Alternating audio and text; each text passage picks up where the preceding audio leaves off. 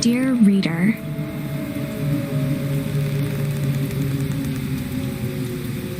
allow me to introduce you to my book.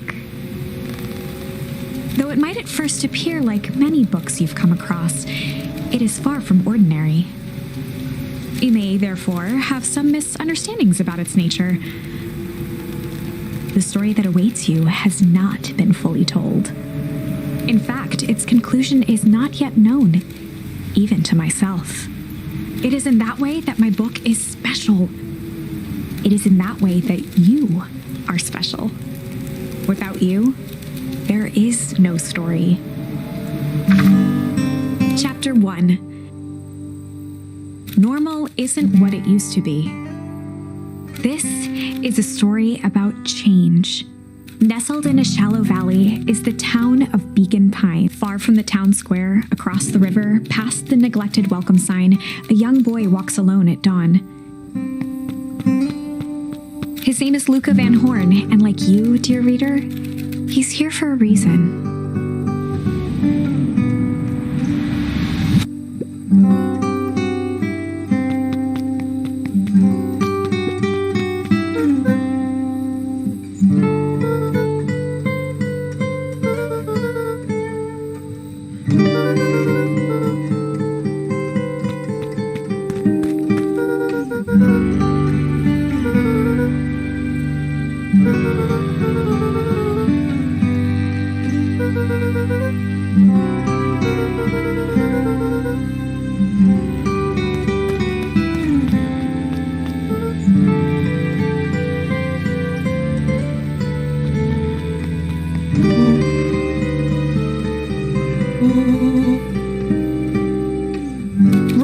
Luka's closest friend. He possessed many fine qualities, but subtlety was not one of them.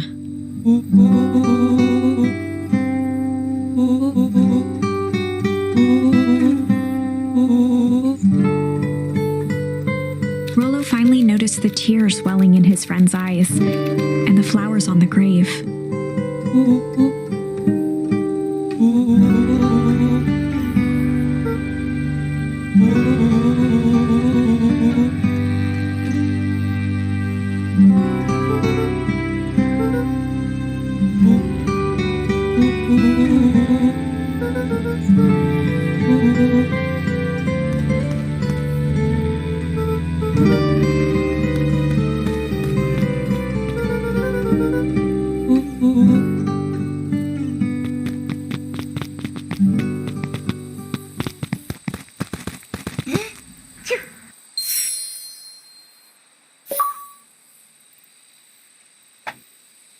Wonderful!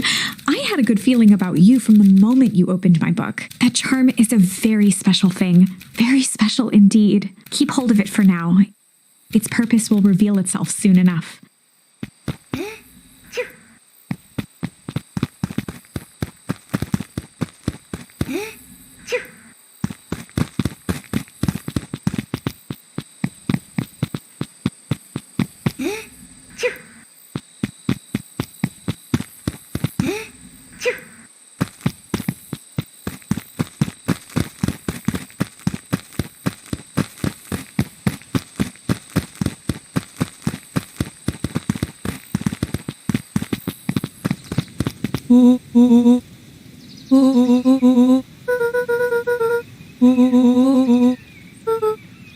Rollo looked to the side suspiciously.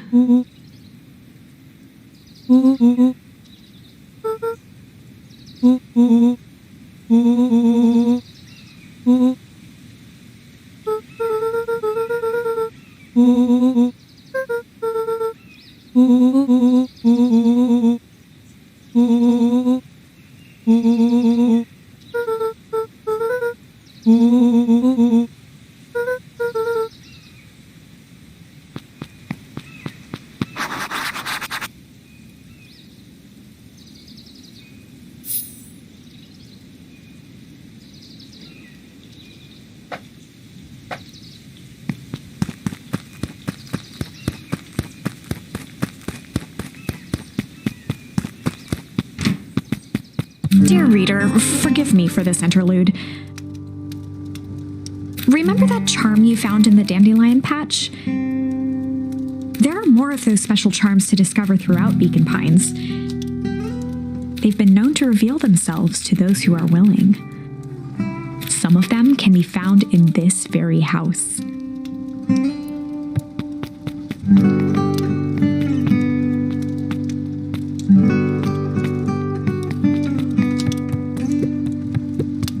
Just some dusty knickknacks.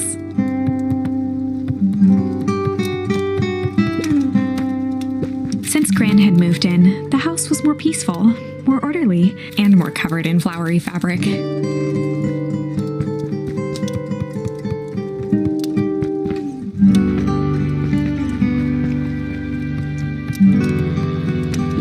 One of his father's old stethoscopes. Luka had spent countless hours listening to anything and everything with it. Not for years, though.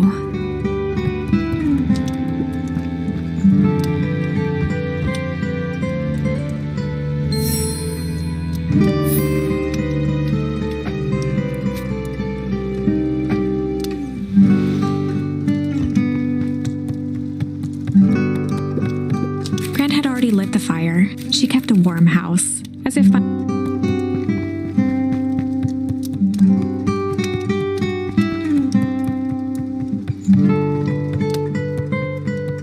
an array of prepared meals crowded the refrigerator, each labeled with a day of the week.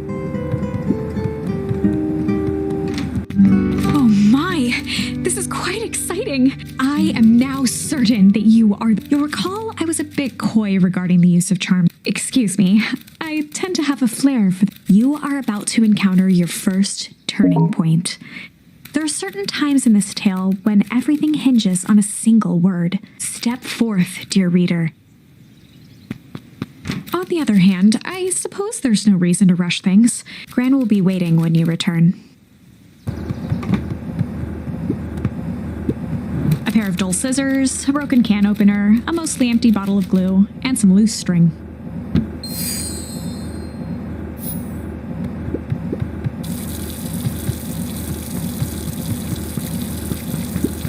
The only piece of furniture Gran had...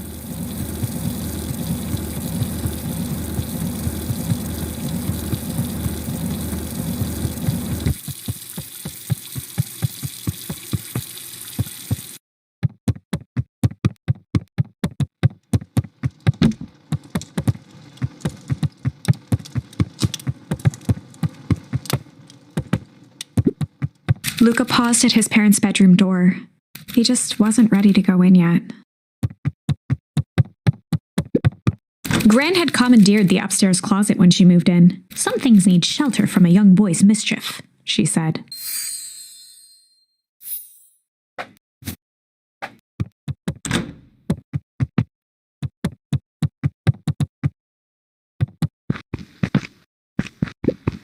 Luka tossed on his favorite old sweater. Even though it was the first day of summer, a chill still hung in the air.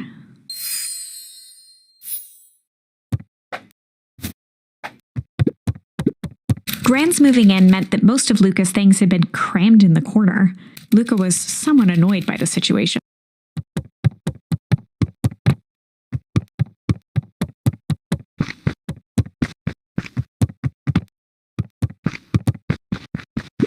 Gran's bed was undisturbed. Luka didn't mind that she had a habit of falling asleep in front of the fireplace. It meant that he could read late into the night.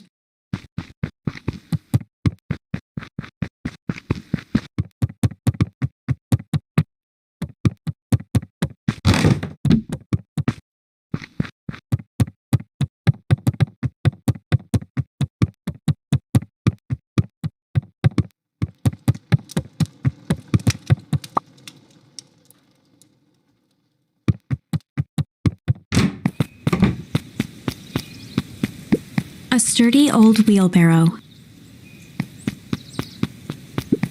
Young Luka would spend hours hiding in the bushes, waiting for a chance to jump out and startle his mother. She always enjoyed humoring him by feigning terror.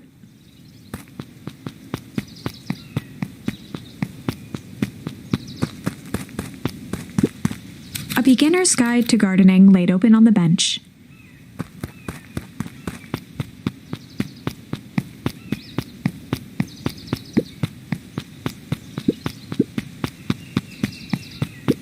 The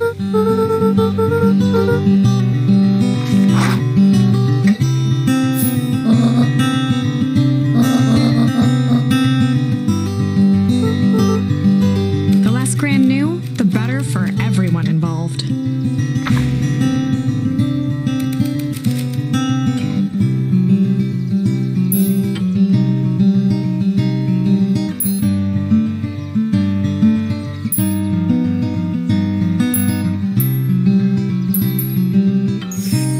We were just gonna go chill for the day. The best lies are built on truth.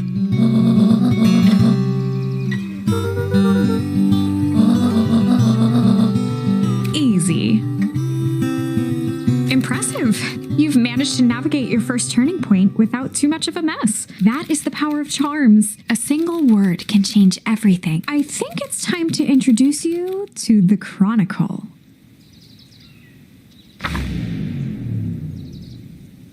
The Chronicle is a record of the decisions you've made. You can see the turning point which has been revealed. At any time, you can use the Chronicle to go back and invoke different charms, creating new branches.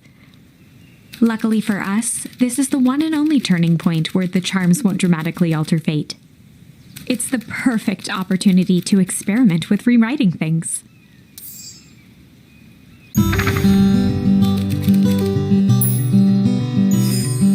We were just gonna go ponder for the day.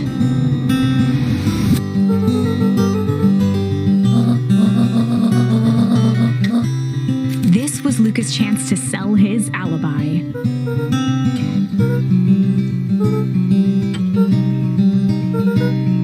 Nailed it.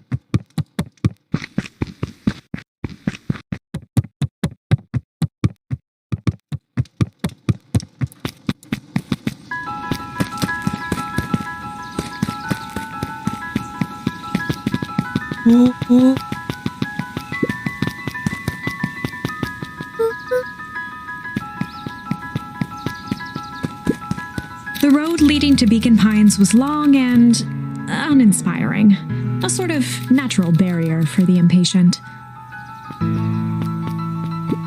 For a town that saw few visitors, the welcome was perhaps more grand than necessary.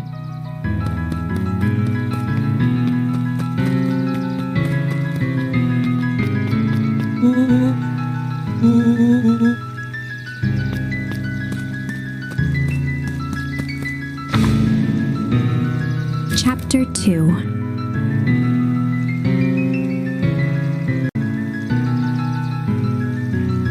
Welcome to Beacon Pines. For many years, this valley had been a small mining outpost. It wasn't until Sharper Valentine built his fertilizer company that Beacon Pines was established. Over the next 30 years, the town had grown and prospered, until the foul harvest and his sudden death. In the 6 years since, everyone was simply trying to get by.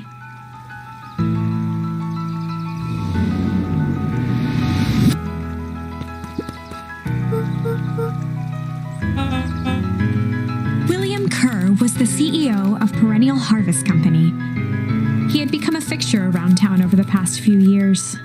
After the failing of Valentine fertilizer, the town was hungry to welcome a new source of employment.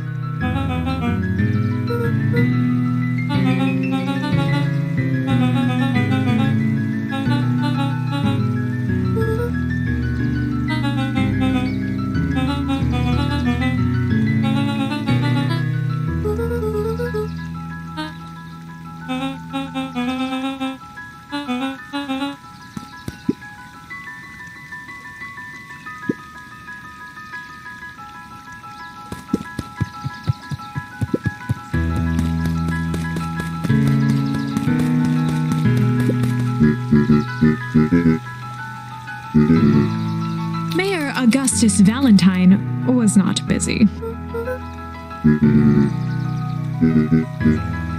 Flustered, Gus instinctively loosened his tie.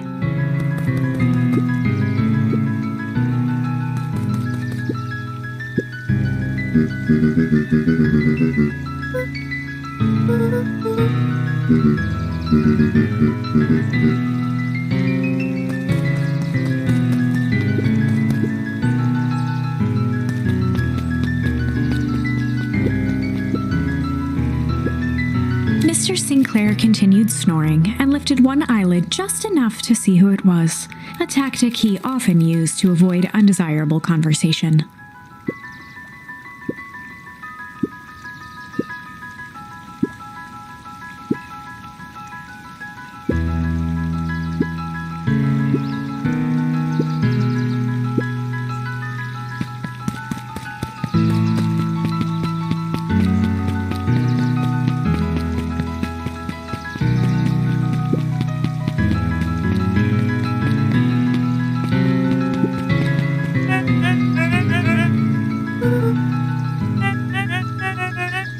He pulled a pen from the pocket of his sweater vest and began to frantically jot something down on a clipboard.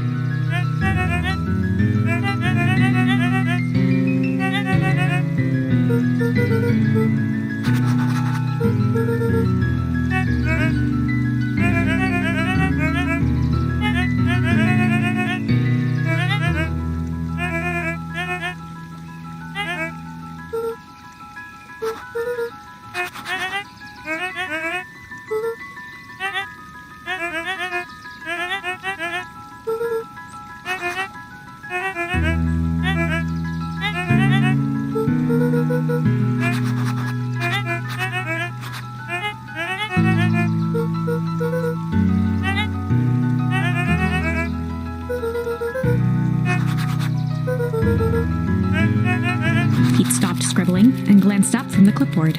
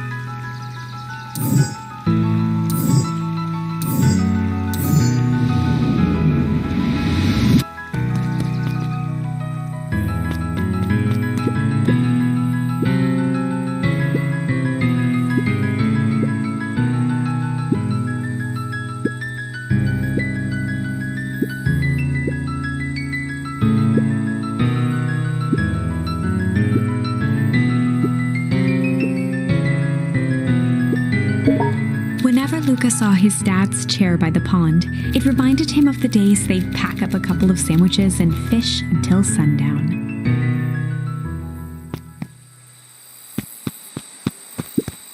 Luka opened the tackle box and picked the perfect bait.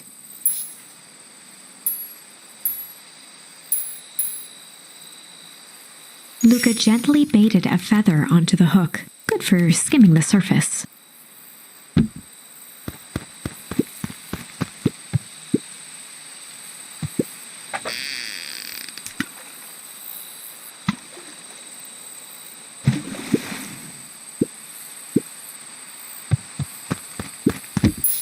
Luka gently, good for skimming the surface.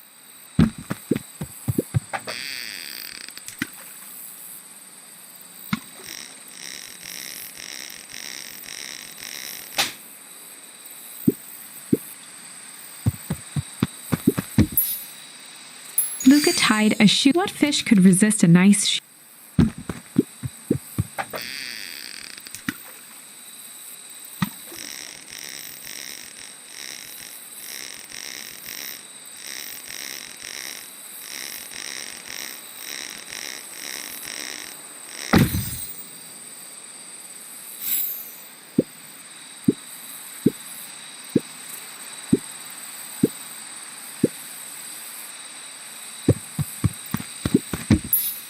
Luka gently bade good for skimming the surface.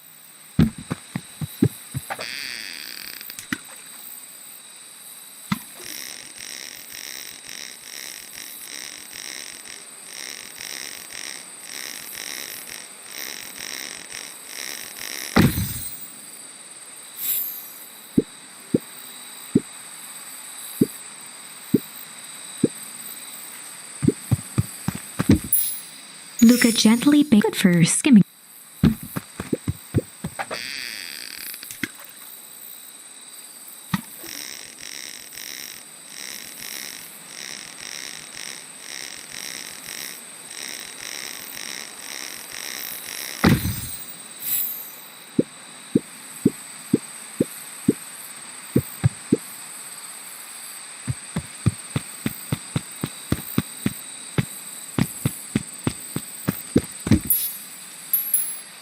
Luka gently bade good for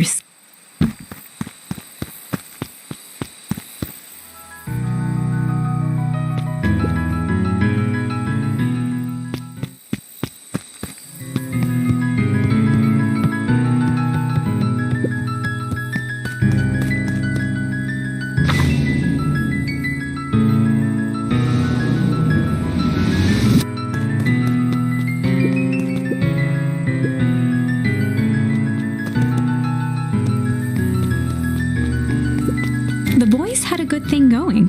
As long as they kept old Jeff happy, they had an endless source of precious materials to add to the treehouse.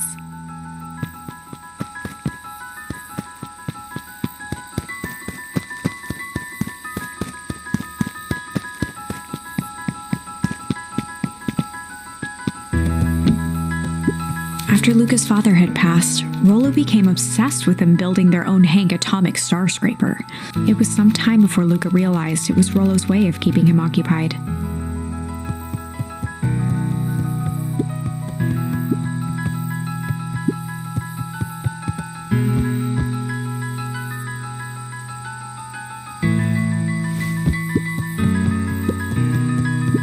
On certain nights, when the clouds were just right, the boys could tune into strange patterns of static.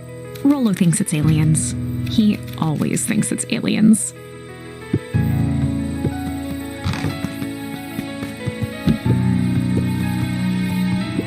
Luka's winter coat decommissioned for the summer.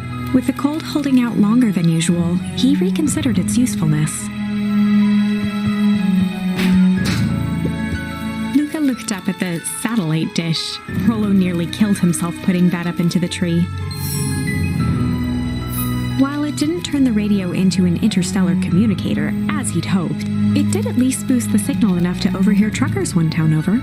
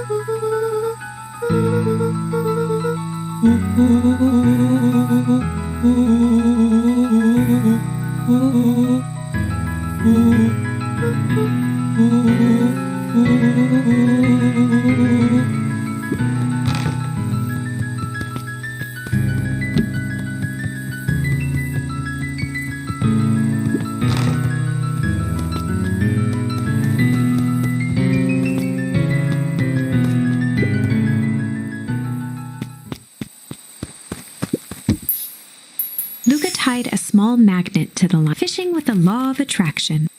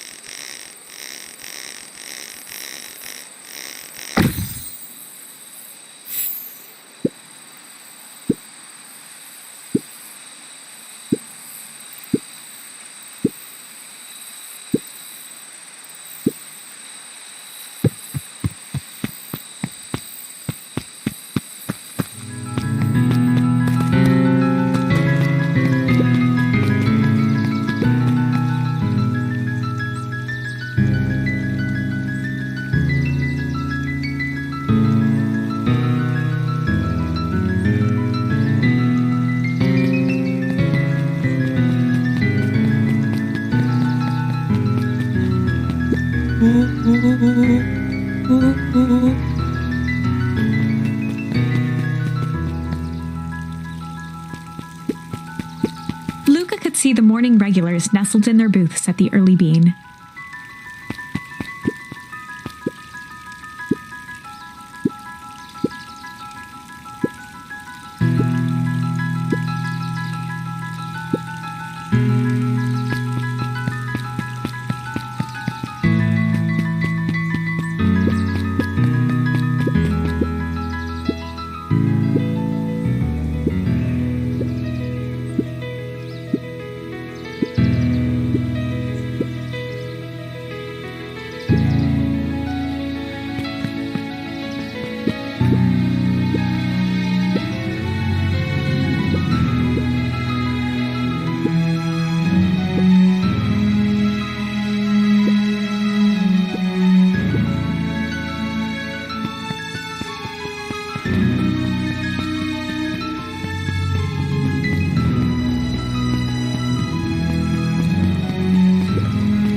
Could often be found near the fountain, too absorbed in a book to be distracted.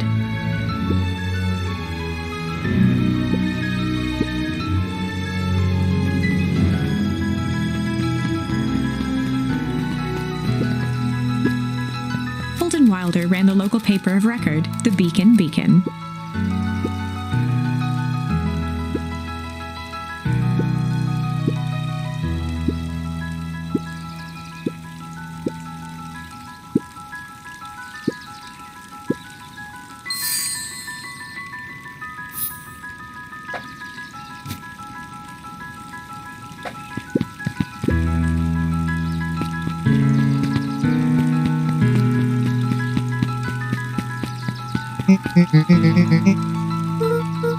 Oh, right! Rendezvous with Roxy. This is an important turning point. The first time where your charms will change the course of fate. And currently, we only have one suitable charm at our disposal. Have no fear, we can always return later using the Chronicle once we find more charms. Well, now I'm just rambling. Where were we?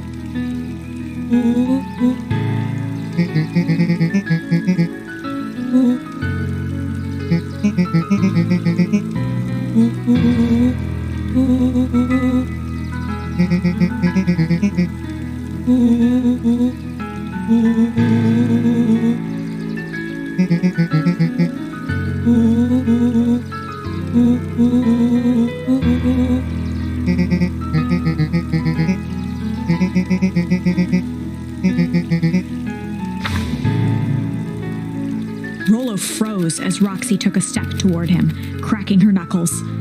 Luka knew he had one chance to save his friend from being dragged home.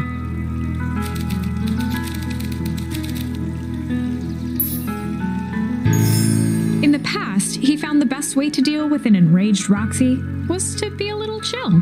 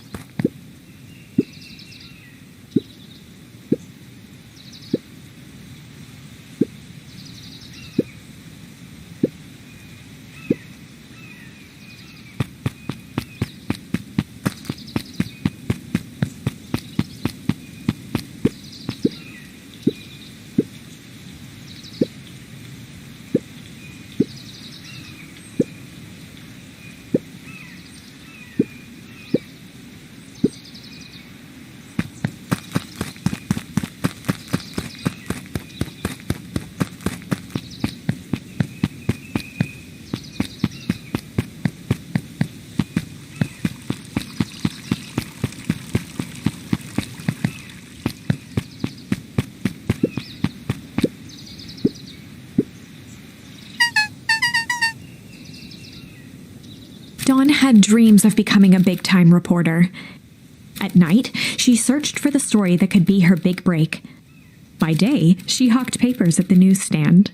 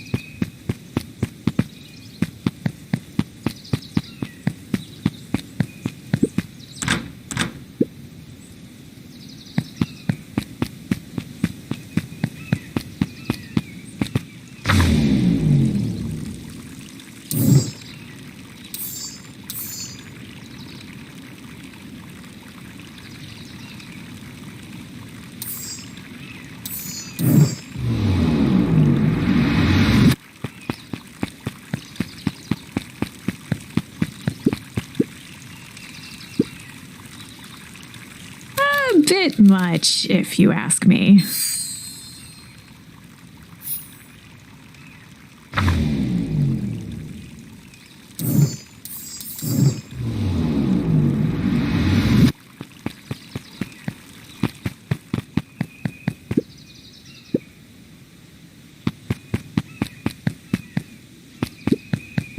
Jeff's hardware closed down about a year ago. The effects of the foul harvest stretched wide. When there are no crops in the field, tractors don't need fixing. Luka knew that if he gave up now, he'd never hear the end of it from Rollo.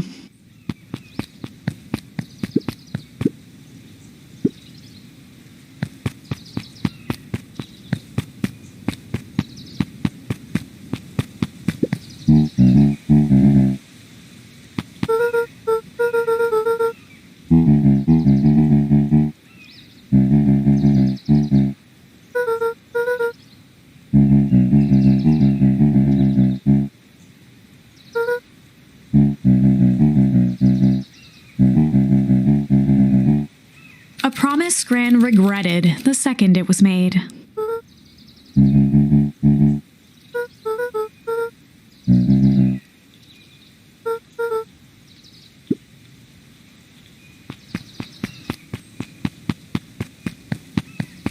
The phone booth was brand new, part of Perennial Harvest's Beacon Pines Reborn initiative. It didn't see much.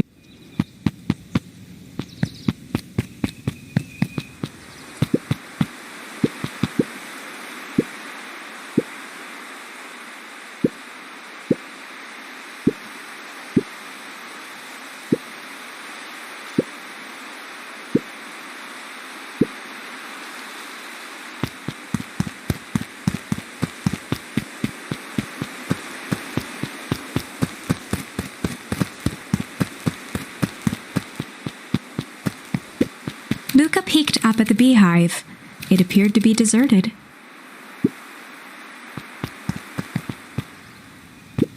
After the foul harvest destroyed their wealth and reputation, the Valentines shuttered off their estate from the rest of town.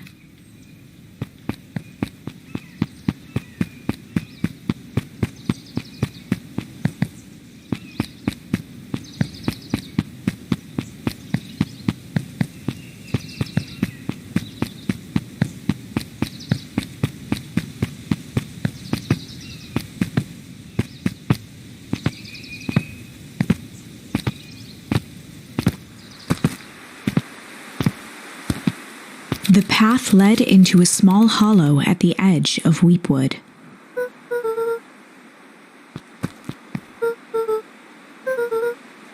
The fence thrummed with a gentle electric buzz.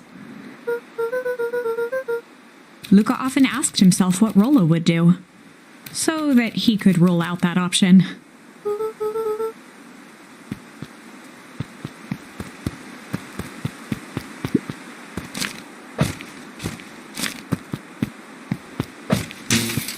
As sparks flew from the fence, the light atop that section shut off. 2 bulbs remained.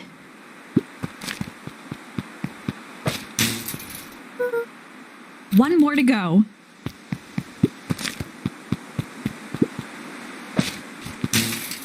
The fence's buzzing gave way to silence. Every kid in town knew the old Valentine fertilizer building. Long abandoned, the warehouse once served as the industrial heart of Beacon Pines. Now, it stood only as a reminder of things left behind. The dormant building showed strange signs of life. There was only one way to find out.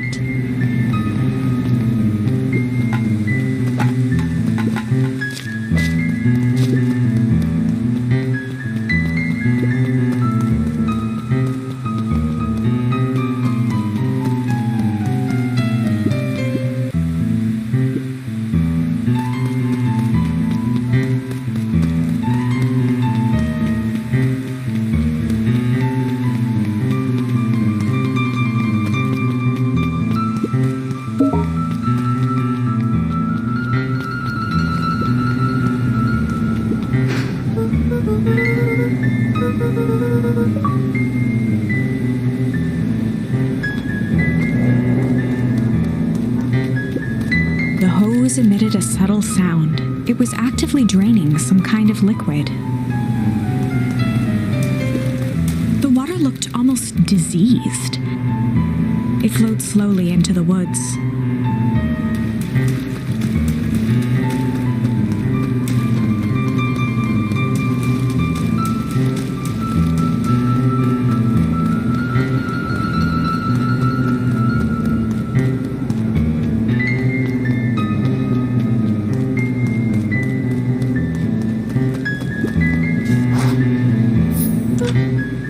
Luka thought he heard faint sounds coming from the other side of the door. He pressed his ear against the cold metal to hear better. The sound of footsteps grew louder.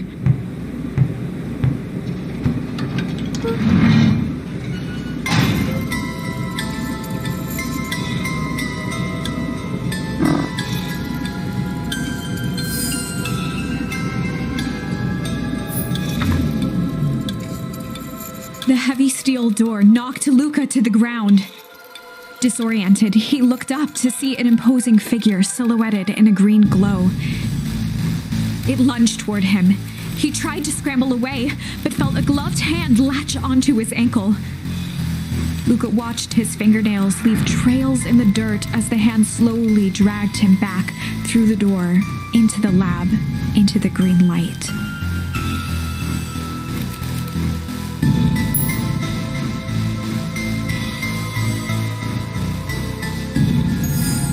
This is a story about change. It was far from the sort of change Luka imagined for himself. But change is, after all, a dangerous animal. The end? I probably should have warned you about this. There are many paths that our story can take. Most will end in tragedy, but don't let that discourage you. We will find the ending that this story deserves. I just know it. From here on out, a charm will have a checkmark when it's been used to its full potential at a given turning point. Now, let's try something different.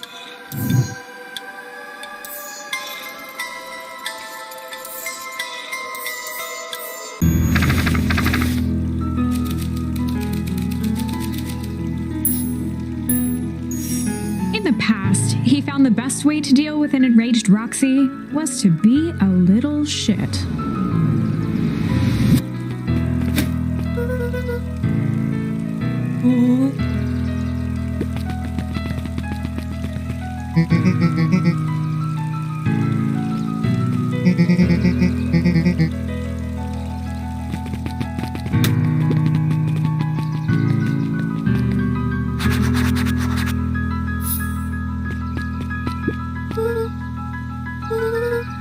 Solomon Valentine, current ward of and future successor to the Valentine fortune, huffed as he brushed off his pants.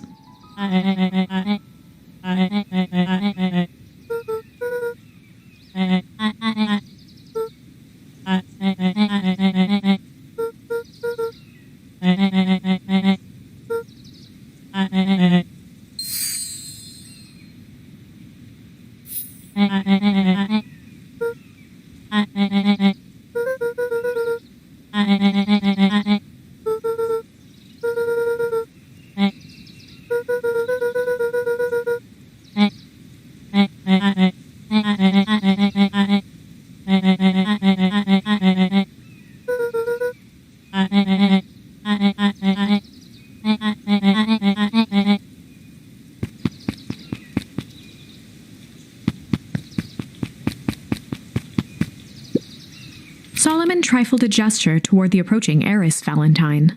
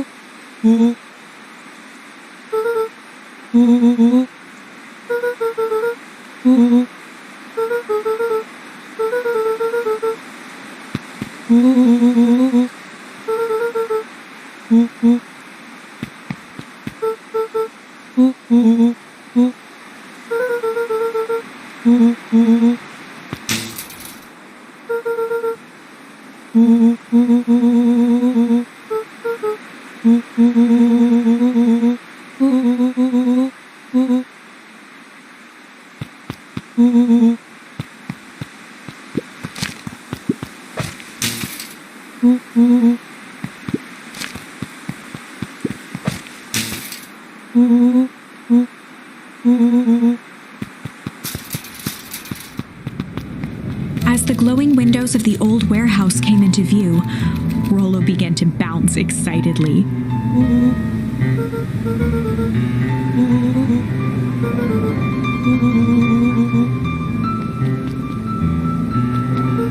The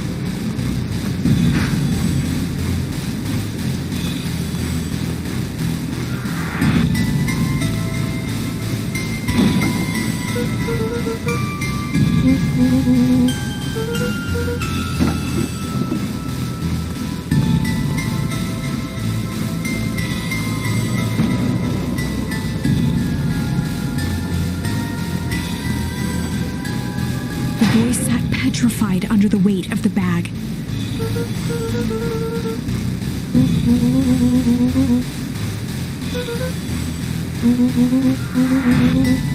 Rollo felt around at the large sack which burdened them. He snapped off a tag from just within a small zipper opening in the bag. Rollo held the badge up to a faint shaft of light within the dumpster.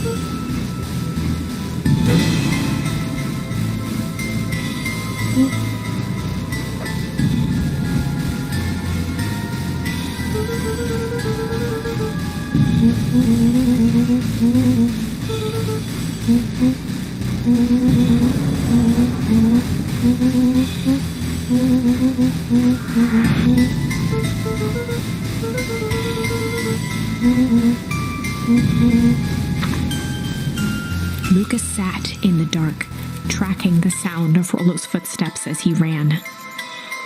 1, 2, 3. He pressed his ear to the dumpster wall, straining to hear Rollo's footsteps as they faded away. 15, 16, 17. He tried not to think about the contents of the dumpster as he counted. 35, 36, 37. The thick stench made it hard to breathe. Screw it, that's long enough. Luka carefully lifted the lid and peered out. Nothing. No sign of Rollo. No sign of the man in the yellow suit. Time to haul ass. Luka clambered from the dumpster, stumbling to his knees. He was up like a shot and running, sprinting toward home as fast as he could. Beacon Pines flew by, blurred by the tears that welled up in his eyes. He wouldn't remember getting home at all that night. Throwing his front door open, storming up the stairs to his room and surrendering to sleep almost as abruptly as he hit his pillow. Chapter 3. Finding a friend. The next morning, it was quieter than usual at the breakfast table. Only the sound of silverware and chewing interrupted the awkward silence.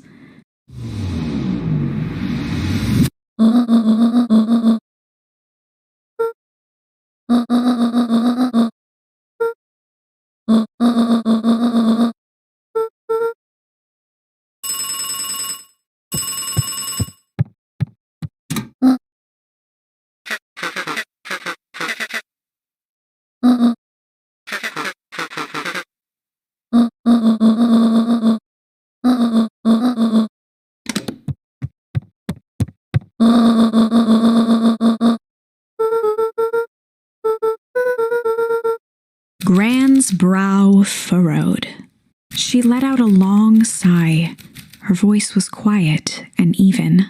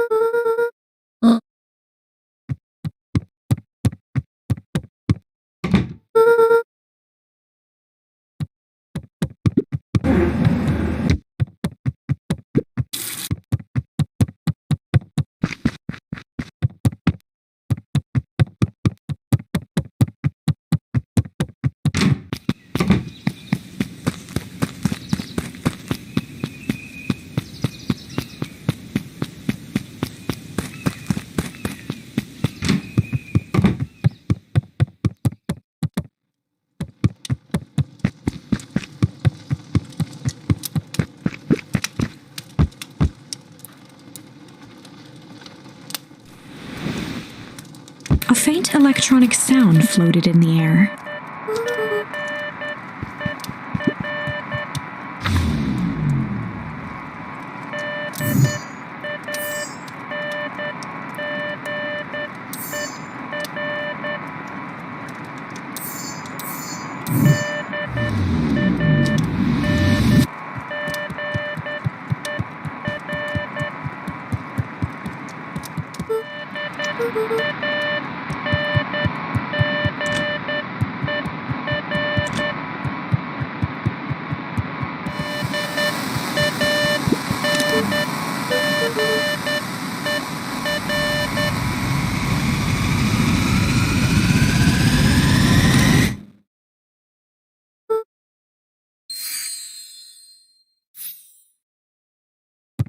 Luka glanced at the now silent walkie-talkie.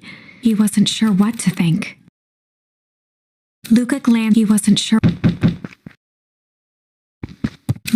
He wasn't sure.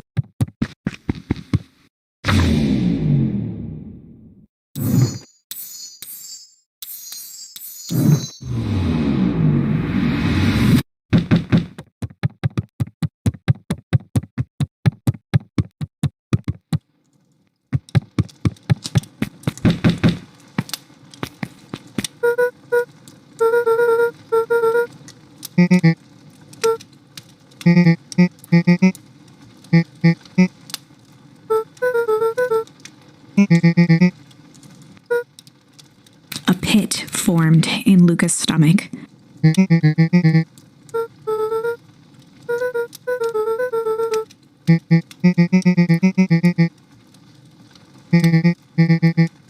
Luka's mouth felt dry.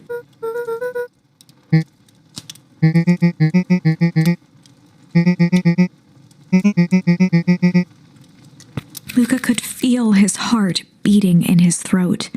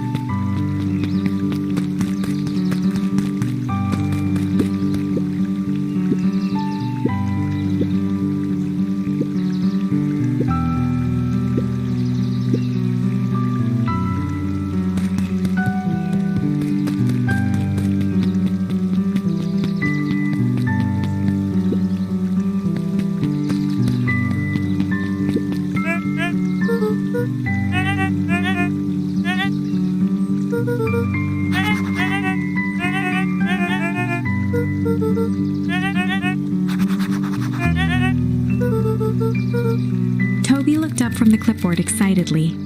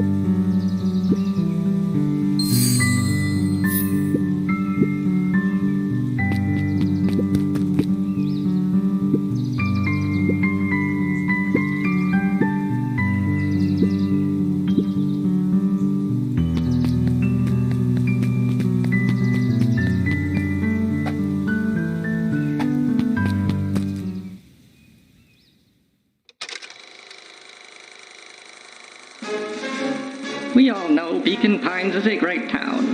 What you may not know is great towns grow from mighty roots. And that is why you cannot tell the story of Beacon Pines without telling the story of one Sharper Valentine. Young Sharper's keen intellect and strong moral fiber led to a grand vision. A vision of a community dedicated to a better tomorrow.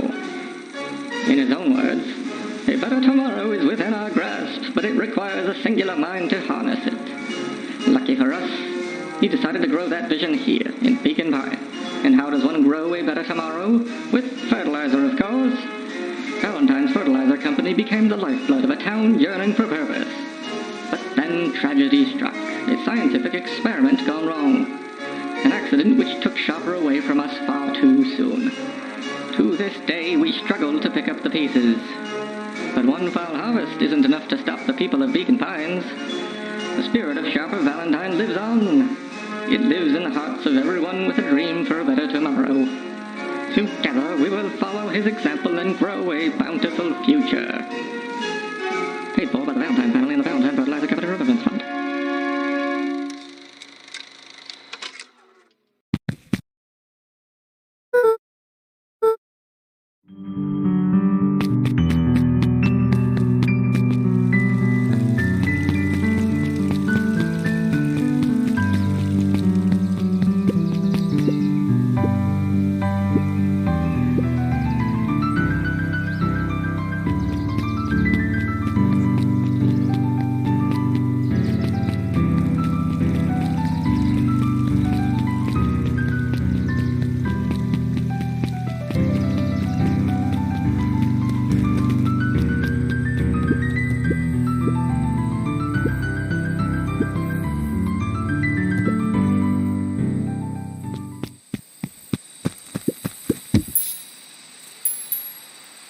Luka stuck a toy stretch. Those things always get dirty anyway.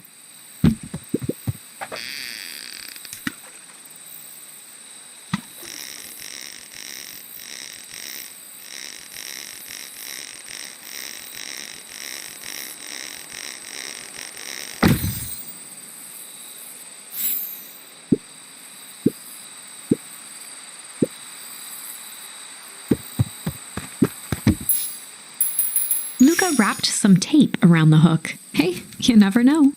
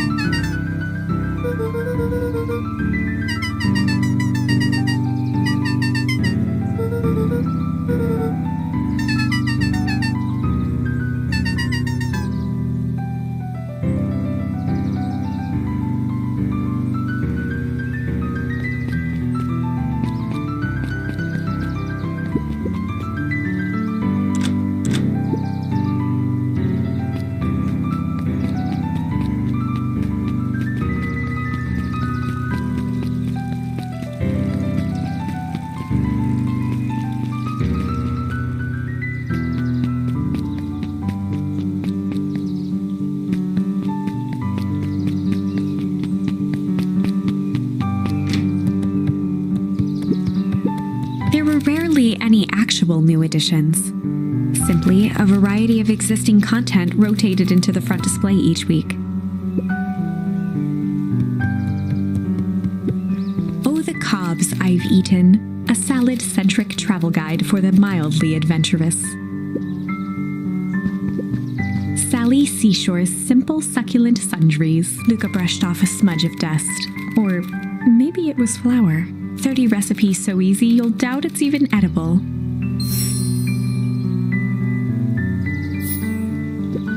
A peek behind the curtain. The methods and ruminations of Patrick C. Montesquieu, one of the greatest acting minds of our time, by Patrick C. Montesquieu.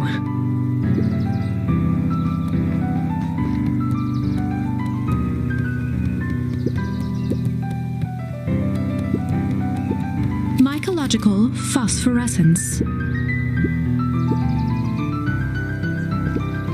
The bottom corner shelf was a dusty array of thick science books. Only one binding was clean enough to read: Cellular Biology and the Chemistry of Mitosis.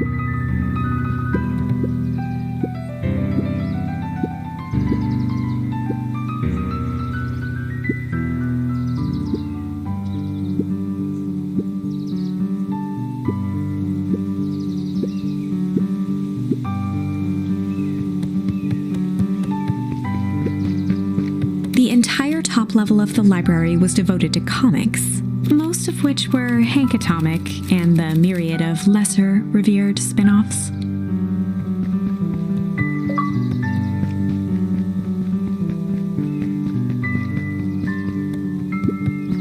Kato volunteered at the library during the summers. He wasn't very social, so he'd dedicate each summer to becoming an expert in a single subject, making him a reliable source of very particular knowledge. If you were to ask Kato something he didn't know, he'd escape into the dusty old bookshelves and return with just the right thing. Kato was lost in his reading.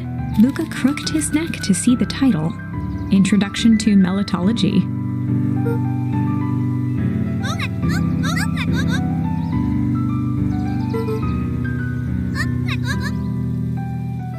He gestured to the shelves.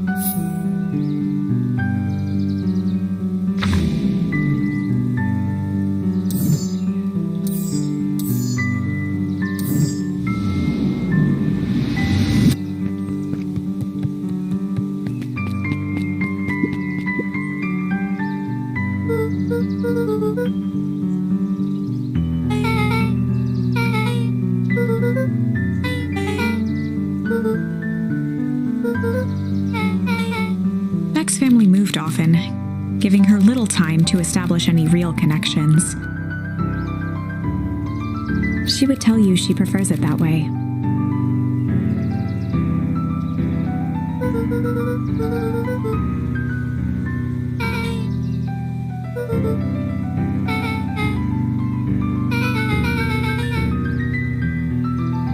Luka shifted his feet uncomfortably.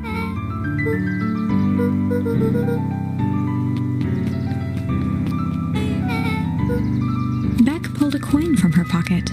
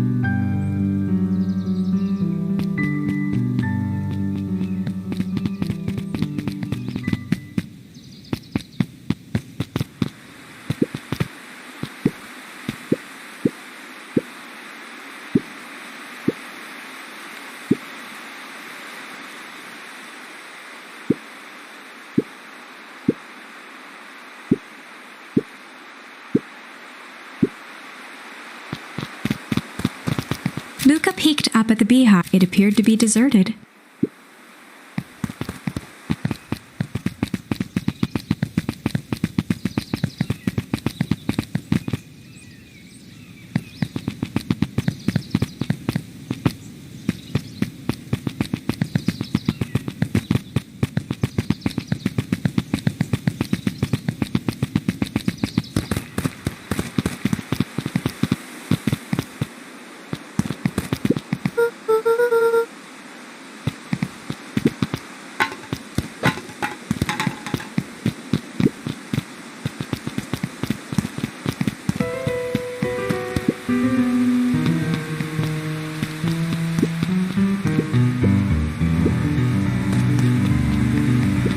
Luka felt a chill as he approached Beck. Her eyes were locked on the strange green liquid. The nearby grass was coated in a fine layer of frost.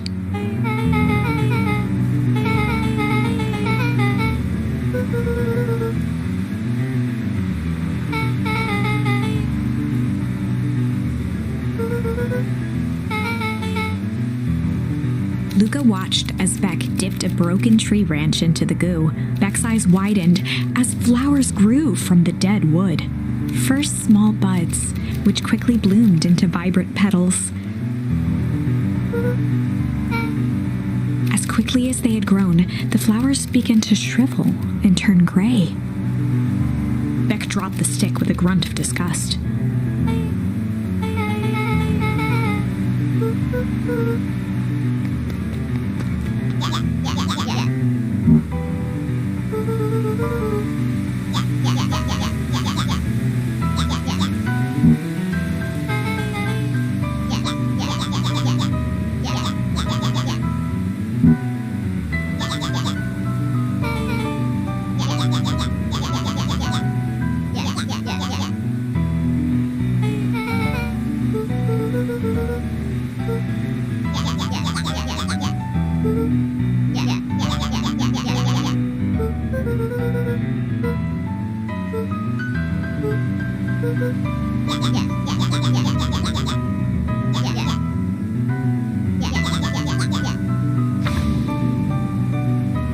Iggy took a step towards Luka, his sneer lit by the glowing puddle.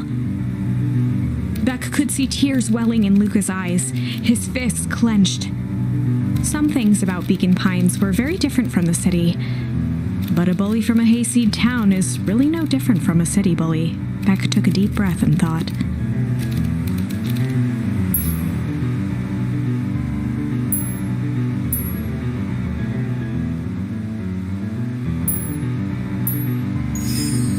Well, time to bust out the tickles.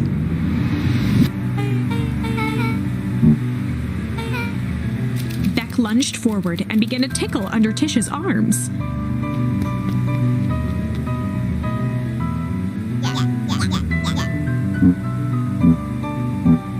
Tears began to form in Tish's eyes as she gasped for breath between gales of laughter. Beck redoubled her efforts until Tish finally had had enough.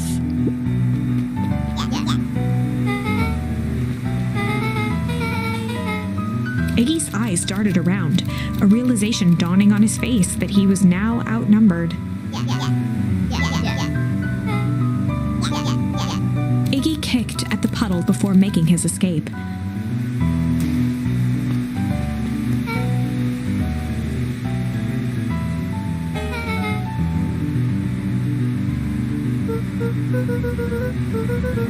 Beck shook the ooze out of her hair as best as she could.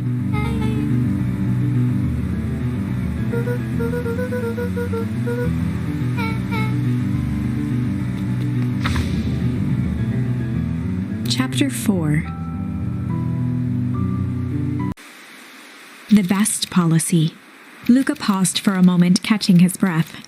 He'd only just met Beck, and somehow he already managed to drag her into this mess. Hopefully he could make it up to her. But finding Rollo was his primary concern.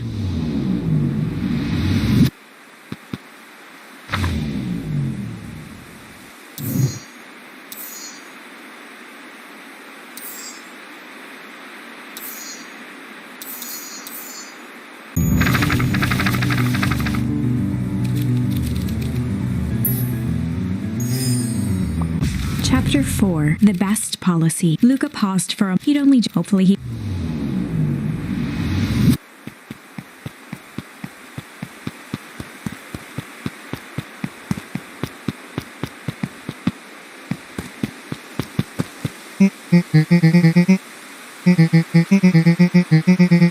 Roxy and Fitz looked drained. It was clear they'd spent all day searching.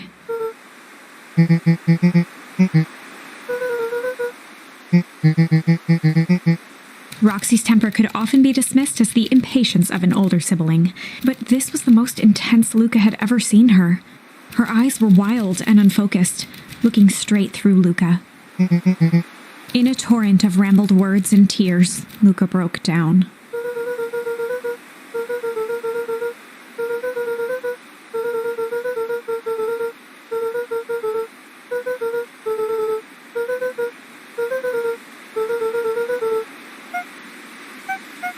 Roxy, still exhausted and angry, softened briefly as her eyes hunted the ground in thought. With a determined sigh, she looked up at Luka. Roxy drew herself up.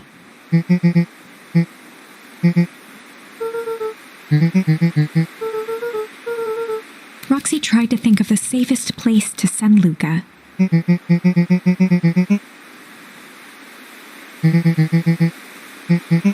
Luka wiped his cheeks and gave a quick nod.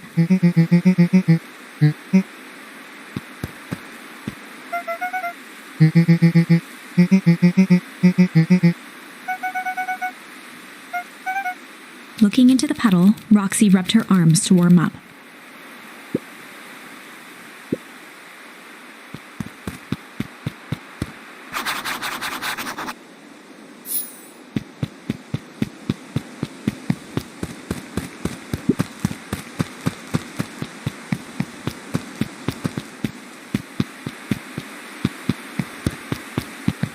Mr. Nuncreed jumped with a start.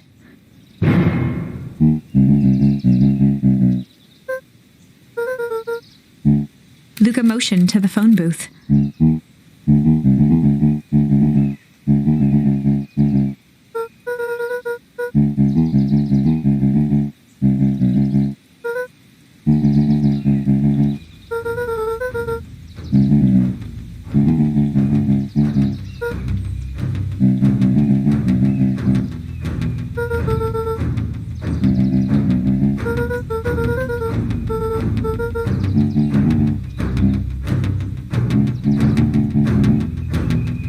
Mr. Nuncreed gently placed one of his substantial hands on Luka's shoulder.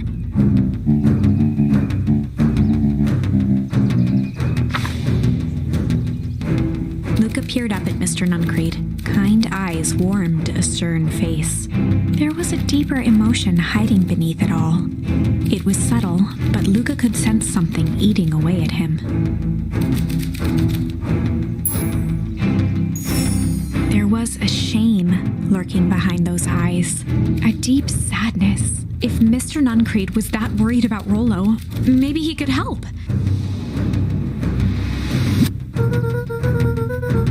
Mr. Nuncreed raised an eyebrow.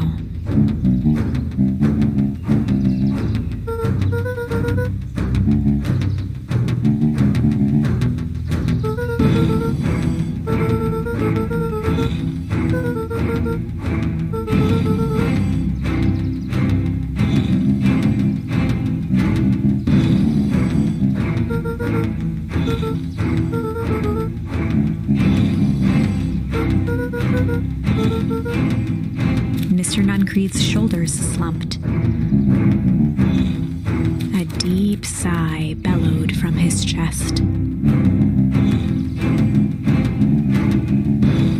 Luka attempted to take a step back, but Nuncreed's hand clamped down on his shoulder.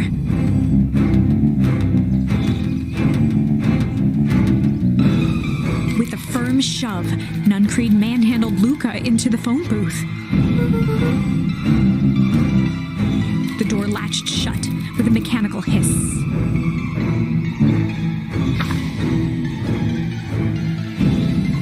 As Luka pounded the glass, the floor dropped from under his feet. The The inside of the phone booth was now a loose capsule plummeting at gravity's whim. Luka winced and pressed his hands to the walls. As he braced for impact, the capsule hurried to a surprisingly smooth stop. He felt a cold rush of air and opened his eyes with hesitance. Two large figures in hazmat suits occluded his view. Luka heard the deep, resigned voice of Mr. Nuncreed over an intercom. He knows too much. The end. Wait. No. This isn't the end. I know there's still much more. Somehow this went wrong. Okay, let's try something else.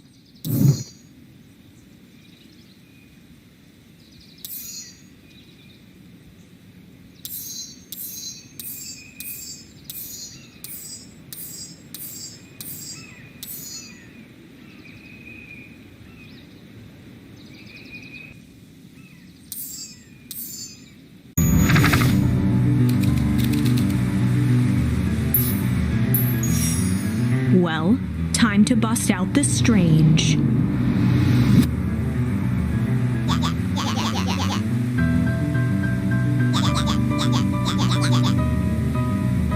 Beck stared in silence, the only sign of life being the twitch of an eye.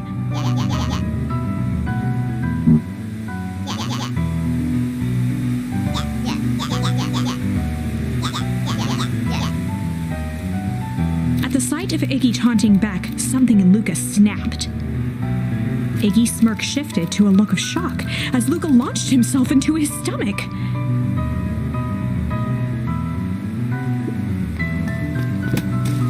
Iggy's clothes were drenched in... Iggy's voice began to slur as he struggled to get up.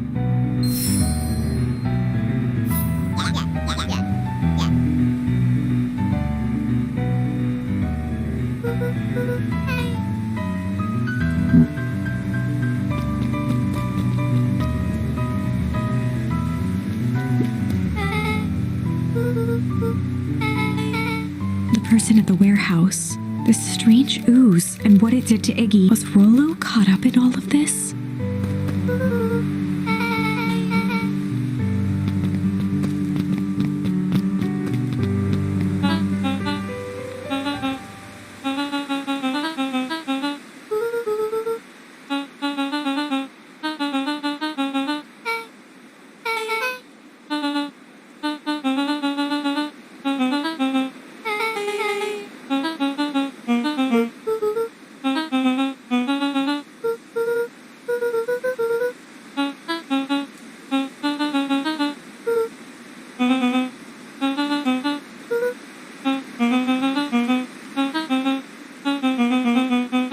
Beck glanced toward Luka.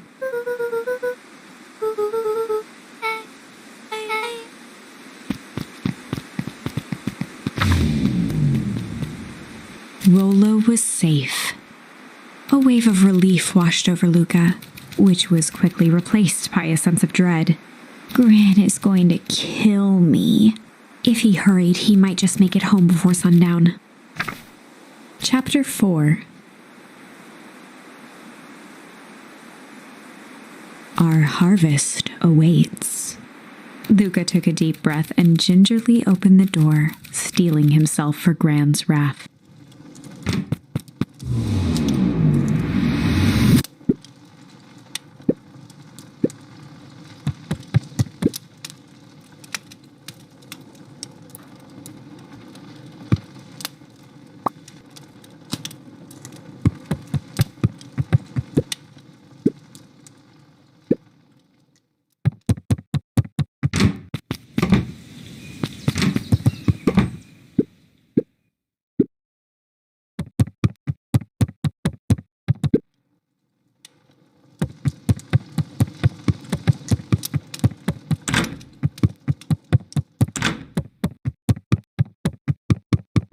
Luka was alone.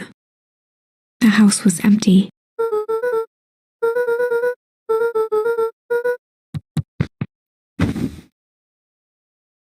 Luka was sitting by the pond, listening to small waves lap against a rock. His father sat in a folding chair in front of him. Without turning, he spoke. Why don't you grab me some nice bait? Sure thing, Dad. Luka hopped over to the tackle box and popped open the lid. Inside was a rolling, buzzing mass. We're fishing with bees? Luka's father gave a warm chuckle. Well, you catch more fish with bees than honey. Pick us out a good one. Luka closed his eyes and plucked out a bee. He could feel its wings struggle between his finger and thumb. Holding it at arm's length, he hurried over. His father deftly baited the hook and examined his work. Interesting choice. With a practiced flick of the wrist, the line buzzed in a graceful arc. The water accepted it without a splash or ripple. The wrong choice. But I respect it. The pond began to freeze over. Sometimes we gotta make the wrong choice before we can make it right. Pallid ice propagated across the still surface with an alarming speed. Luka scrambled back as the ground beneath him turned cold. Dad, I don't understand. Sorry, kiddo. Understanding isn't always part of the deal. The relentless ice shot through the fishing line toward his father. Dad, look out! His father casually wound the reel. None of it's your fault, you know.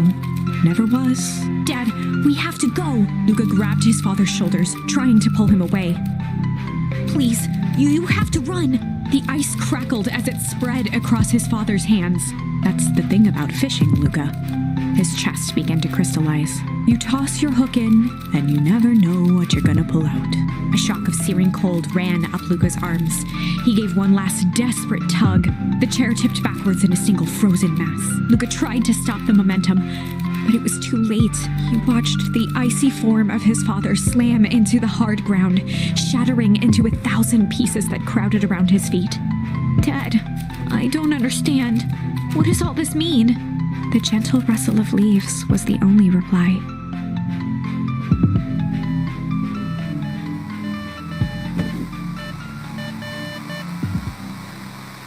Luka's eyes struggled to focus on the walkie-talkie.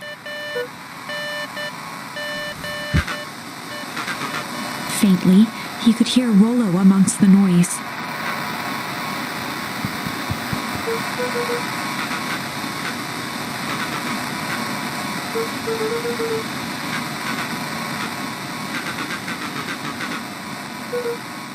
Rollo's voice was coming through more clearly now, but some words were still just static.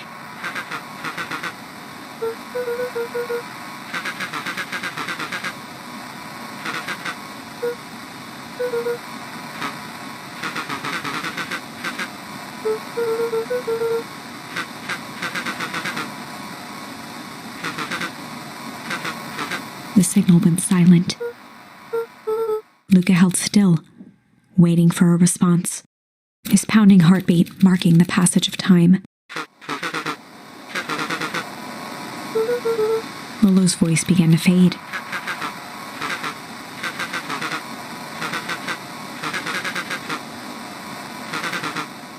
With that, the signal died for good.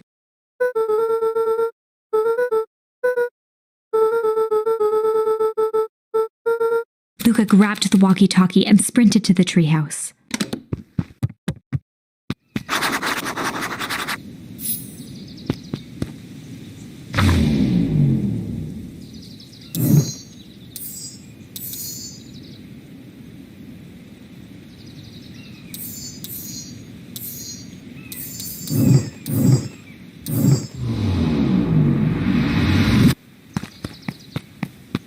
Luka heard a group of footsteps approaching. He dashed behind the bushes to avoid being spotted.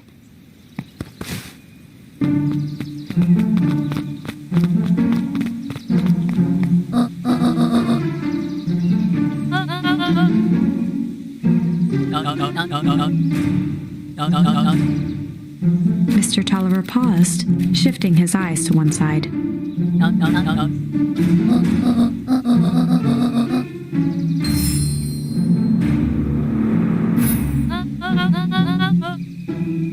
Mr. Tolliver took one long, quiet breath.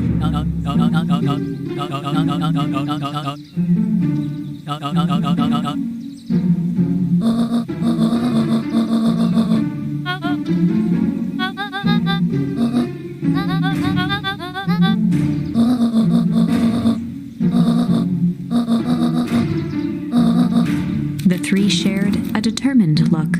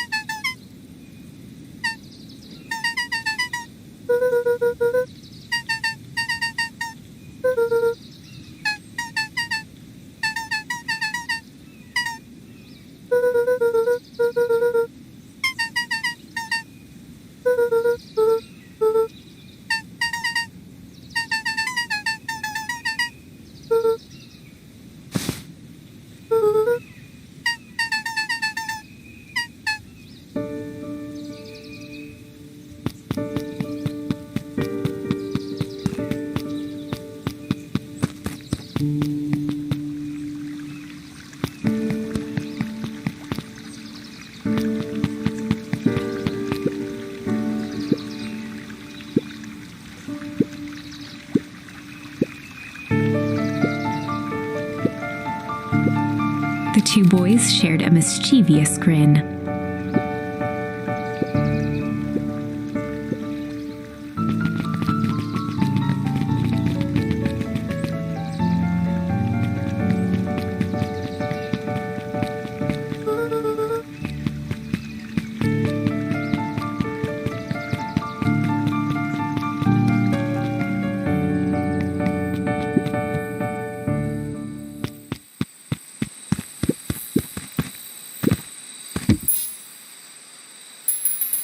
Luka placed to sing sometimes the best stuff.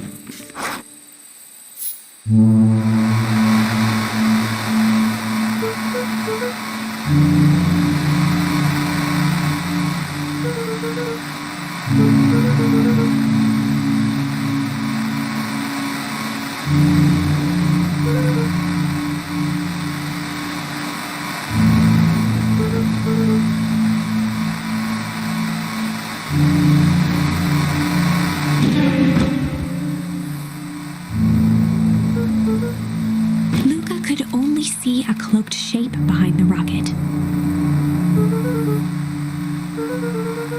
He strained to hear as a muffled voice began.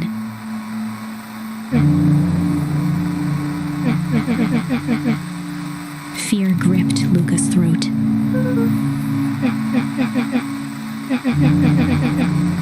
Luka stared at the ground for a moment, trying to place the dampened voice. The figure shifted slowly from behind the rocket, revealing itself to Luka.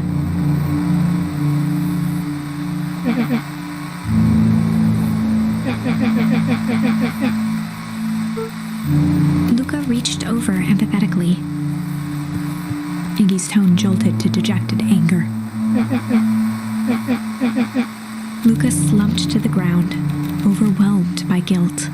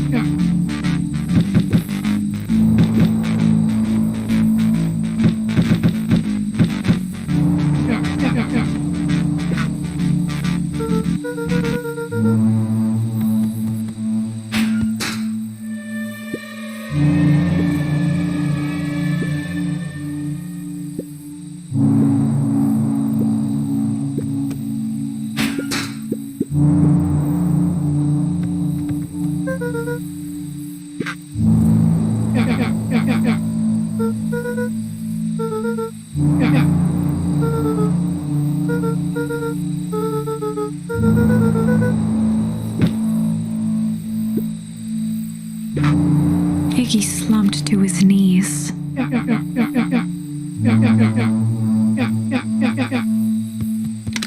Luka grabbed the walkie-talkie and headed for the window. Luka and Iggy climbed up the back of the treehouse to its roof, where Rollo had constructed his MCDC, the Mission Control Defense Cannon. From behind the crowd of clipboards, William Kerr strode forward, a warm smile on his face.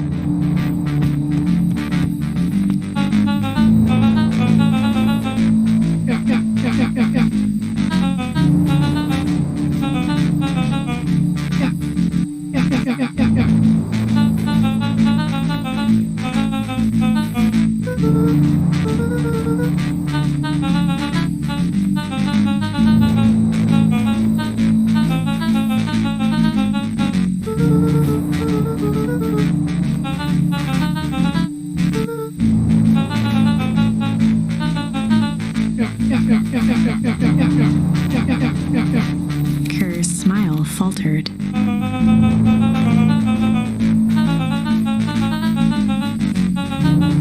Luka's grip tightened on the MCDC.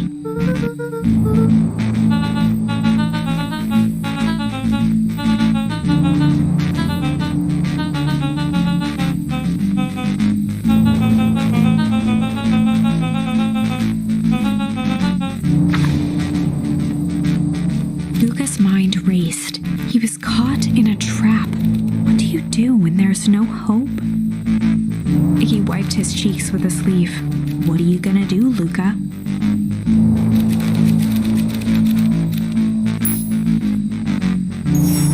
Luka drew himself up and decided to take the only option they had left. Fight. He swung the mission control defense cannon around, aiming it confidently at the smirking face of William Kerr. Luka summoned his most insolent demeanor.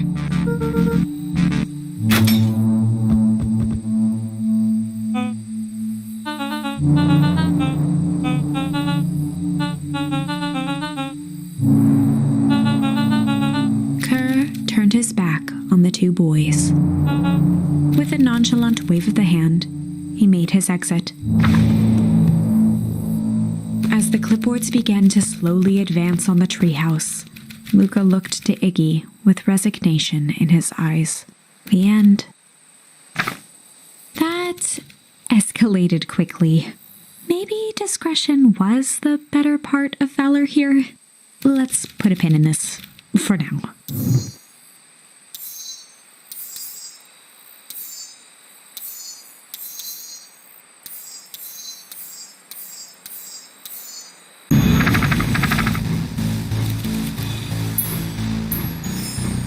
This is a story about struggle.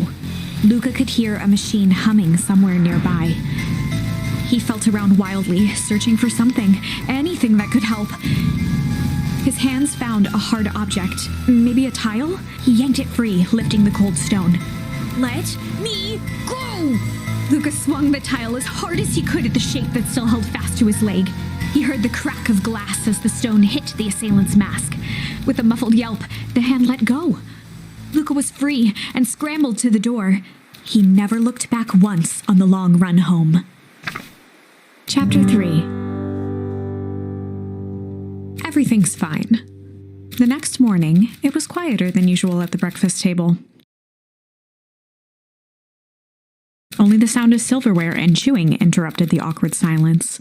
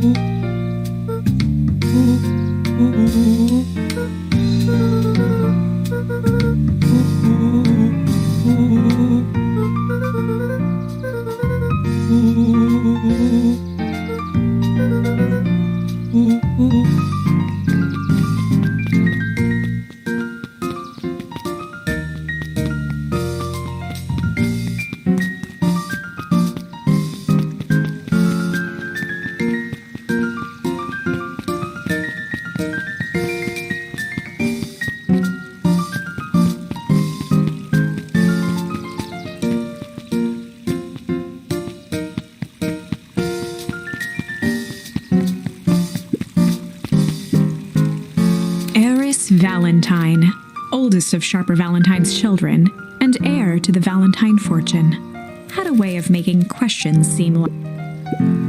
Mr. Wilder had learned to assume that if he was hearing from Eris, it was because she had taken issue with something he had put in the paper.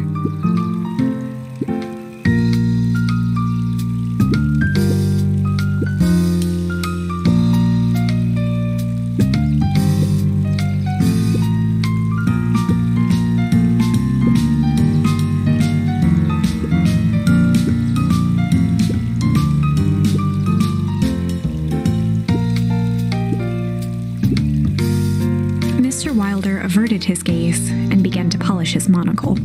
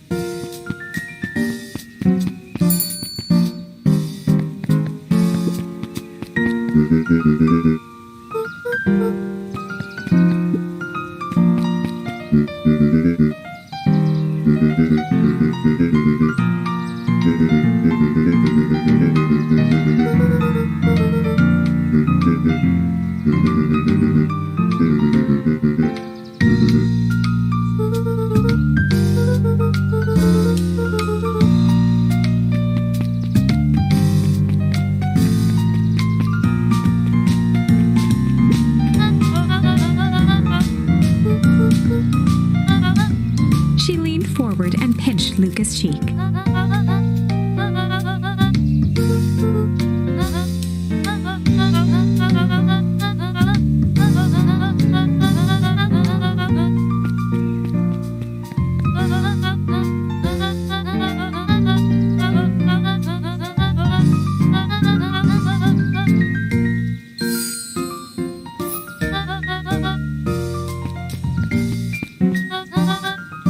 Luka shifted the basket uncomfortably. Mrs. Fratelli lifted the cloth and inspected the jam. She carefully lifted out her jars of jam.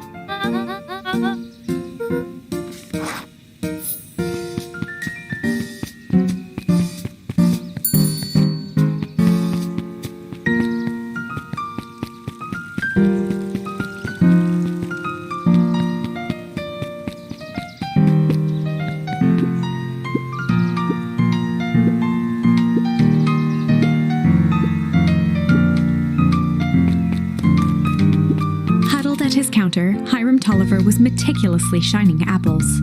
More accurately, Hiram Tolliver was meticulously shining one apple. With a yelp, Mr. Tolliver fumbled the apple, flailing at the air as it fell. He leaned forward and lowered his voice. He leaned in a bit further. Mr. Tolliver leaned back, speaking loud enough for anyone to hear. He reached forward and snapped up the jars of jam, giving Luka a little wink.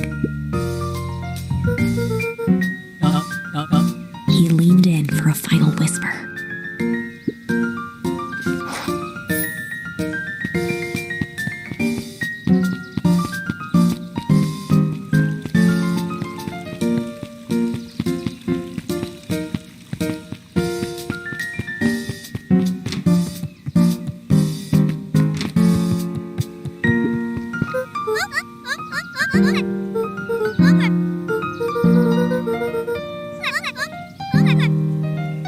Kato motioned to the book in front of him.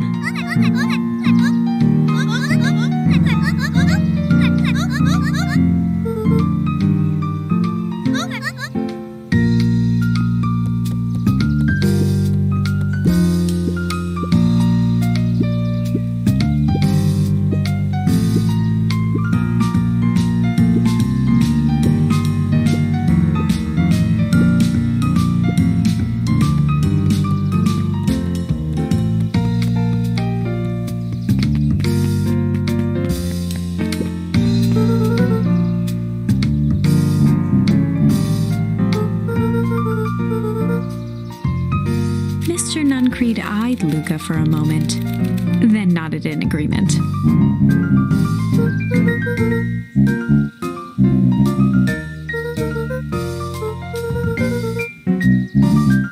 Then Creed snatched the basket from Luka.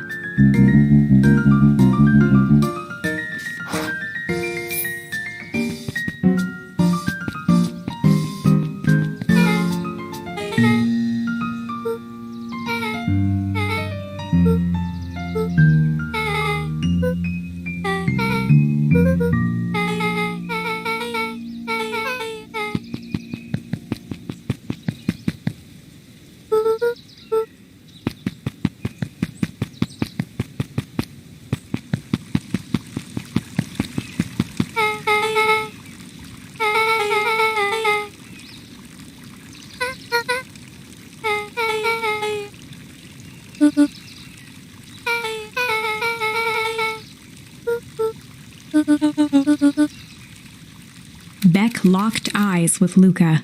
The look on her face was equal parts expectant and desperate.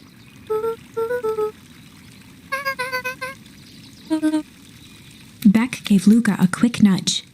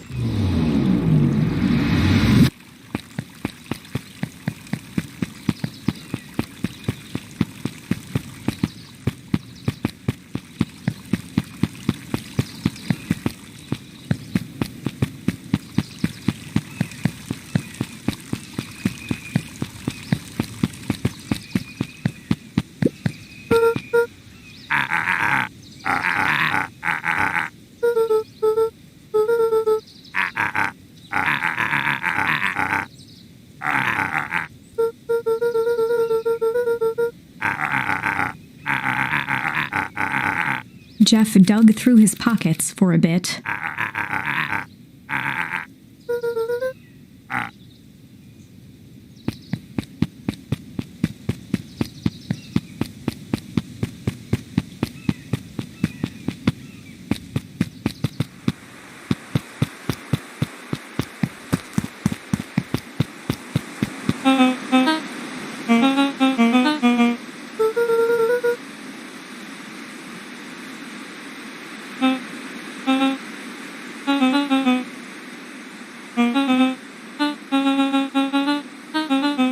Mr. Kerr winked with a wry smile. He gave Luka an energetic thump on the shoulder.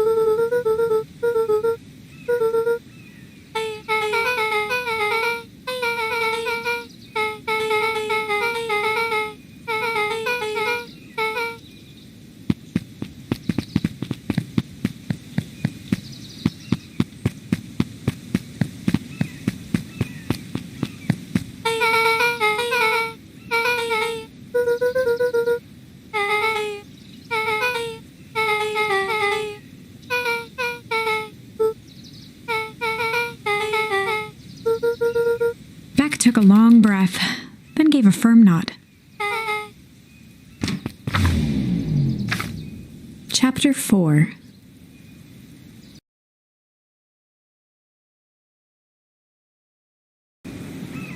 Ilona Moodwill was worried about change. A gardener at heart, she understood the necessity of change, relied on it even. But there was a difference between the controlled world of her plants and this cluttered cottage in a strange town. Almost done. Nellie was a blur of activity, digging through boxes. Sorry, love, couldn't find the dishes. We'll have to make do with paper plates. Dinner went by without much conversation. As she watched Beck and Luka finish up their pizza, Ilona let herself relax into the chair. The things she cared about were still here. Nellie finally had the job of her dreams. Beck was beginning to take root. Ilona's task was simply to tend to them. She could do that.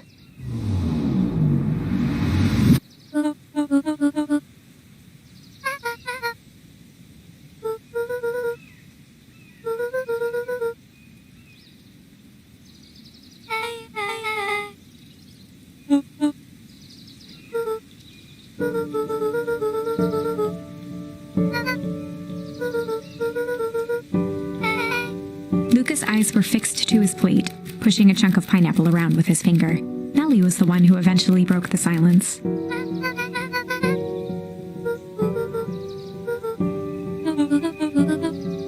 Ilona nervously gestured toward the boxes.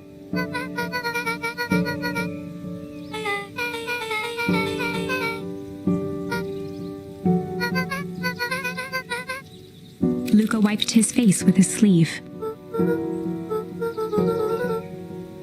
Beck gave Luka a swift kick under the table.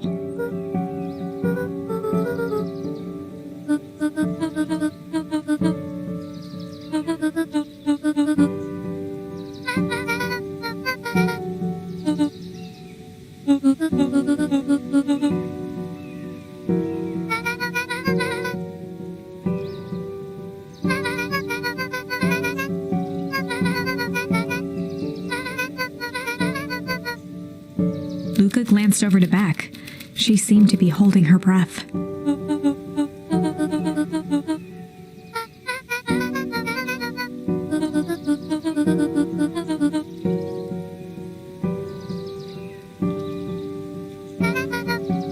Beck slammed her fist into the table, perhaps harder than she intended. Luka glanced outside to gauge the time. The sky was darker than he expected, filled with ominous clouds.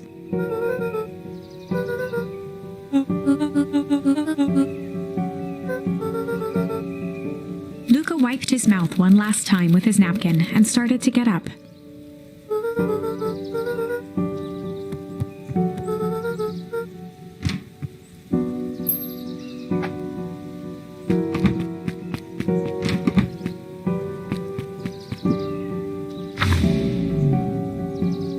Surprised, Luka turned around. He knew Rollo could be prickly around new people, but Beck seemed cool. Rollo would warm up to her eventually. Probably.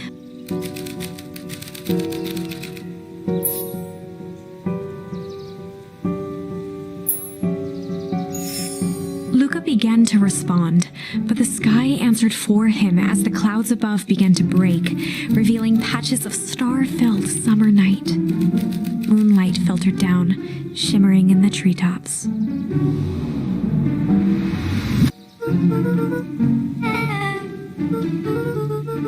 Luka stopped himself mid-sentence.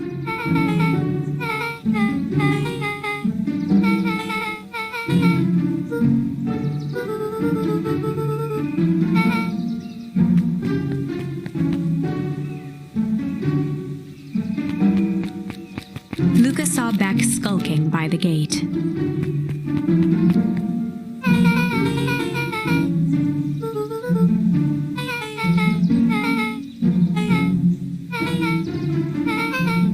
Beck grabbed the wrought iron bars and shook the gate.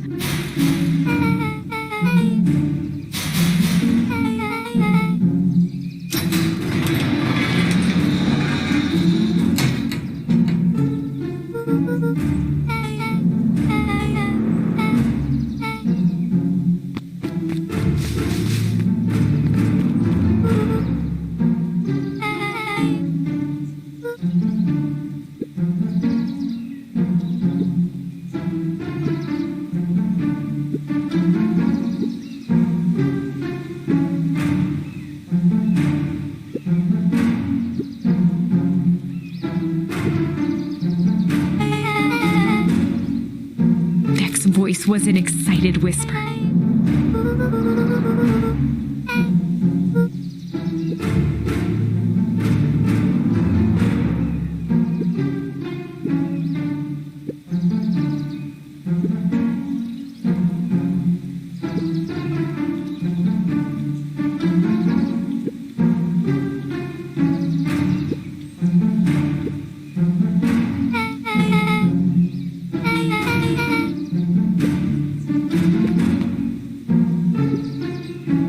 The mysterious figure retracted their mask, hair pushing out from all corners. A chill ran down Luka's spine. His vision blurred. Vex stifled a sharp wince, and Luka looked down to see himself wrenching her hand. Gran tousled her hair back under the face mask.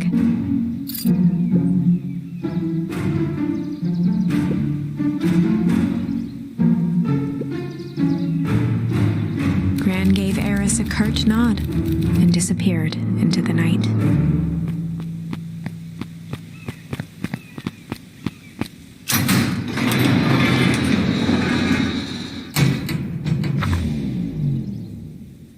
Chapter 5. What big ears you have! Luka sat shivering in the bushes, staring at his feet. After checking to make sure the coast was clear, Beck gave him a gentle tug on his sweater.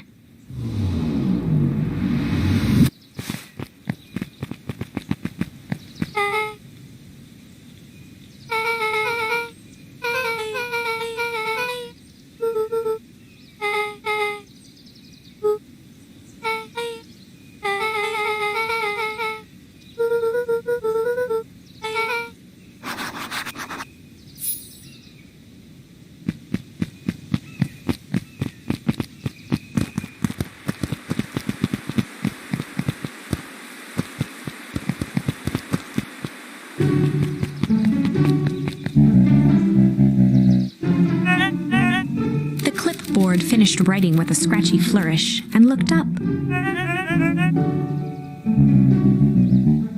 Mr. Nuncreed, arms crossed over his paunch, gave an exhausted sigh.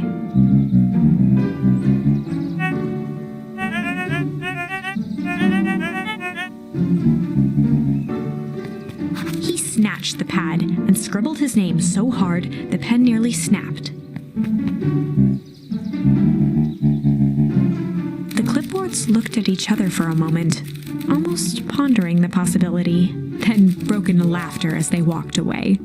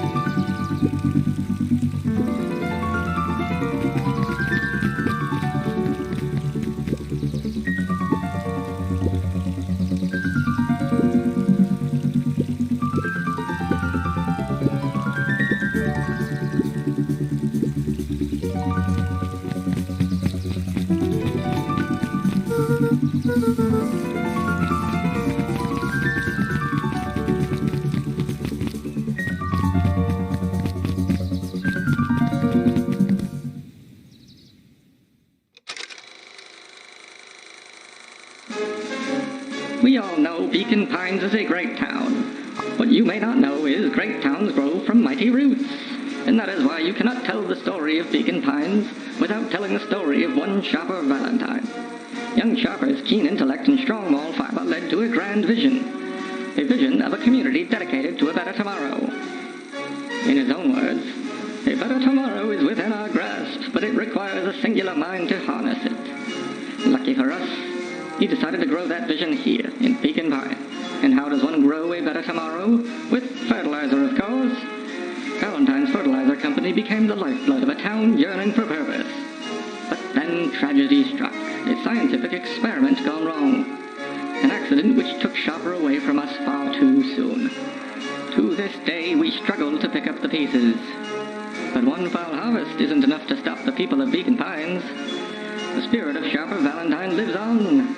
It lives in the hearts of everyone with a dream for a better tomorrow. Together, we will follow his example and grow a bountiful future. Paid for by the Valentine family and the Valentine Fertilizer Company Remembrance Fund.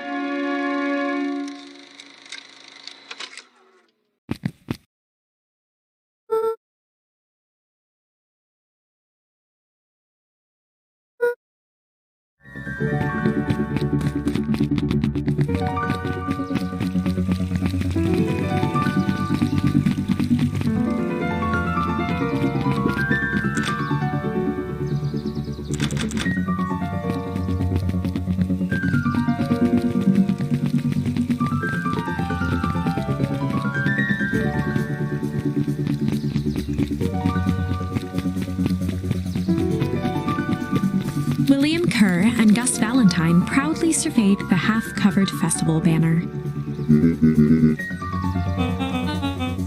The mayor gave a half-hearted shrug.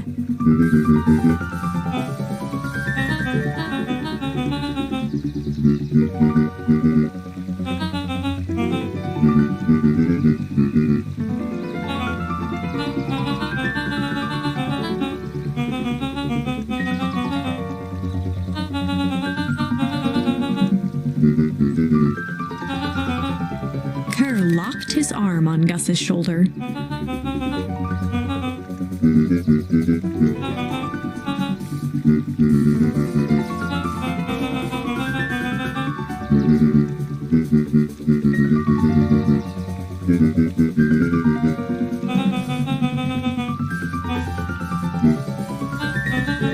With a glimmer in his eye, Kerr gestured grandly toward the horizon.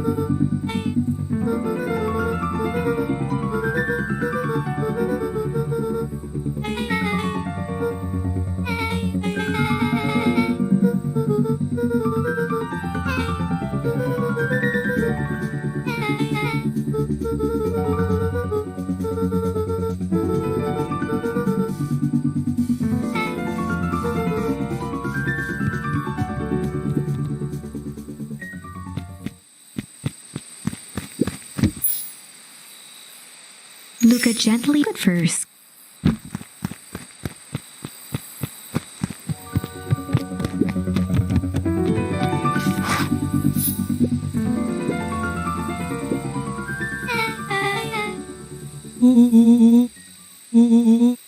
Rollo waggled his head with pride.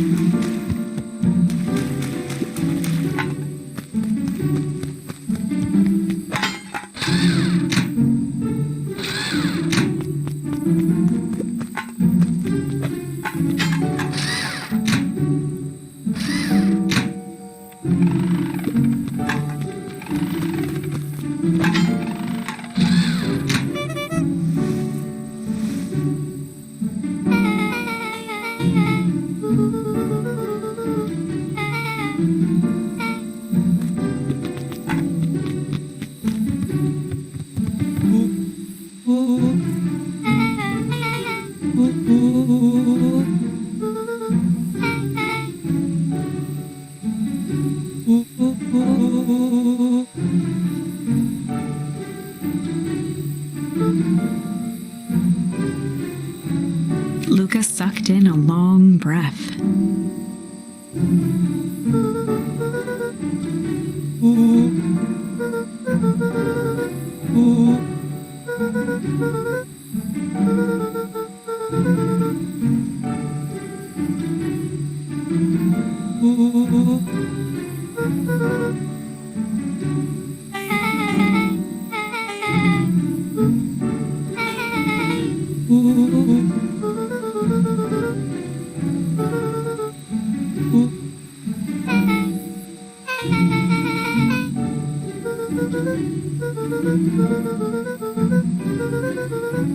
Rollo let out a low whistle.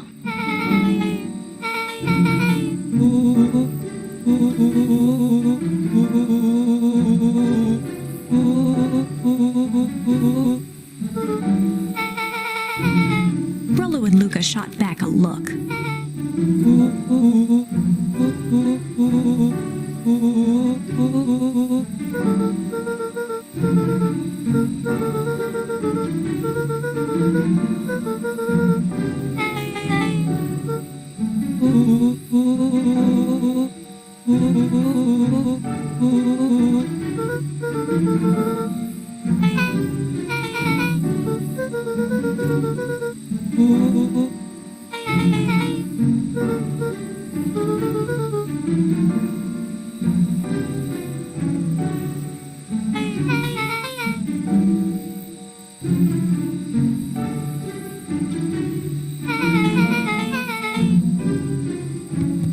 Luka gazed out the window.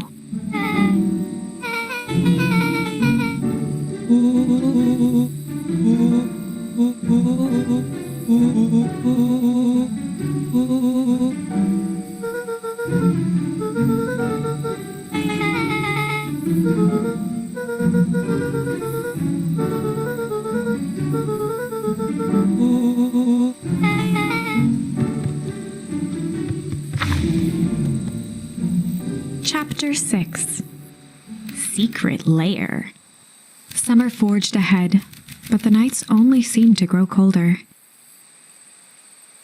Luka walked home slowly under the pale starlight, cautious to avoid any more surprises lurking in the shadows. Reaching home, he slipped quietly into bed, half dreading what they might discover the next day.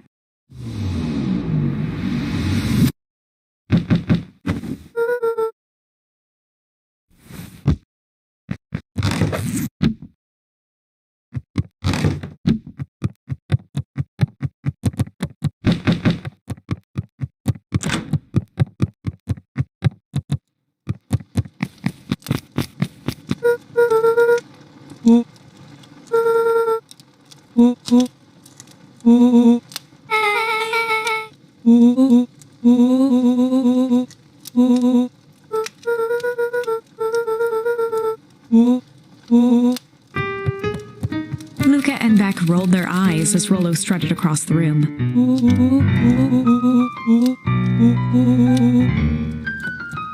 Rollo flung open the cabinet with...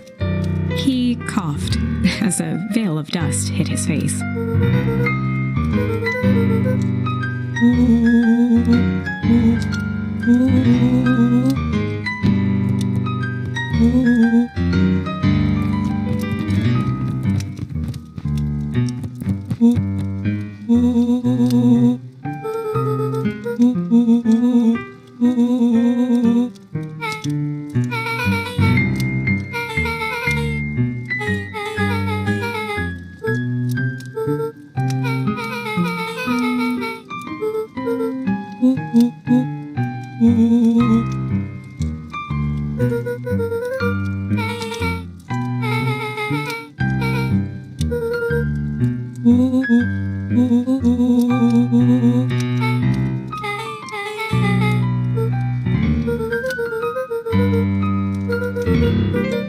A look of realization crept onto Luka's face. All three kids snapped to glance at each other, then sprinted and turned toward the kitchen.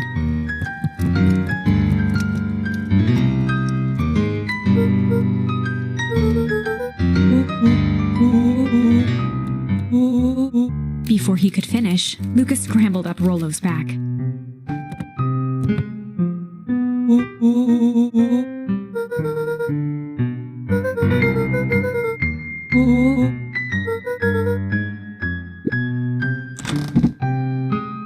The three crowded around the hutch to peer in. With the glass doors opened, a perfect porcelain display gleamed in front of them. Their eyes searched for anything amiss, but the only distinct feature was its impeccability.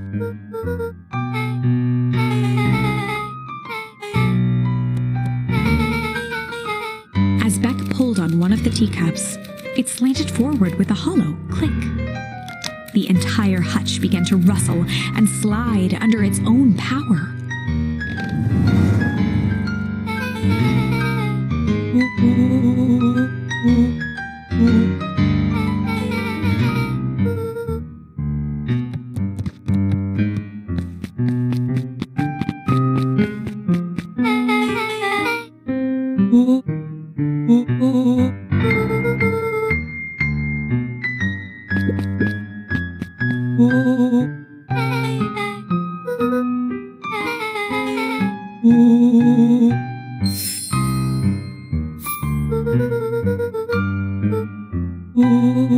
Rollo casually spun open a lid and he smacked his lips. Rollo plunged his hand in the jar, fishing out a soggy slip of paper. Rollo offered the slimy note to Luka and licked his fingers clean.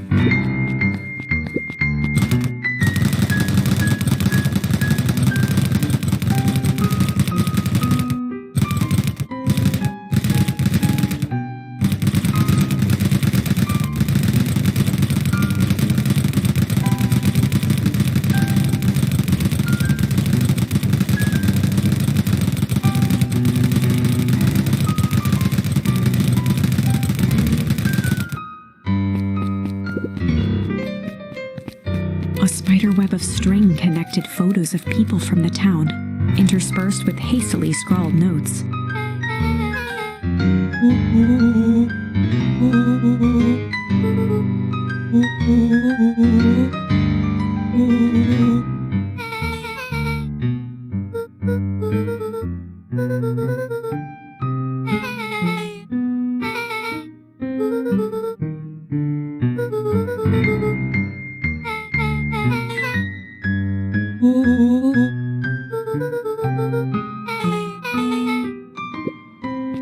Luka jostled each cabinet drawer in turn, a finger through the filing cabinet, pausing at a bulging folder labeled Walter. For a long moment, he just stared at it.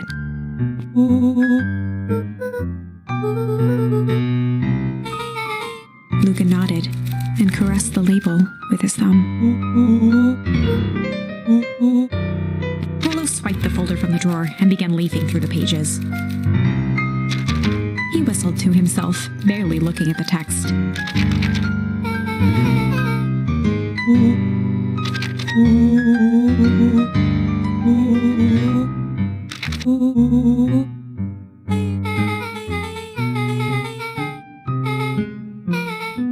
He stopped at a page and mimed, holding up a monocle.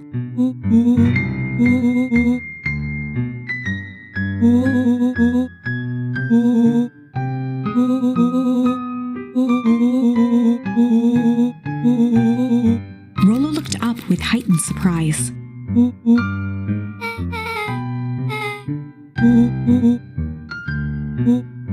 Rollo's finger traced across the page.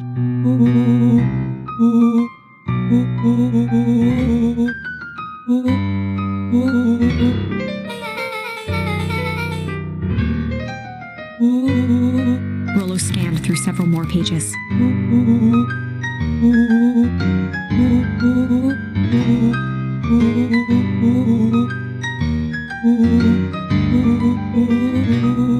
Luka, staring blankly at the cabinet this whole time, spoke softly.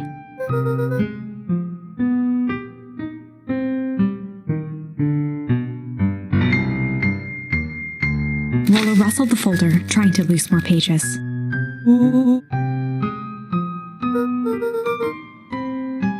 Luka frantically shoved the remaining cabinet folders, trying to find another labeled Walter.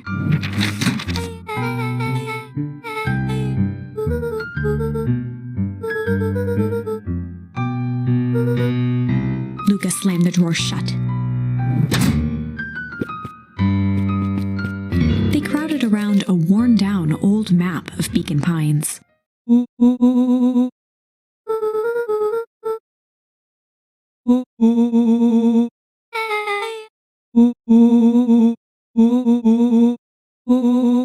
Rollo carefully traced the path with his finger. He jabbed down at the end point.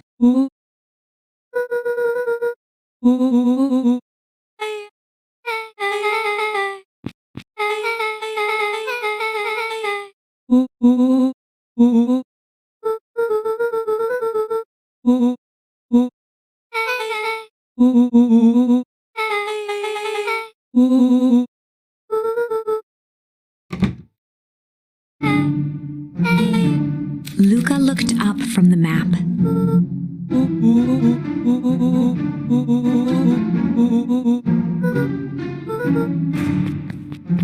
Beck flicked off the light, and they became statues in the dark. Overhead, creaking floorboards bent under slow, deliberate steps.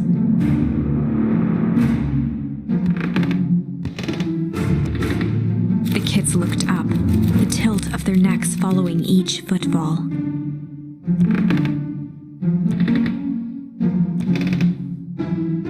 Then suddenly, it stopped. Without realizing, they'd been holding their breath. All three exhaled shakily. A muffled male voice broke the silence. A final few footsteps reached the entrance above them, and the voice now echoed down the stairs. The three kids shuffled to the corners without a peep. As he began to descend the stairs, the man's voice punctuated every new step. Thump. Thump.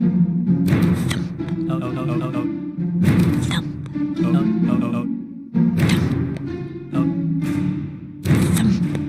At the bottom step, the man paused, squinting to search the room for signs of life. Rollo shifted suddenly. Luka gave him an intense, chastising look and whispered through clenched. It was too late. Rollo was already inching toward the stairway. He screeched as he charged toward the shadowy figure. With all his weight, Rollo tackled the man to the ground. From the dark corner, they saw something move.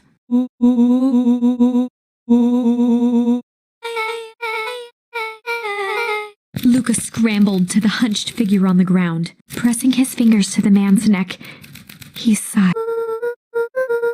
As Beck flicked back on the light, Luka and Rollo both gasped in stereo. Chapter 7.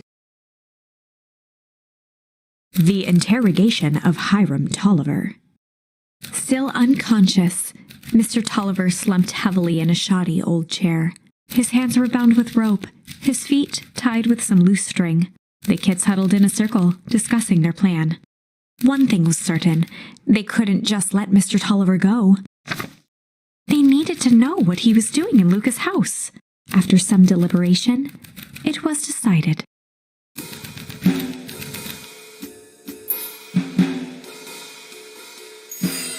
They'd run the classic good cop, chill cop interrogation.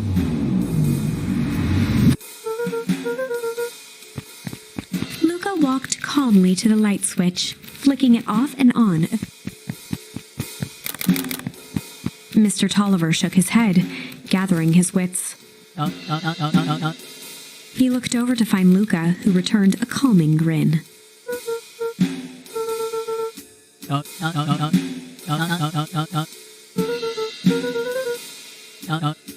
Rollo and Beck emerged from hiding to give a timid wave.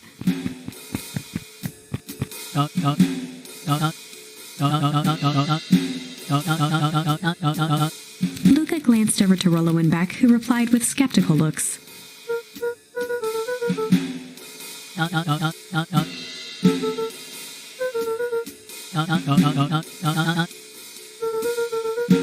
Mr. Tolliver exhaled with disappointment.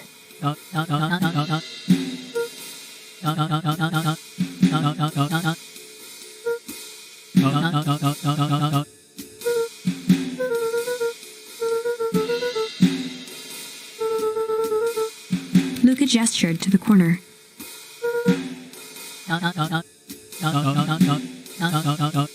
Luka looked again to Rollo and Beck.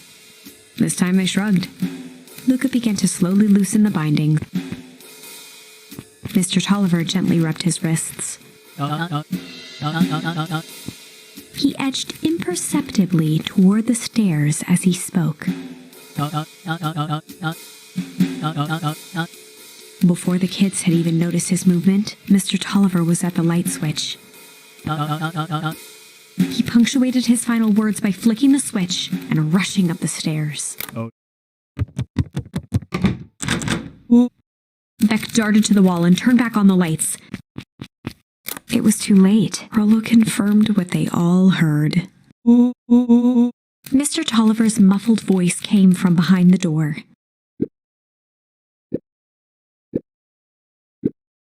They looked bewildered at each other.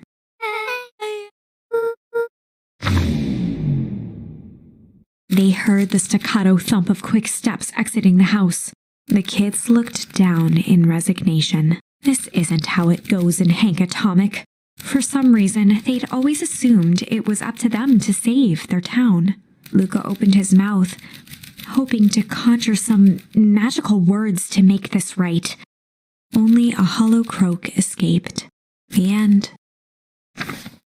Well, we certainly aren't going to find a grand resolution to our tale locked in a basement.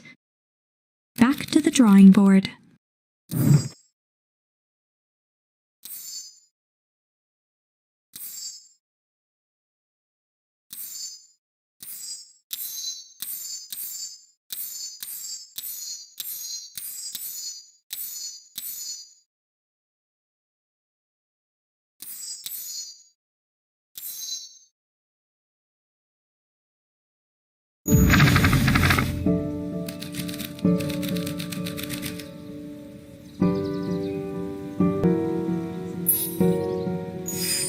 Luka began to respond, but the sky answered for him as the clouds above began to rumble with ominous thunder.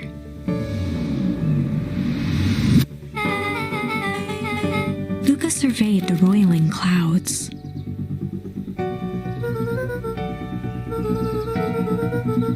At that moment, the heavens opened up, unleashing torrential rain.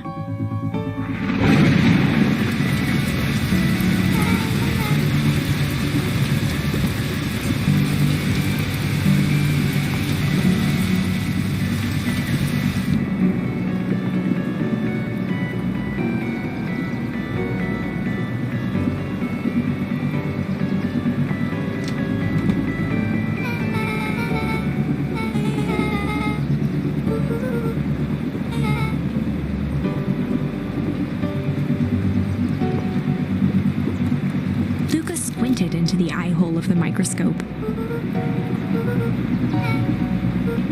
Luka adjusted the slide with his fingers to get a better look. Luka wiped his hand off on his sweater and gave a nervous laugh. Beck looked down, timidly tapping the ladder with her feet.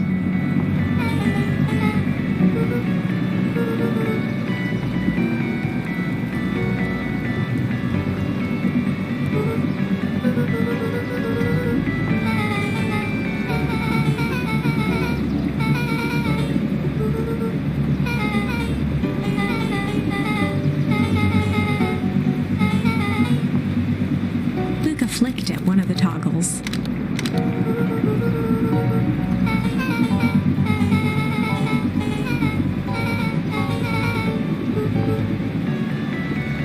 Luka bent down to examine the bouquet of wilting flowers. Judging by the odor, they were well past their prime. He flipped open the attached card.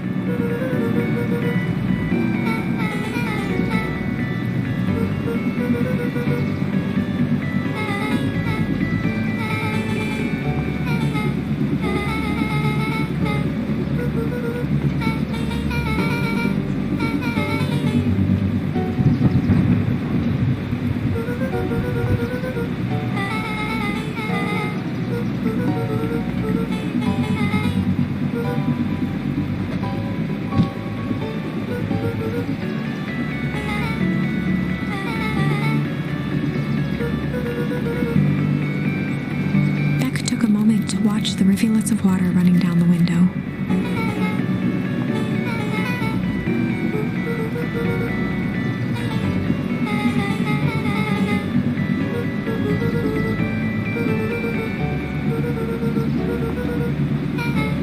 Luka took a deep breath, exhaling slowly.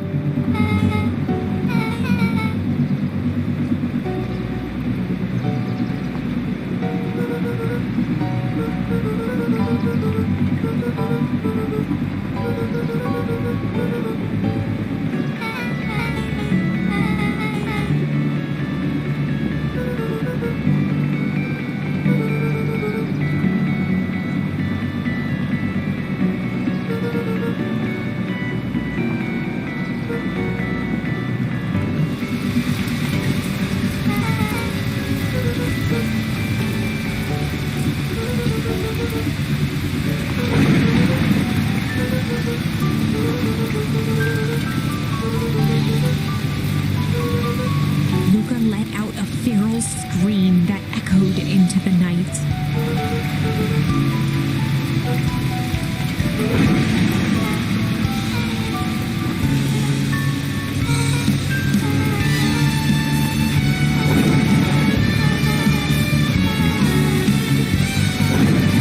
Her voice dropped to a trembling whisper.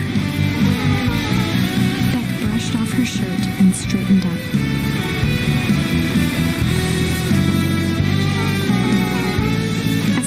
As it began, the storm abated.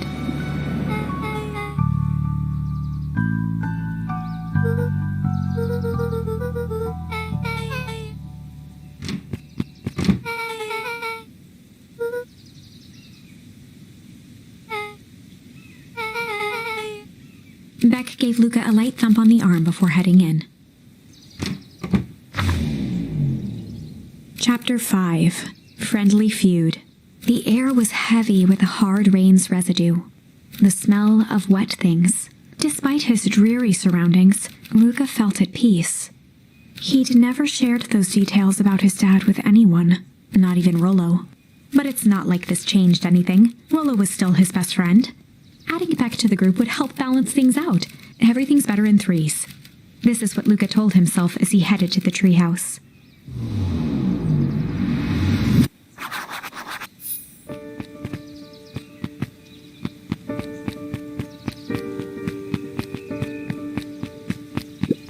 The Valentine Mansion, both figuratively and literally.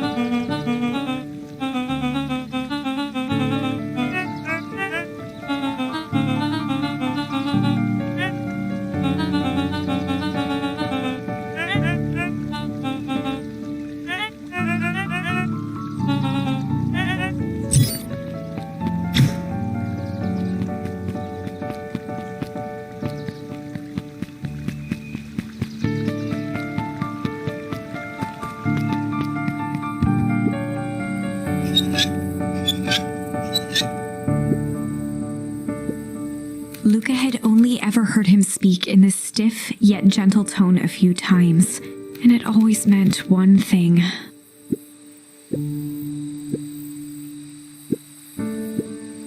Rollo scoffed.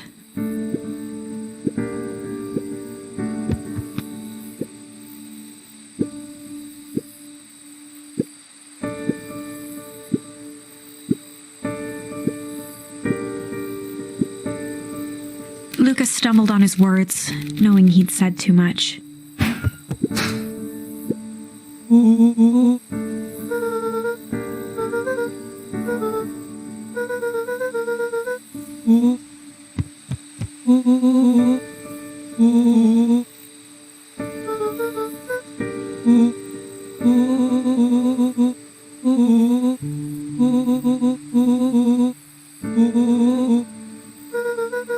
Luka became instinctively angry in response.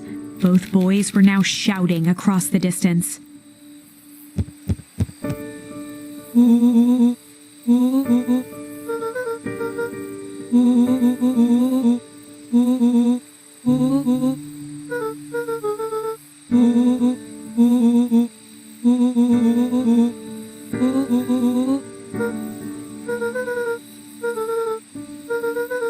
Rollo's tone changed to a calm, yet more intense.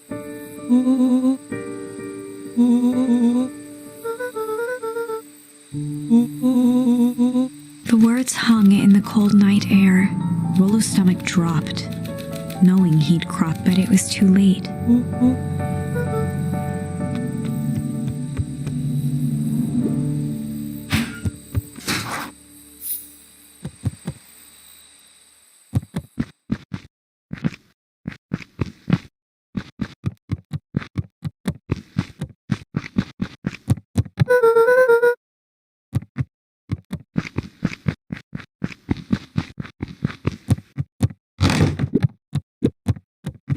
Luka dug through his old stuff, not even sure what he was looking for.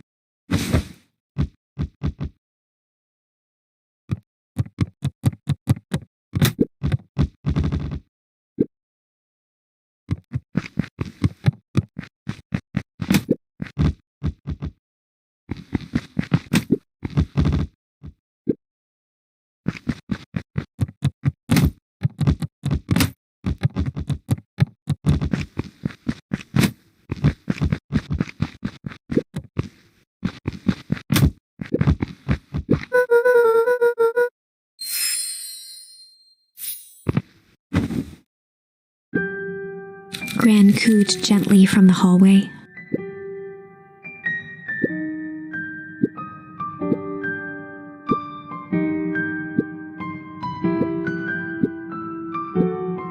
Luka just wanted to be alone. He waited to hear the sound of the front door closing.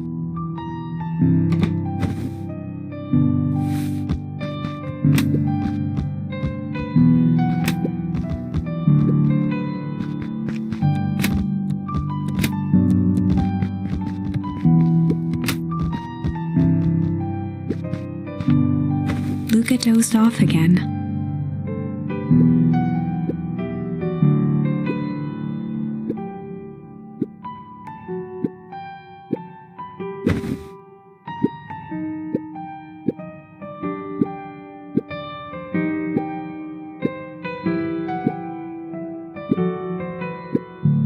Luka still couldn't bring himself to go out. Besides, if he ran into Rollo, he'd have to actually confront the situation.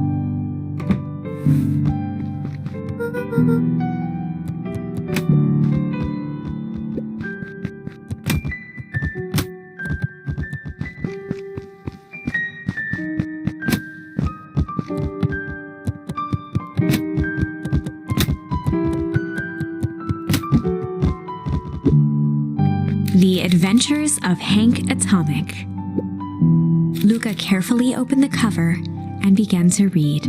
Rollo had received it for his birthday, a special hardcover edition with behind-the-scenes commentary and bonus art.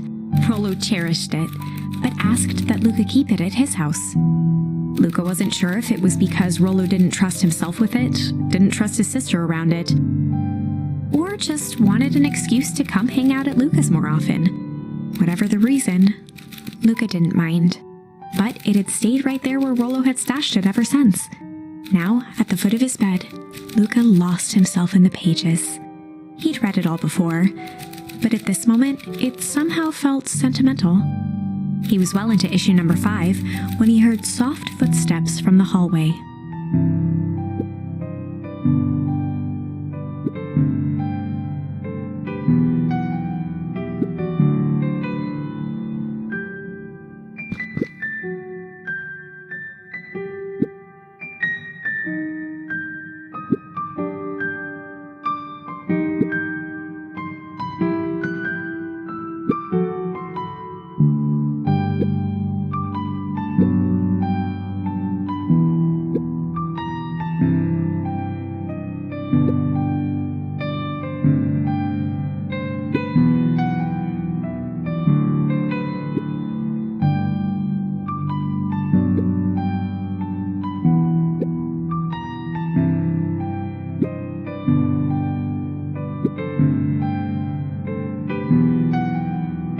Without realizing it, Luka had pouted away the entire afternoon. He once again felt the weight of it all and allowed his weary eyes to close. Luka stood in a vast black expanse. He looked up at his father standing beside him. Walt was working a straw at the bottom of a fountain glass, trying to collect the last bits of milkshake. "Dad, where are we?" Taking a final loud gurgling sip, his father peered up from the glass. He jangled the straw playfully with a warm smile, then lifted the empty glass as if to point into the darkness. "The source?" Luka's eyes followed his father's gesture. In an instant, he was sitting in front of a blazing campfire. Across from him sat a large figure in a yellow hazmat suit. The figure's voice was a scratchy echo. "Well, if it isn't the man of the hour, make yourself comfortable." Luka held his shivering hands over the flame to warm himself. "It doesn't work that way here." Their yellow-gloved hand pointed to the base of the flame. "It's a cold flame. See?" Luka peered at the base of the fire. It wasn't wood that was burning. It was Beacon Pines itself. Tiny buildings, freezing and crumbling as they were consumed by flame. Luka could see small shadows moving in the burning city. People. Luka leapt to his feet. "We've got to help them!" The figure gave a dismissive wave of their hand. "Why waste energy helping people who can't even help themselves?" The figure bent down to examine the panicked crowd as they desperately tried to stop the flames. "They only care about what's right in front of them, not like us." Luka's voice was a trembling whisper. "Us?" The figure slowly stood up, grabbing its helmet with both hands. With a jolt and a twist, the suit, a cloud of torpid mist escaped, slowly revealing the face within. Luka's own face looked back at him, older, worn, distant. The sensation was oddly familiar, as if he'd caught his own reflection by surprise in the mirror. The doppelganger smiled. "I tried to help once." He gestured towards his face. "And all it got me was this." Luka staggered back. "You aren't me." Luka felt a hand catch his shoulder. His father was there again, beside him. "Every choice sets us on a path. This is the end of one of your paths, son." Luka watched his older self shake its head ruefully, its face twisting into a cruel grin.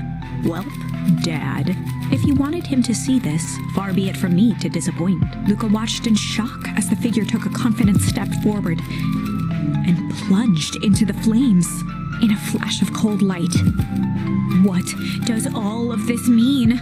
Luka felt a reassuring squeeze on his shoulder. "Just remember, why we choose matters just as much as what we choose." Luka woke up to see a hazy figure at the foot of his bed, silhouetted in the morning sun. Luka rubbed his eyes. The kind, concerned face of his gran came into focus.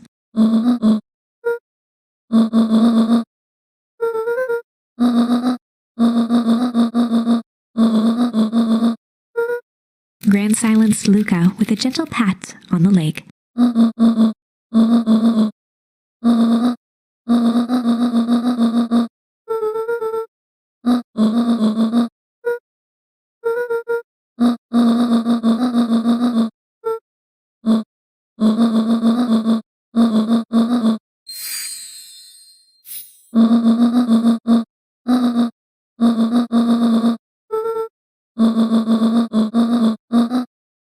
gave a reluctant nod.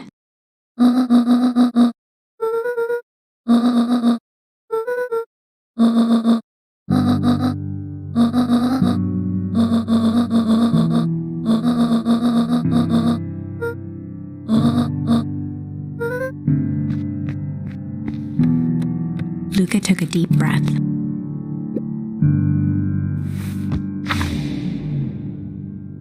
Chapter 6. Through Thick and Thin. Despite Luka's bitterness, Gran was right. He needed to hash things out with Rollo. A big fight changes the nature of a friendship. Whether, in the end, it is for the better or for the worse, all comes down to understanding. If one is not careful, the same familiarity that builds the strongest of bonds can become the wrecking ball that shatters them. Luka emerged from seclusion, taking in the crisp festival air. But the events of the day weren't on his mind. He had to find Rollo.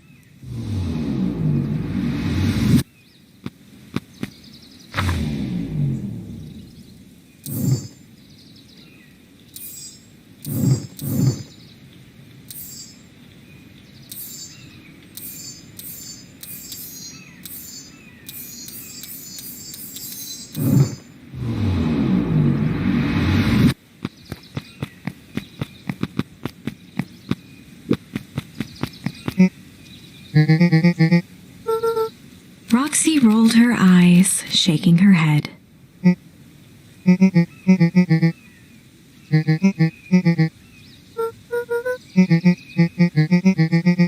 Luka looked down and kicked at the dirt.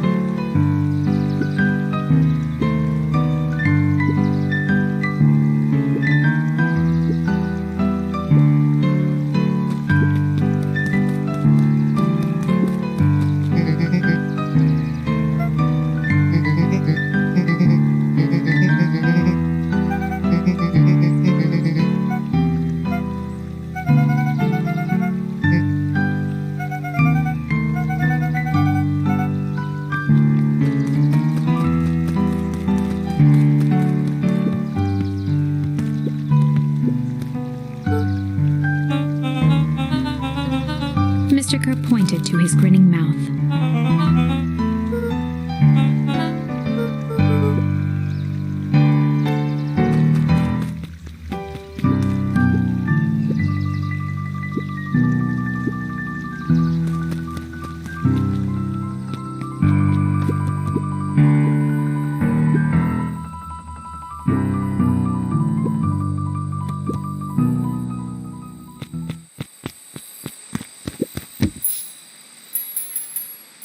Luka wrapped a twig of thyme around the hook. Some fish have refined taste.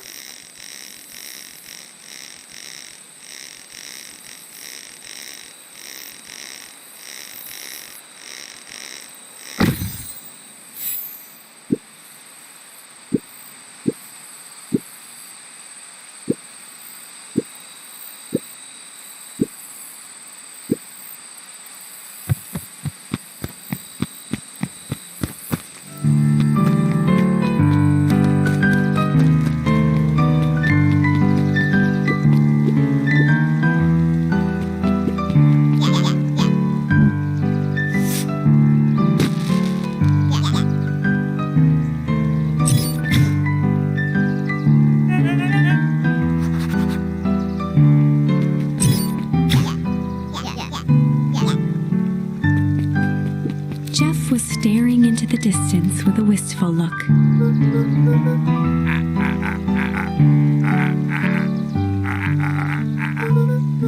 Jeff turned to Luka with a furrowed brow, then gave an understanding nod. For a moment, the two now shared that same wistful gaze.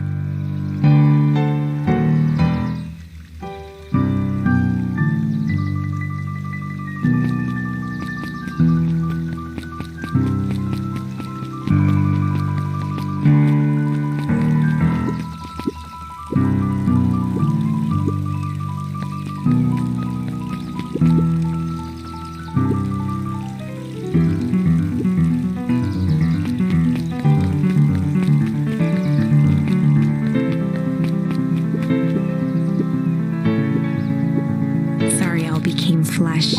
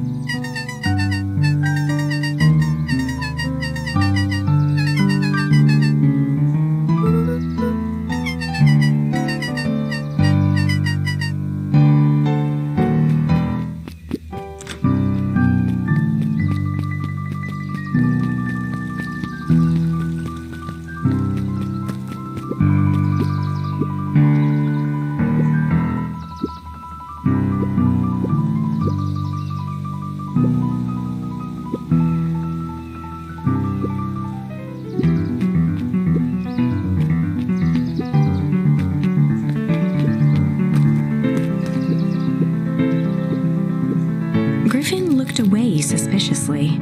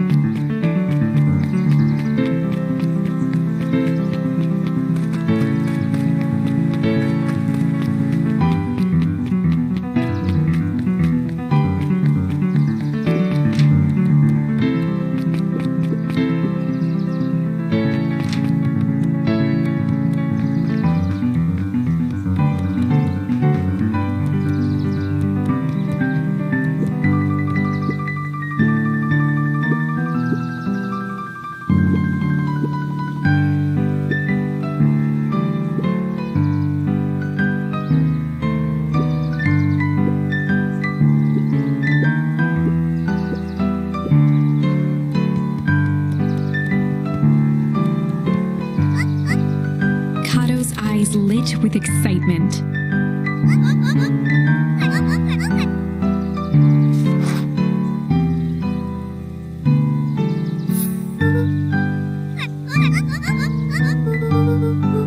Kato straightened up and cleared his throat as if preparing to sing.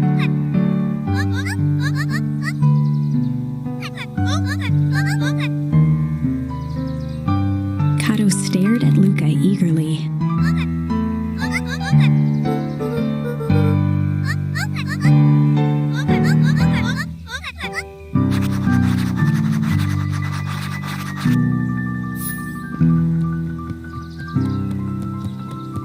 There were rarely and simply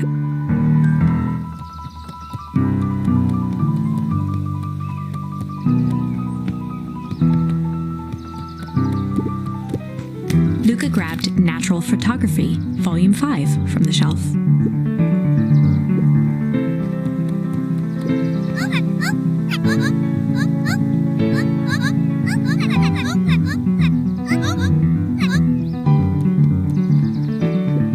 Luka grabbed The Adventures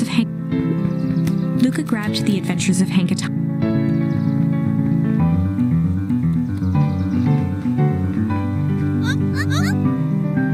Removed his book from the desk and replaced it with Luka's, turning on. As he slid the book under the purple light, The Adventures of Hank Atomic, Issue 5. Luka clicked his tongue with recognition.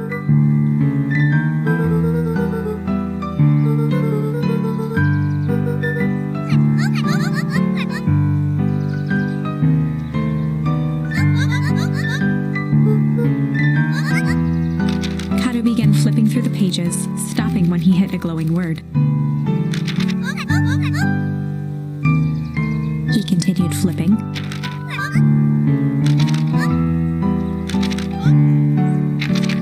Reaching the end of the book, Kato looked up.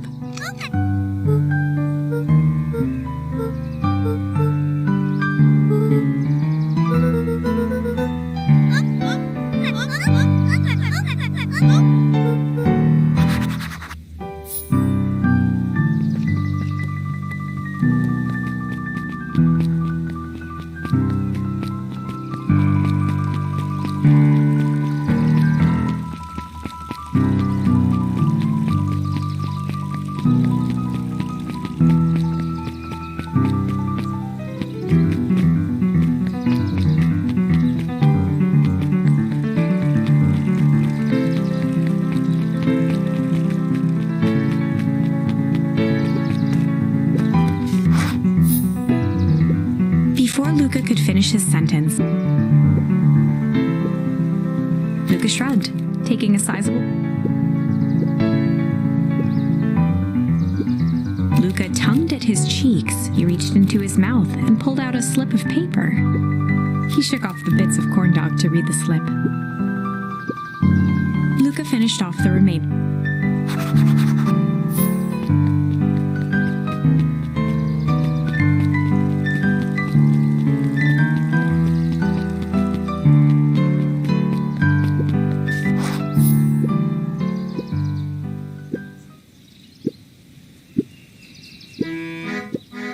Lumi waved his hands around sarcastically as he began.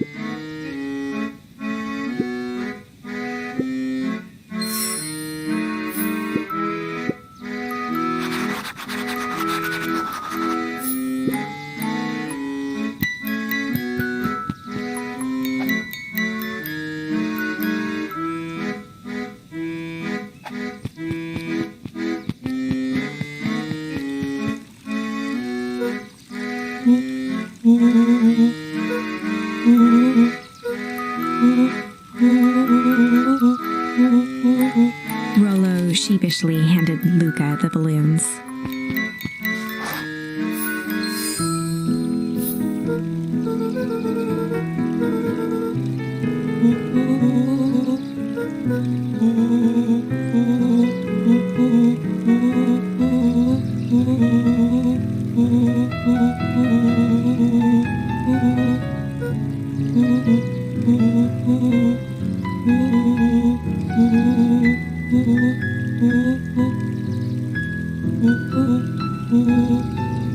Luka threw himself at Rollo, hugging him as tightly as he could.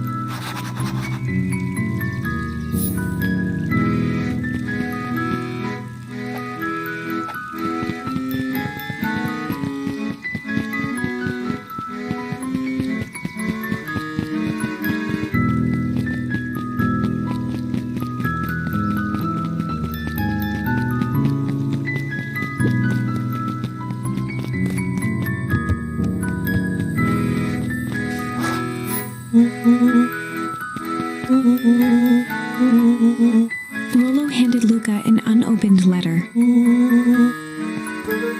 Luka, some things are going to happen that might be difficult for you to understand, if I am honest. I hardly understand them myself, but whatever happens, I need you to know that I love you. None of this is fair to you. You have already lost so much. We both have. I wish there was a simpler way forward. But if there is, I haven't thought of it. God knows I've tried. Everything I've done, I did for you. I hope someday you can accept that. Love, Gran. Luka folded the paper into his pocket and headed up the ladder.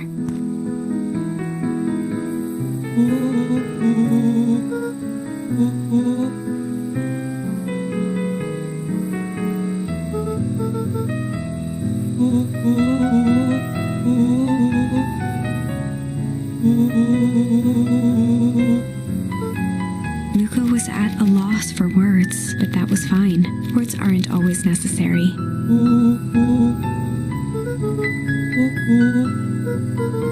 Sadly, this was untrue.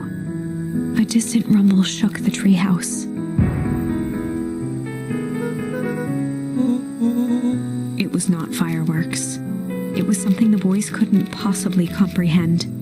Something as old and cruel as time itself.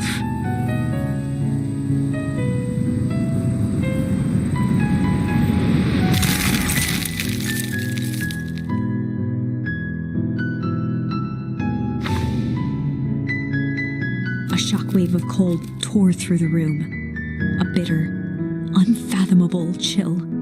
Before they could react, it encased them in ice. Two boys, reunited by friendship, only to be cruelly separated by a malevolence beyond reason. And so, our story ends on this melancholy scene. In a silent treehouse turned statuary, in a town brought low by its secrets, sits a pair of friends, alone, together, for the rest of time. The end.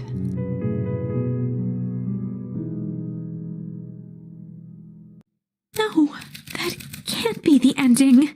It simply can't. I won't accept it, and I hope you won't either. There are more endings, more possibilities. I can feel it. We are just going to have to sort through them all until we find the one that fits.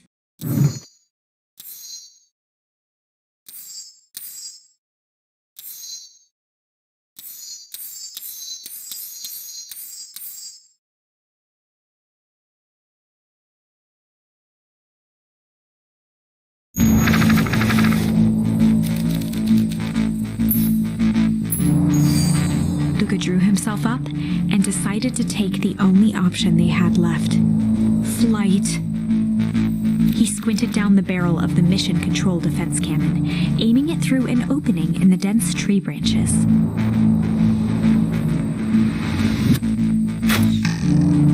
He looked up with surprise as it struck true and taut.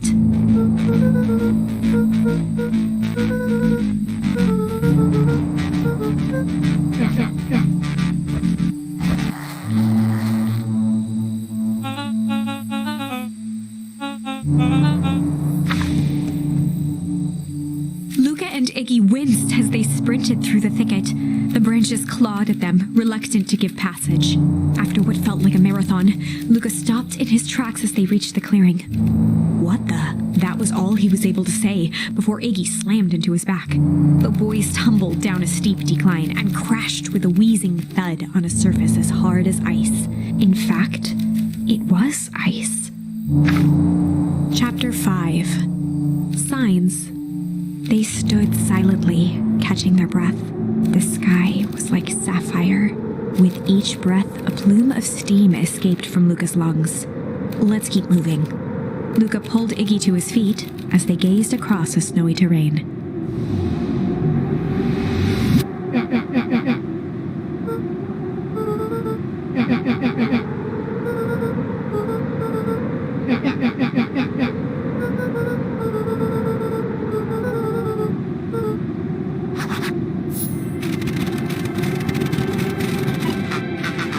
Luka had almost forgotten the walkie-talkie he was carrying. Luka looked at Iggy with hesitation. With a resigned sigh, Luka responded.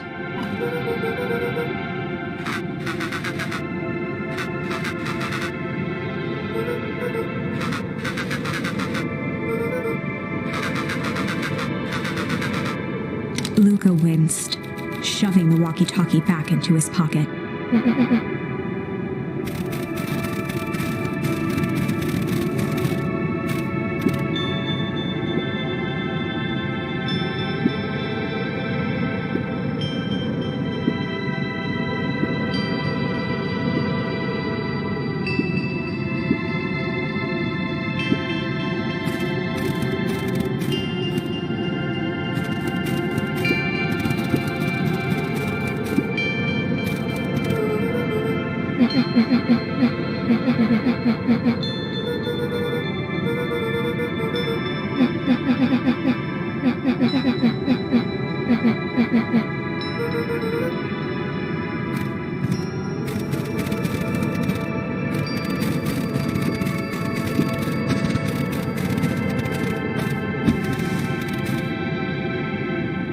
The boys stared in disbelief at the sign that now clearly read, "Welcome to Beacon Pines."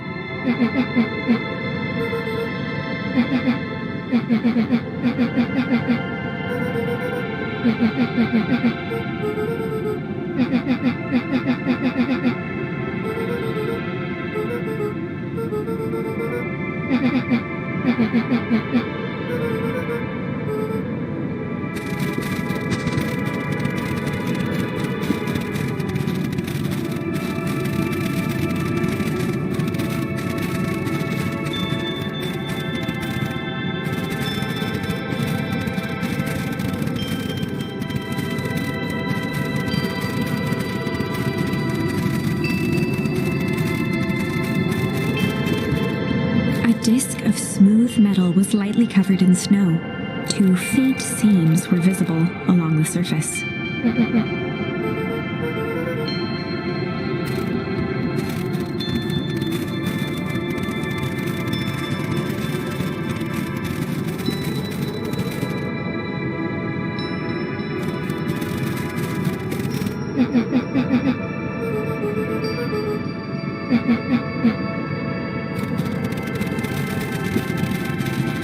The fencing glistened, each chain link encapsulated with a translucent layer of ice.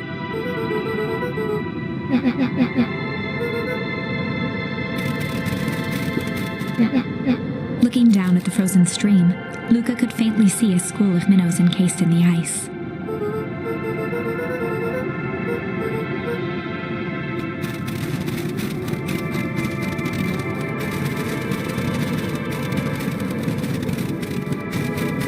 The crunching of footsteps trailing Luka went hush. He looked back to see Iggy's face twisted with confusion.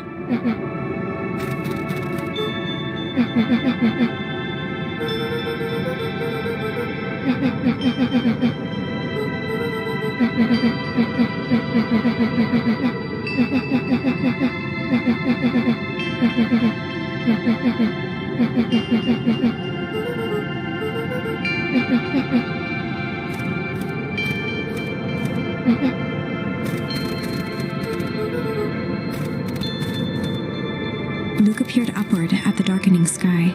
He let out a long, foggy breath. Faintly, Iggy began to cry. Seeing Iggy in such a pathetic state gave Luka a sense of compassion, and more than a little guilt. Luka allowed himself to collapse next to Iggy.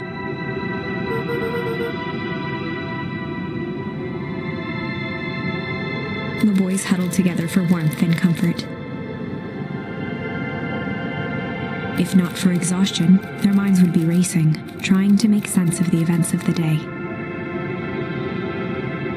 As it was, all they had energy for was to sit in silence, numb.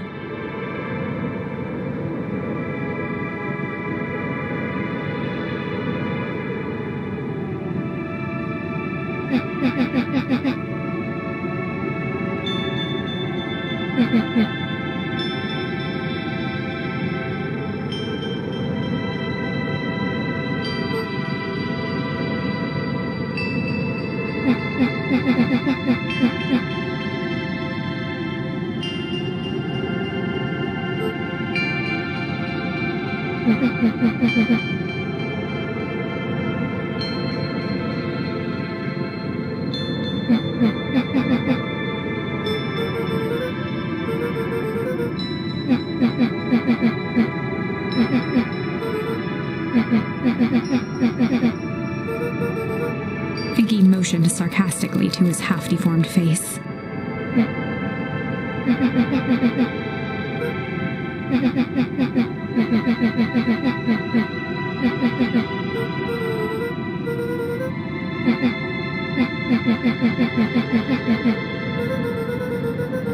Iggy shrugged.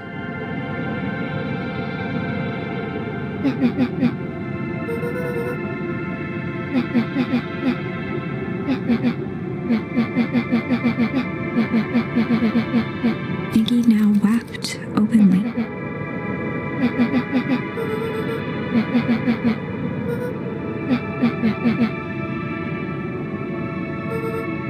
He wiped his nose with a sleeve. Luka gave a warm chuckle.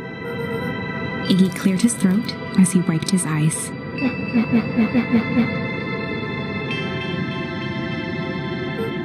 Iggy arched into a wide yawn.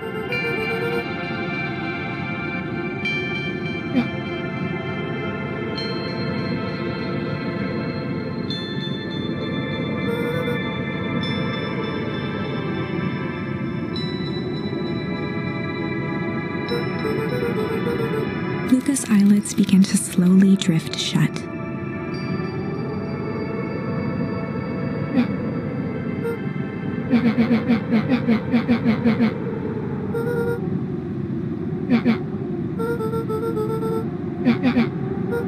That's all Luka could whisper before succumbing to sleep. Iggy snuggled in some more.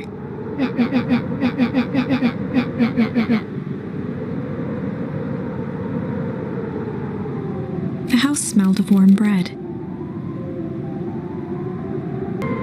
Luka was playing with toy blocks on the living room rug. He looked up to see his parents on the couch.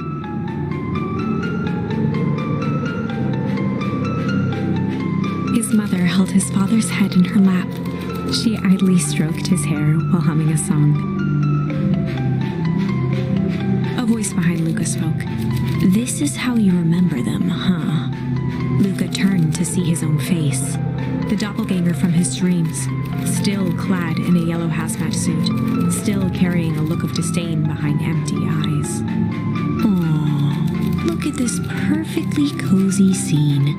You know it wasn't really like this. The figure picked up a toy block and inspected it.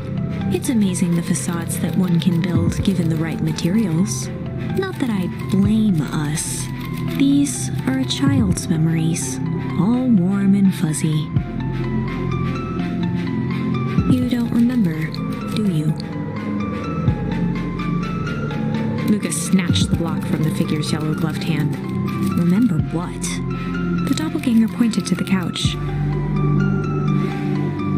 The last day we saw him alive. The day he chose to abandon us. Luka turned to look at his father, still lounging on the couch. That's not true. He didn't abandon us. The doppelganger waved his hand dismissively. Everything is true here. It's just a matter of what we choose to see. Let me show you. The world flickered and pulsed. Luka was sitting next to his bed, listening to his heartbeat with one of his dad's stethoscopes. The doppelganger limped into the room. Now, we both know that's not how this went. He grabbed Luka's hand and guided the stethoscope to the floor. Luka heard muffled shouting, brought close by the stethoscope. It was his parents, fighting. Do you remember what we did next? Luka gave a slow nod and crept down the hall to peek through the banister. He could see the outline of his mother at the bottom of the stairs. Damn it, Walt. We can't afford to get involved in this. She was scared.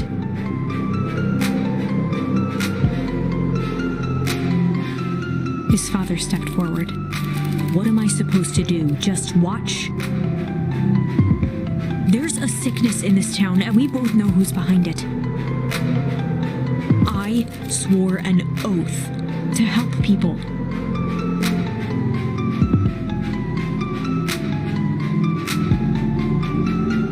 I won't turn my back on them. Luka's mother grabbed Walt. She was crying, pleading. I can't lose you.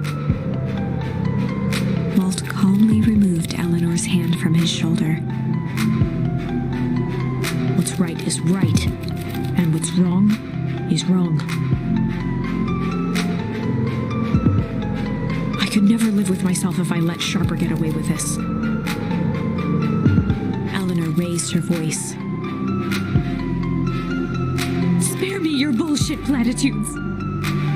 What about our son? Luka flinched, dropping the stethoscope down the stairs. Walt turned with a panicked smile. Luka, is that you, buddy?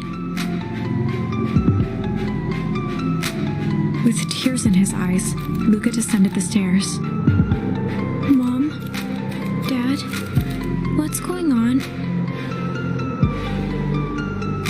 Walt dropped to a knee to meet Luka eye to eye. Nothing, buckaroo. Your mom and I just got a little overexcited is all. Luka placed the stethoscope against his father's chest. His heart was racing. It sounded like you were going somewhere.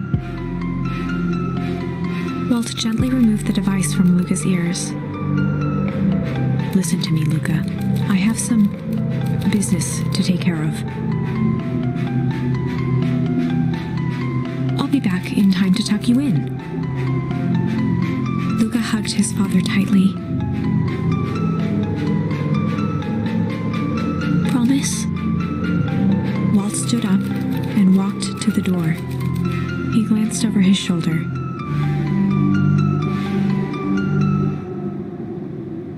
I promise. With a wink and a grin, he put on his hat and strode out into the evening sun.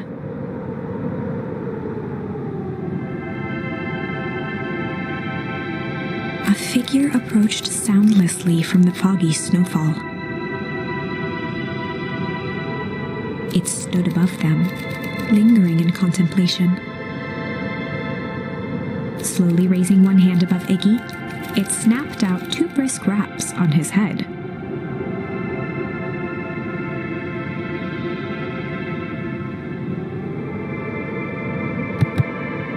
From a deep slumber, Iggy sprang up defensively.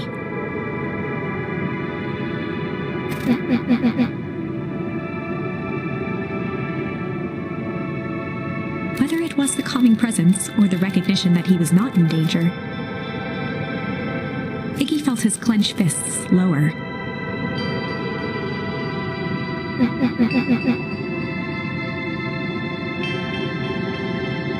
Luka looked up, gradually remembering his whereabouts. The figure exhaled a cloud of warm vapor.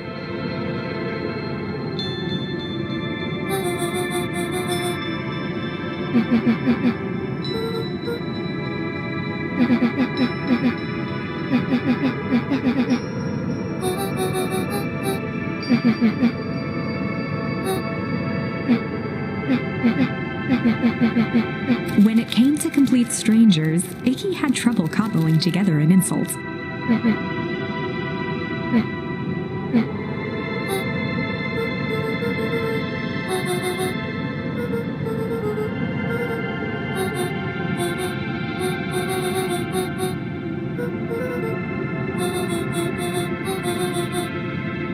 Iggy huffed with gratification. Nat began to turn away indifferently.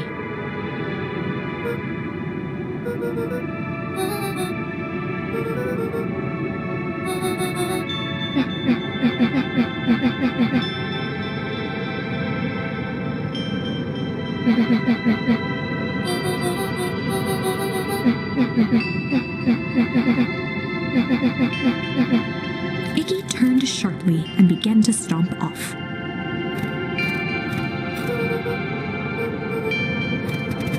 Realizing he'd worn their patience then, Nat relented. Luka and Iggy turned around with hope in their eyes. Nat took a deep breath in. Nat exhaled slowly, then snapped his fingers. For a brief moment, Luka and Iggy let themselves believe that some great magic was about to unfold, until they opened their eyes and found themselves in the exact same place, cold and disheartened.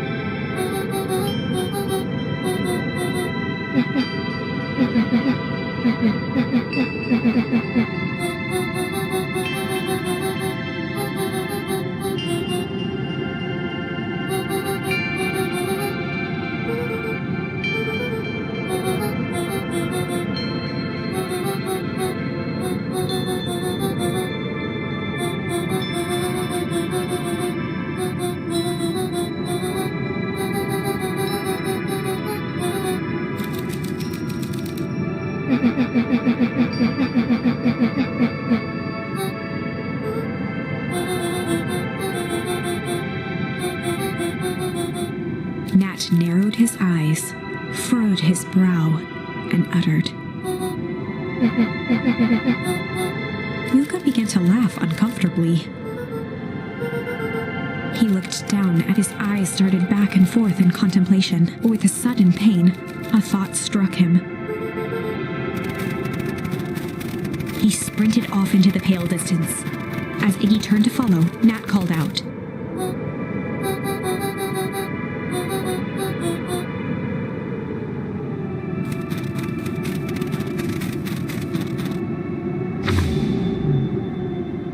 Chapter 6. The Source. Nat expressed his sympathy with a shrug and sauntered off as unassumingly as he'd arrived. He'd given Luka and Iggy what they needed, and nothing more. As Luka sprinted across the snow, the events of the past few days became clearer, pieces to a larger puzzle. Rollo said he was underground somewhere, captured. Mr. Kerr tried to cover it up with lies. The clipboards were hell-bent on capturing Iggy. It all seemed to point to perennial harvest, but right now, there was one thing that Luka needed to know. Luka stopped dead in his tracks. The tree was gone, uprooted and moved, leaving a raw gash in the earth. He dropped to his knees and dug wildly at the cold snow. His numb hands hit something hard. A dry whisper escaped Luka's lips.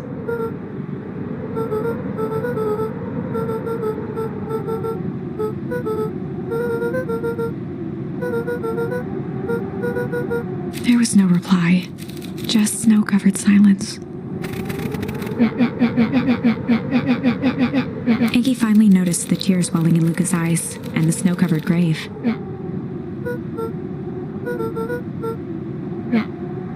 Suddenly, they heard the crunch of approaching footsteps in the snow.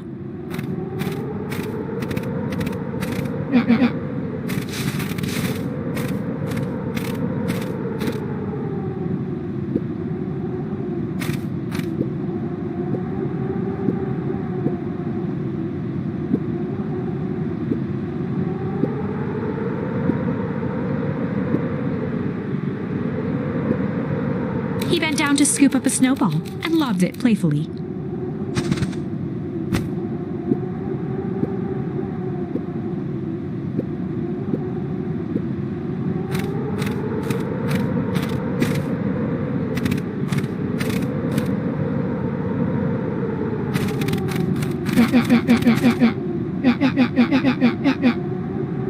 Luka stuttered through heaving sobs.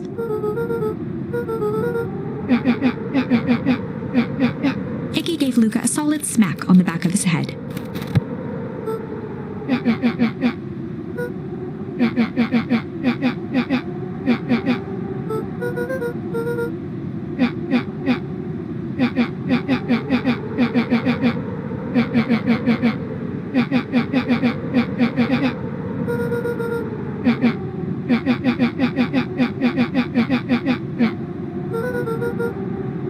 Luka wiped his eyes with a sleeve.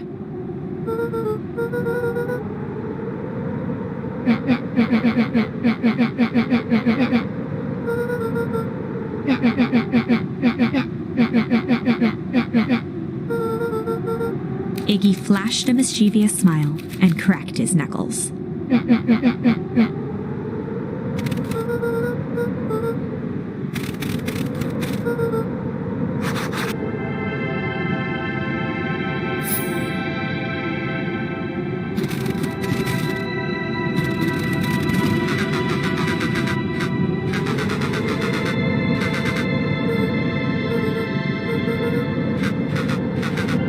Iggy and Luka shared a skeptical look.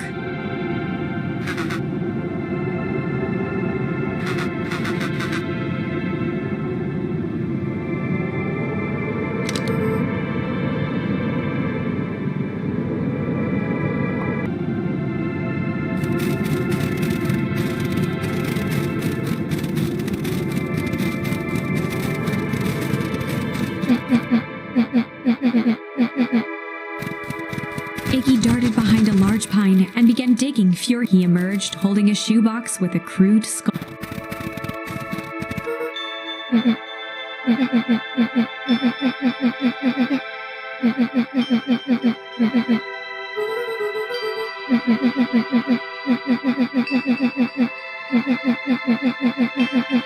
Luka rolled his eyes with realization. Iggy stifled a chuckle.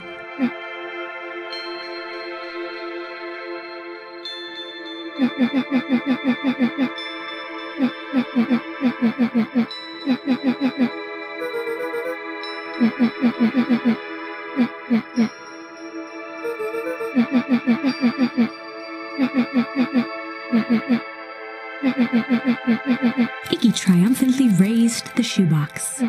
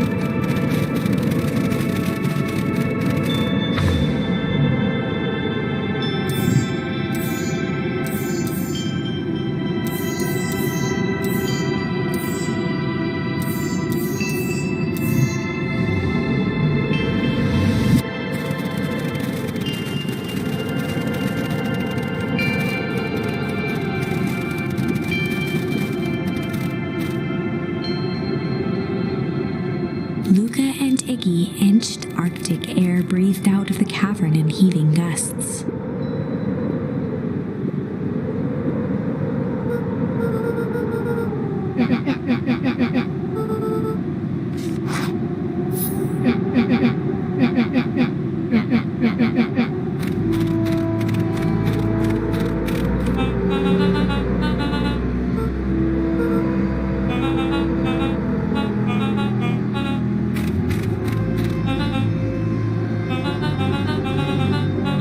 Mr. Kerr gazed down the abyss in contemplation.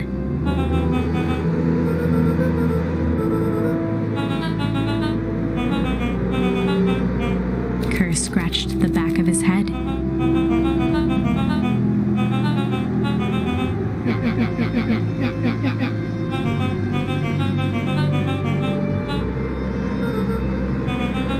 His face contorted into a saccharine grin.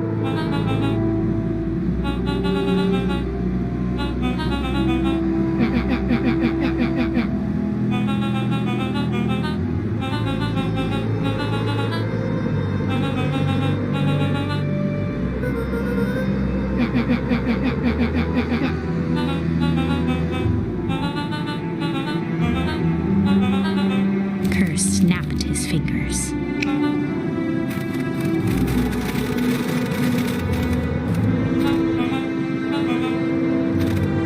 Iggy turned to Luka with a sly glance. Iggy waved the box into the air, threatening to drop it down the hole.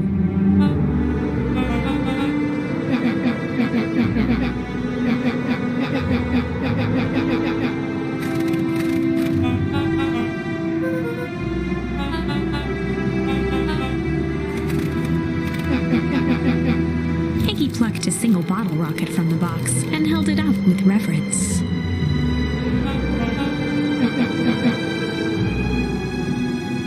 After a long pause, Mr. Kerr flung up his hand with frustration.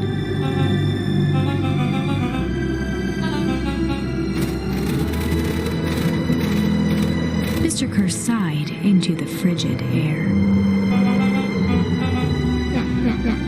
With a nonchalant flick, Iggy tossed the firework into the hole.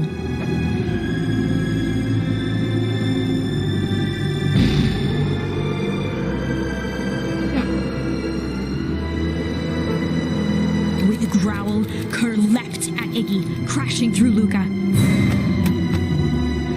Iggy tried to twist away, but in the struggle they both tumbled over the side. Luka dove forward, bracing Iggy's hand just before it slipped.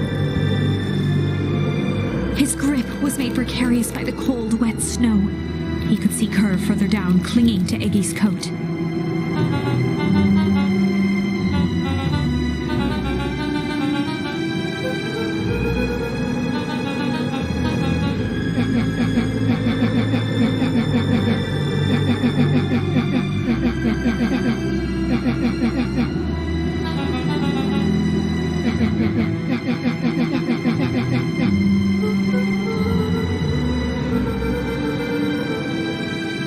Mr. Kerr gasped with insult.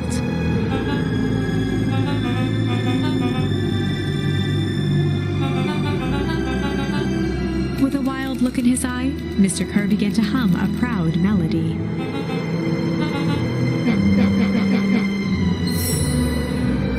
Luka's hand began to cramp. His voice began to crack.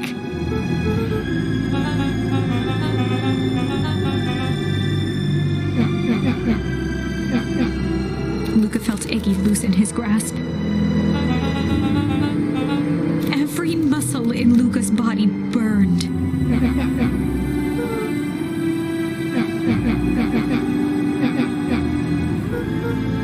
Luka felt his hand slipping.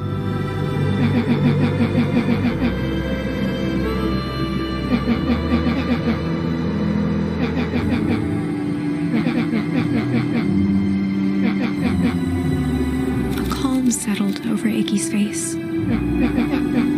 Iggy's voice was colder than the bitter air billowing from the chasm.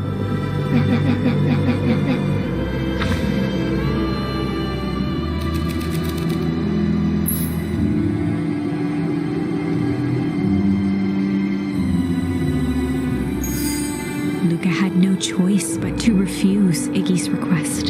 He tightened his grip and reached for the walkie-talkie in his pocket. A wild delight crept onto Mr. Kerr's face. "That's a good lad. Now, radio for help." Iggy begged Luka with his eyes one last time, but Luka pressed the button and called out, We need help. Mr. Kerr is in danger." It wasn't long before they were once again surrounded by clipboards. Mr. Kerr sighed with relieved frustration. "There you are. You really are a worthless lot, aren't you? Mirror, now." A clipboard dutifully produced an ornate ivory hand mirror, and Mr. Kerr began preening his tousled hair. "Ah, that's better. Mr. Van Horn, I applaud your sharp thinking under duress. I'll put in a good word for you with the founder. Take them away." A swarm of hands overpowered Luka. The last thing he saw before a cloth bag was pulled over his head was the defeated look on Iggy's face. The end. I think this was one of those times where doing the right thing was the wrong thing.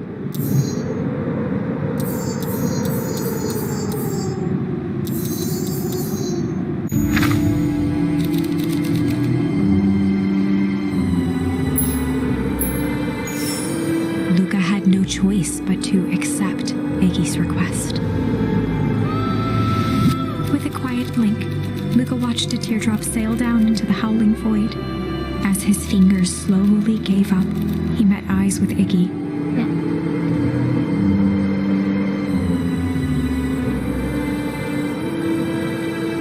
The two silhouettes were swallowed by darkness.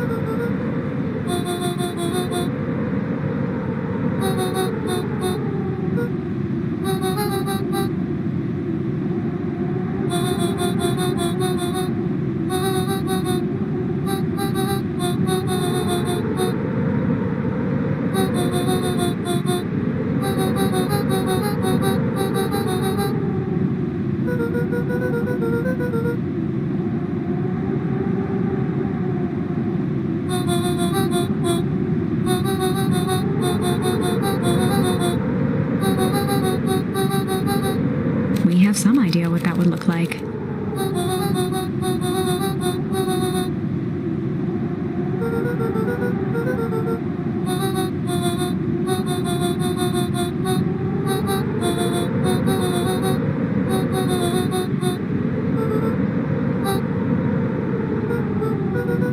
A fierce twinkle flashed in Nat's eyes.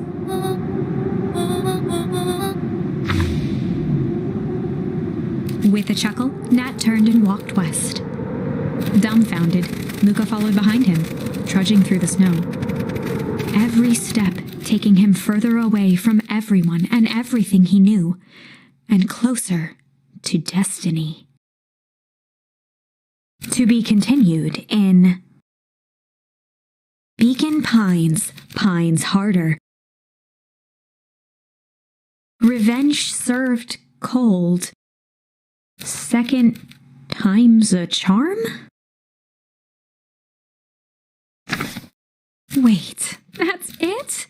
This ends with a crummy cliffhanger just when it was getting good? I was even starting to like Iggy. No way. I refuse to be associated with some never-ending parade of sequels. Let's go back and find something more definitive.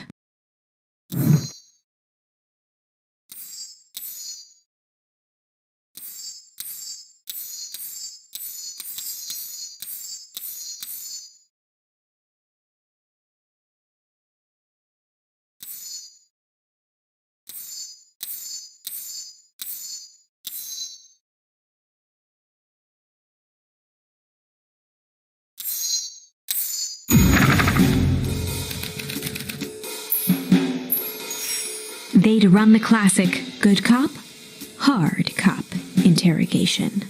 Rollo brandished a steely gaze. I've got this. Read about it 100 times.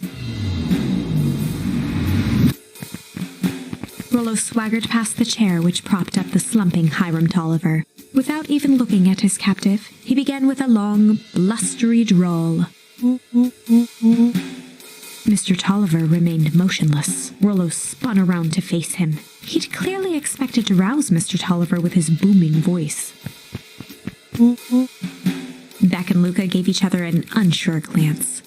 Rollo slammed his fist on the table. He grabbed the table lamp and beamed it onto the unconscious face. Mr. Tolliver groaned and slowly lifted his head. He recoiled with a muddled, weary squint. The chair wobbled as he attempted to straighten up. Mr. Tolliver could only make out rough shapes through the glaring light. With a gruff tone, Rollo hoped to both conceal his voice and intimidate.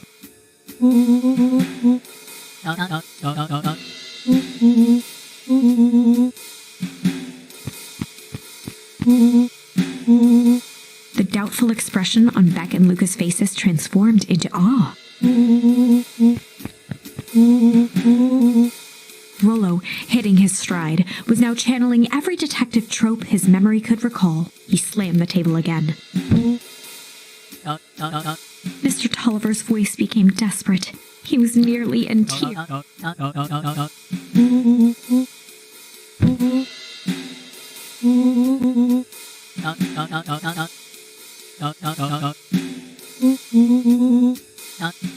Mr. Tolliver was in a daze, now more confused than ever.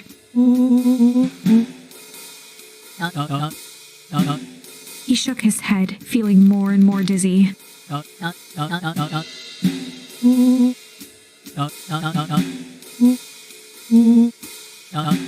His voice faded to a whisper. With that, Mr. Tolliver passed out cold. Rollo swung around with a repentant grimace.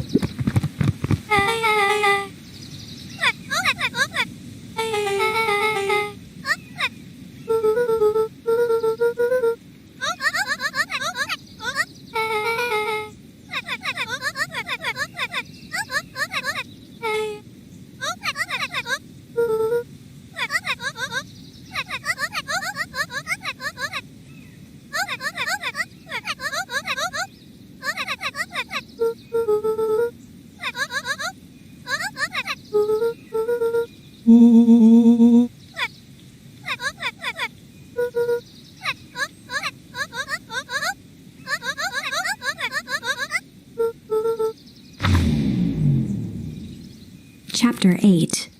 6 feet under, 3 towns over. The kids spent the rest of the afternoon combing through dusty piles of old county records, desperately searching for anything that could help them make sense of Mr. Tolliver's cryptic utterance. Luka tried to shake the thought of Gran's basement, but his focus wavered. Explosives, messages hidden in jam, dossiers on various town figures, and a corkboard threaded with photos. Gran was the only family he had left. He still couldn't bring himself to believe the worst. But the old map with the symbol of explosives in town square made that difficult. As the sun began to set, the kids were no closer to the truth.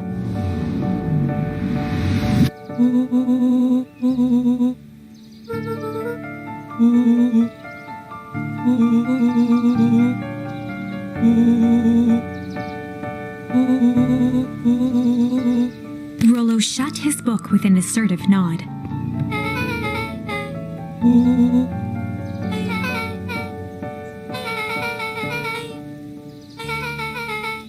Rollo muttered under his breath.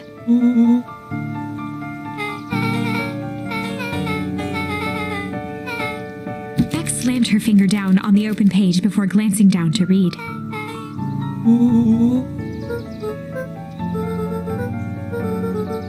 Something tickled the back of Luka's mind.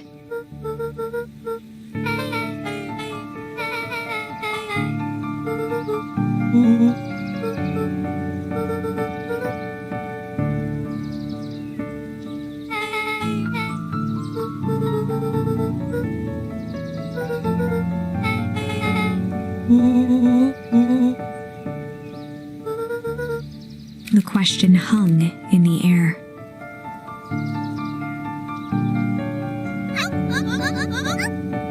Beck rubbed her eyes.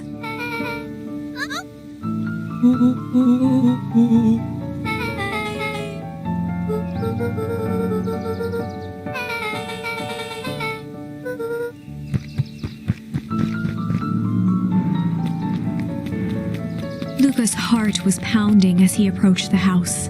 If he was lucky, Gran, or whoever it was, hadn't gotten back yet. And of course, there was Mr. Tolliver tied up and unconscious in the basement. Dealing with him would be the first order of business. Luka shook out his arms to calm his nerves before entering. He held perfectly still, tempering. She was asleep. His only hope was that she hadn't found Mr. Tolliver before dozing off.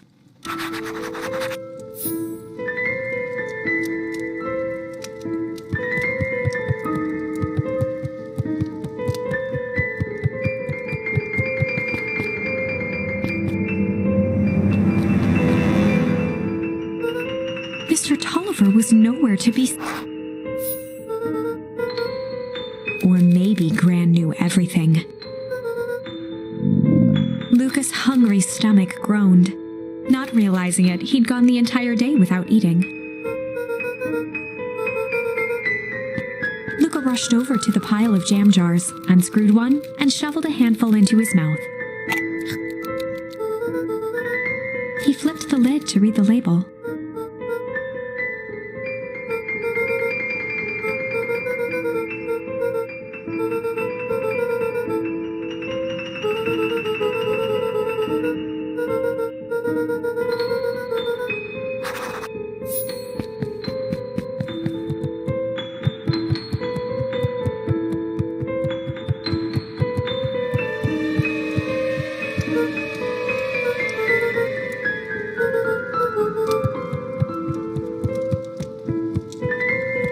As Luka climbed the final stair, with each consecutive step, his legs weakened. His stride began to falter. He tried to grab for the railing to steady himself. Something was wrong. Luka groaned and tried to move. His limbs might as well have been bolted to the ground. Through numb lips, he mumbled just before falling asleep.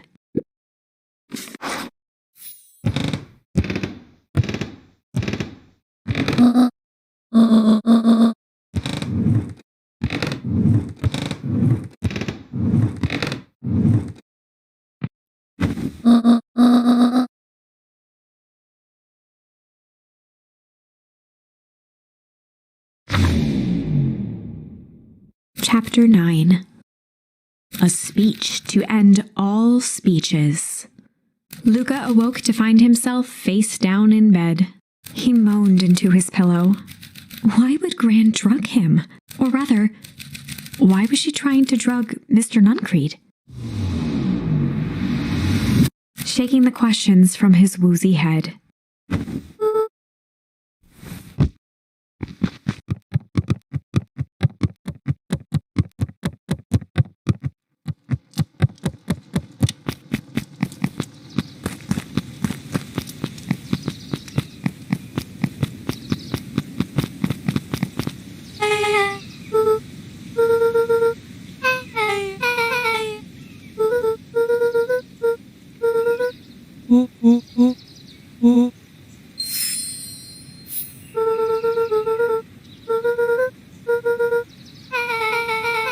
Ooh.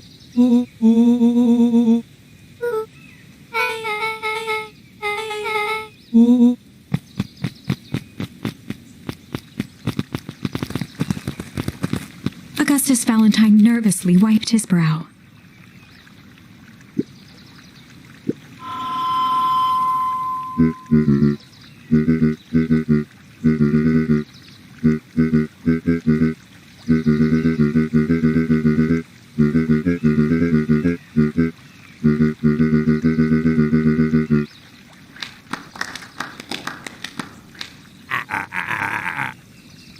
Gus cleared his throat and awkwardly loosened his tie.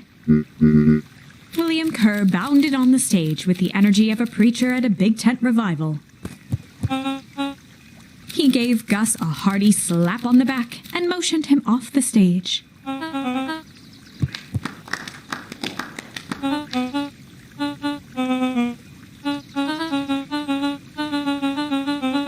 Mr. Kerr pulled a thick stack of note cards out from his vest.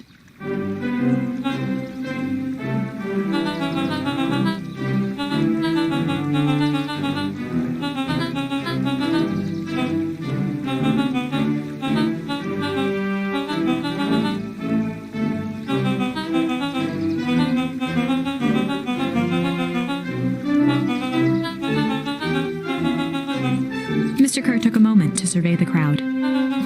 He wiped away a single tear.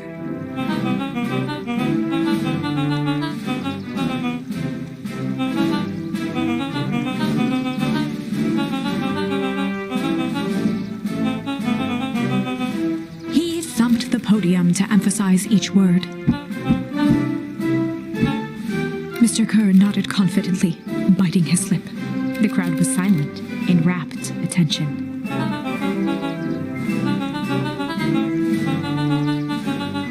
Mr. Kerr methodically made eye contact with each section of the crowd.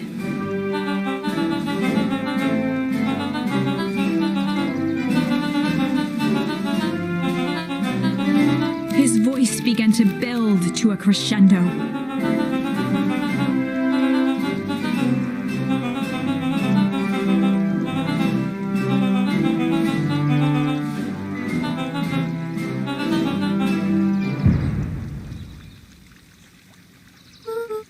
The crowd began to look around nervously. Mr. Kerr quickly flicked through his note cards.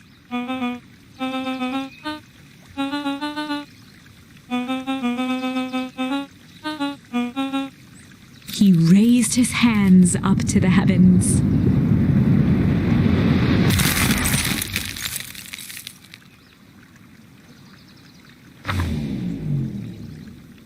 At that moment, a merciless wall of impossibly cold air ripped through the crowd, instantly freezing everyone and everything it touched. For a man like William Kerr, this was a fitting way for things to end. On a stage, with an entire town frozen in rapt attention for the rest of time. The end. There's that ice again! Whenever I think we're getting close, it comes along and ruins everything! Maybe we should just quit? Maybe you should just close the book, walk away, and never think of me again. No, I don't mean that. We got a little closer this time. We just need to try again. Please.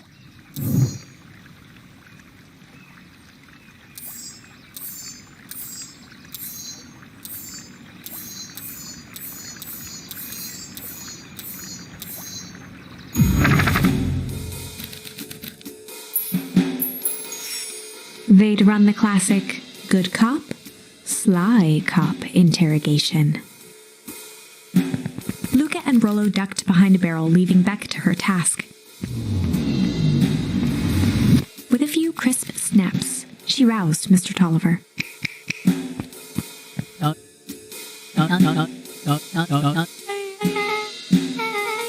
Mr. Tolliver looked down and shifted a bit, testing his restraints.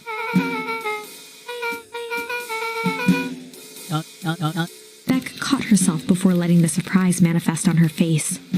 She'd already gotten him to reveal his relation to Gran. This was going to be easy.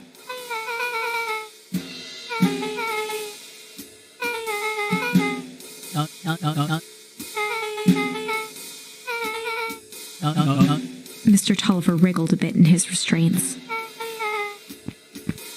Beck quickly removed the ropes.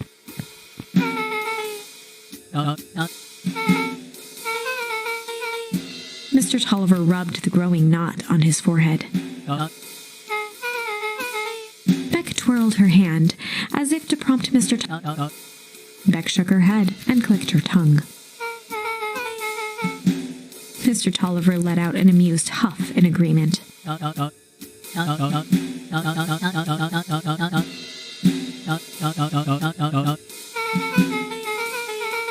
Beck was on a roll now, playing Mr. Tolliver like a fiddle.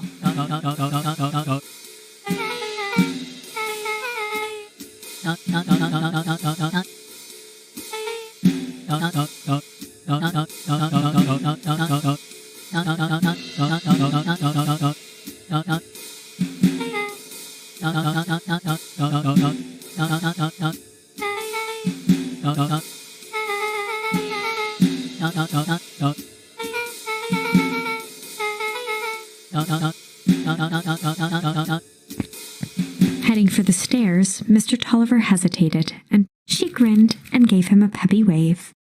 With a shrug, he continued up the stairs, whistling a jaunty tune.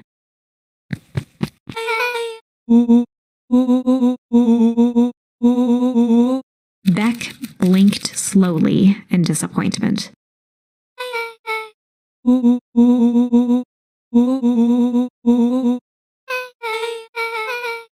She turned to the table and began tearing small scraps of paper. Beck marked each scrap of paper and leaned back.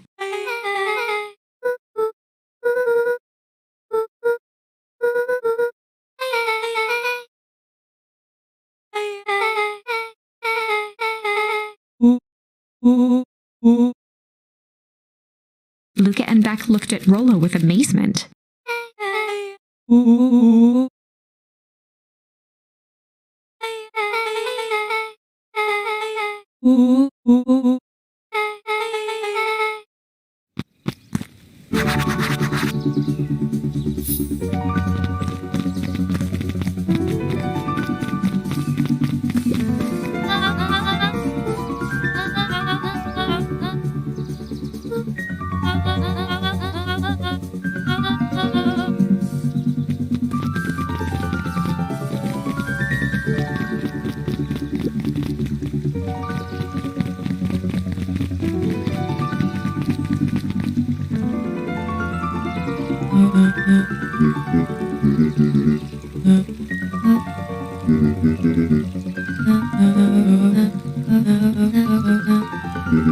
Gus looked around nervously.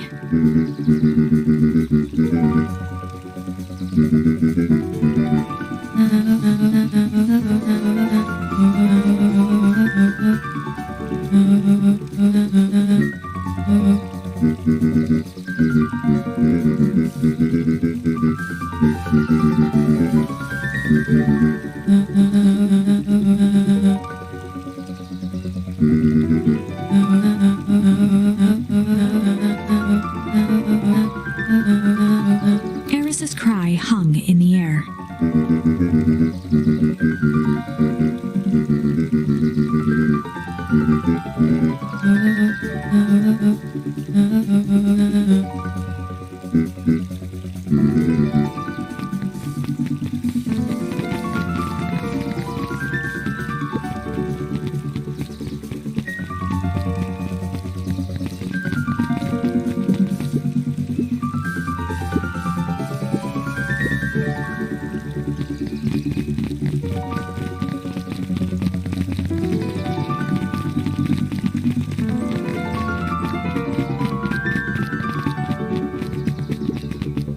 Solomon stood proudly at the entrance to the drugstore, holding a brown bag overflowing with black licorice.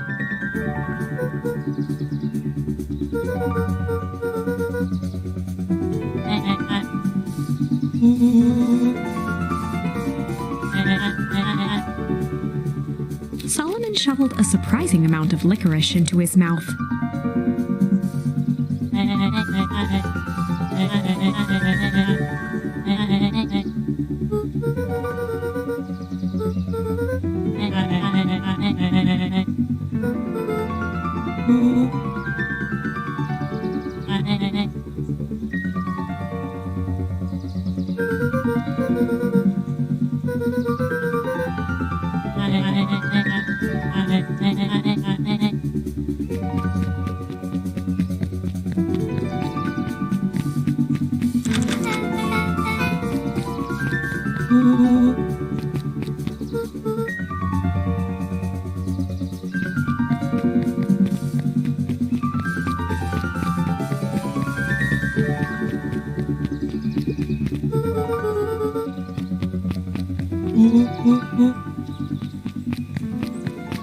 Beck cupped her hands on the glass to peek inside.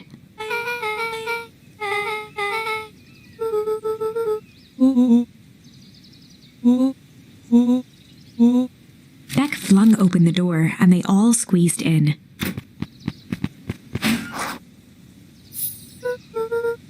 Luka cracked his knuckles and entered the letters into the keypad.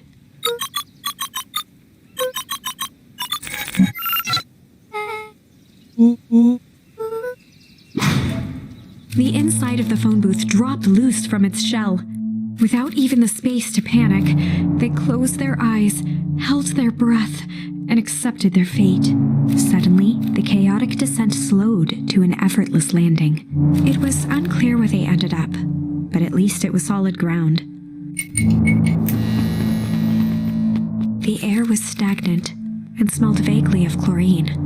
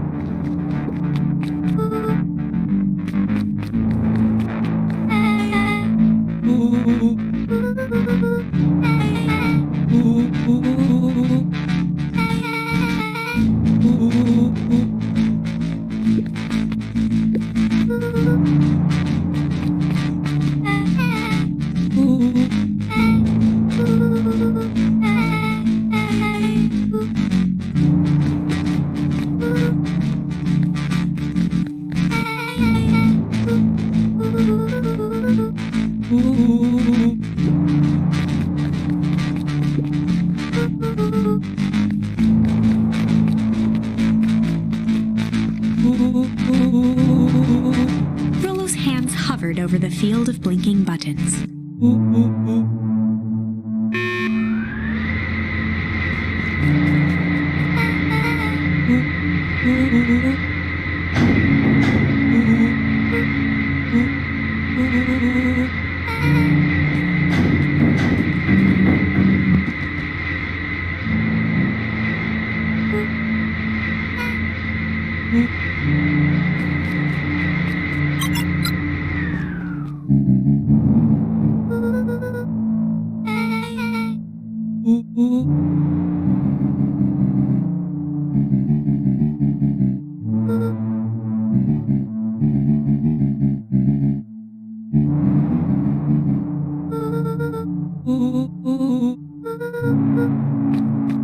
Joseph waited for a moment in silence.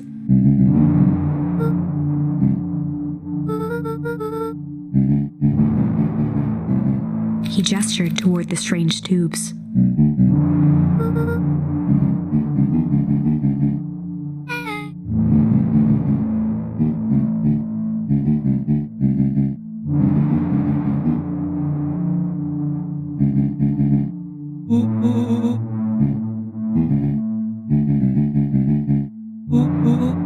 Nuncreed let out a growl of a sigh.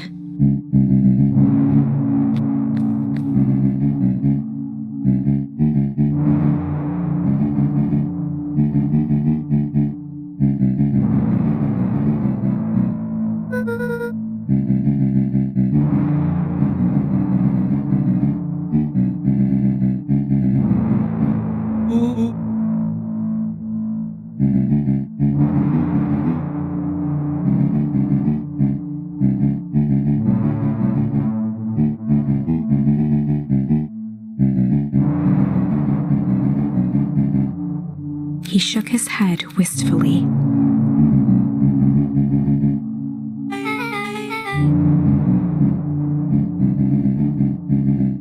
Nuncreed took a menacing step towards the children.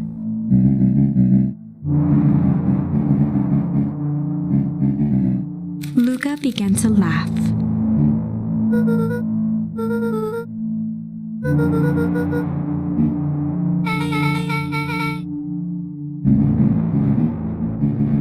The color drained from Nuncreed's face.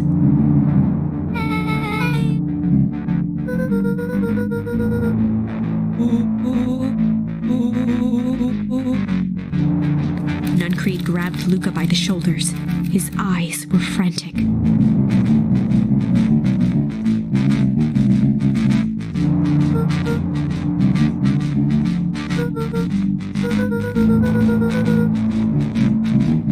A jolt of realization struck Mr. Nuncreed.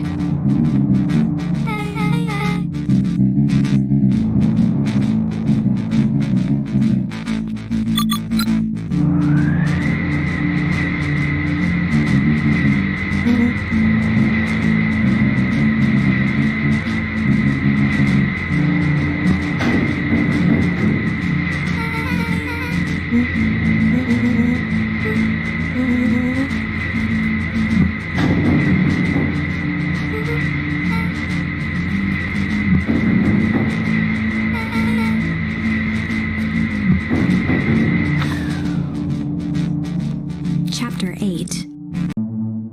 The Cold, Hard Truth. Beck leapt up, allowing the suction to yank her into the dark. Dimness eclipsed around her like the shutter of a camera as she seemed to cover great distance in mere moments. Her only points of reference were glints of upcoming turns, which approached with frightening speed, only to carry her gracefully along. She heard the tinny, distant echoes of Rollo's glee. Once she stopped fighting against it, the ride was impossibly smooth. Then, all of a sudden, as if minutes had passed in an instant, light blazed into view. A burst of wintry air snuffed across her face, and she was flung out into the cold.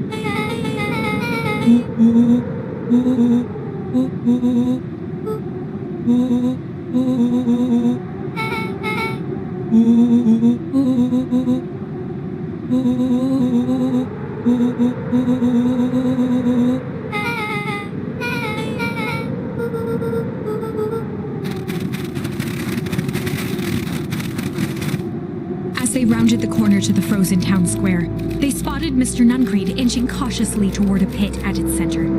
He held his arms out gingerly, as if approaching a beast in the wild.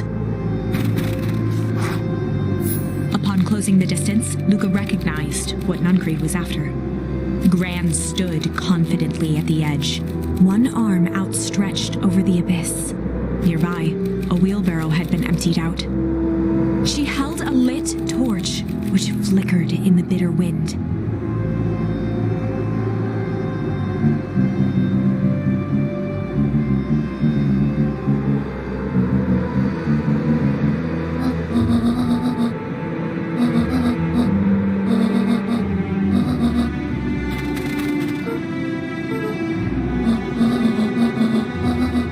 Mr. Nuncreed turned back toward the kids, desperation in his eyes.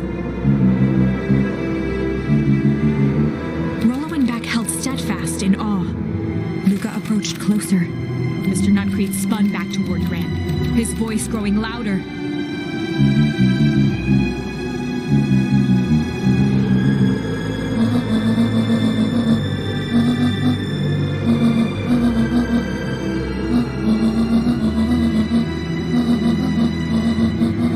Mr. Nuncreed winced with anguish. His voice hardened.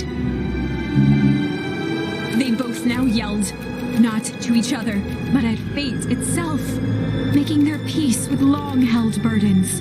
The wind howled with encouragement.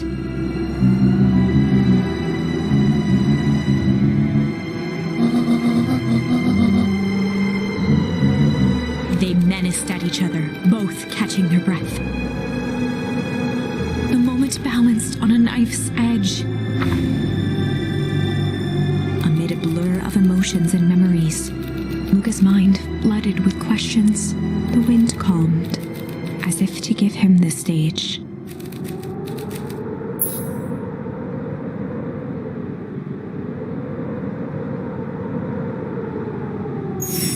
And in the stillness, he began to weep.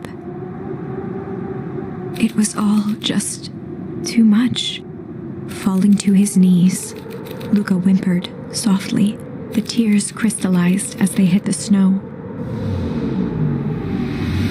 Gran stared at Luka for a moment with warm sympathy, remembering why this was all necessary. She stiffened up and brandished the torch at Mr. Nuncreed.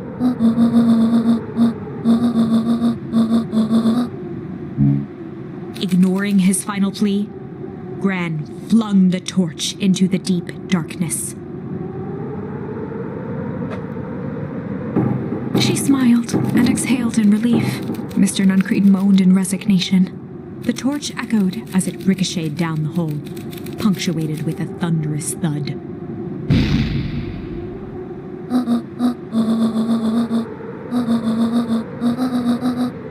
Before Gran could finish, the ground shook her to silence.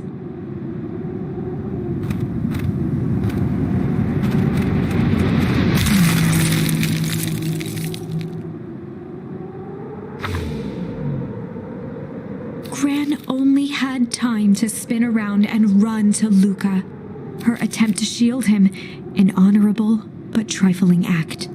Unflinching love, pitted against an unthinking horror, there was no contest. Her warm embrace froze in an instant.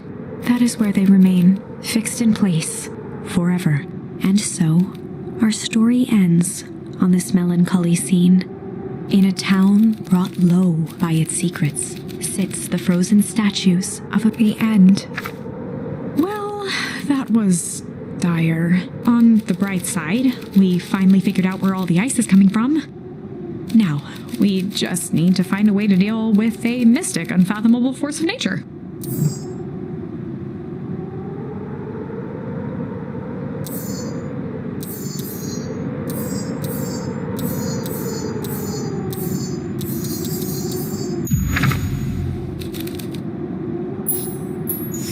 And in the stillness, he began to hum.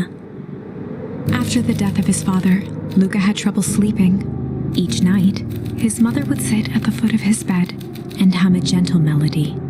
It was the only thing that could calm his mind. The only thing that, however briefly, could make it all seem okay. That melody pervaded every memory Luka had of his mother. Shivering in the raw snow, he began to hum it out loud.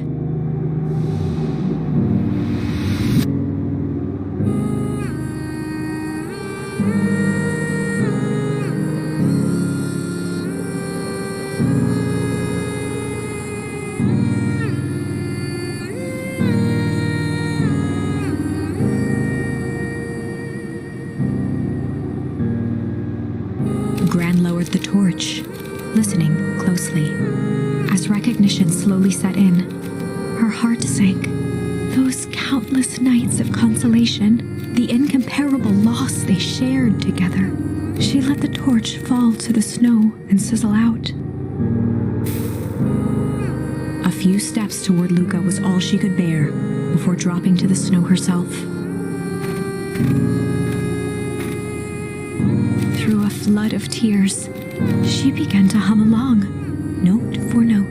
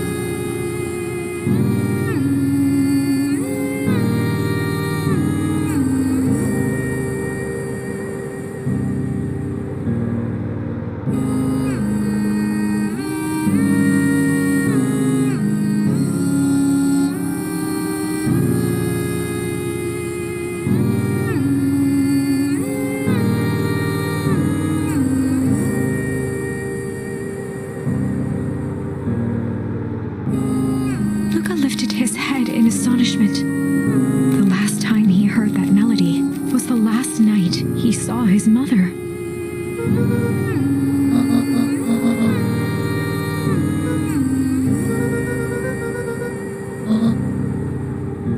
Luka blinked through blurry, watery eyes, trying to see more clearly. He could just make out the impression of a familiar face.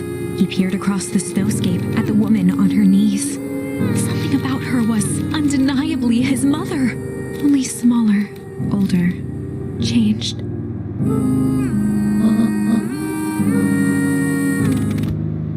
Luka sprinted as fast as he could toward his mother. They held each other close, and the cold retreated from their bodies.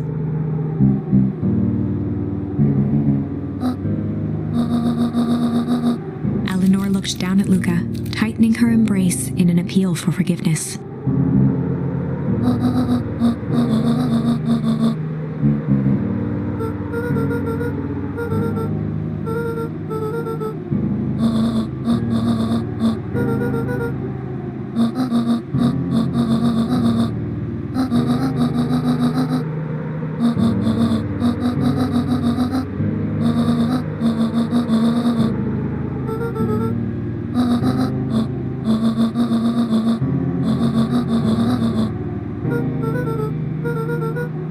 Joseph slumped into the cold, wet snow.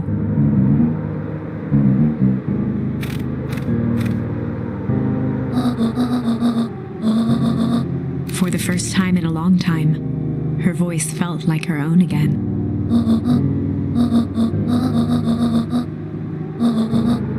Luka gazed down at Nuncreed with pity. He looked small. Joseph stared into the snow, as if searching it for answers.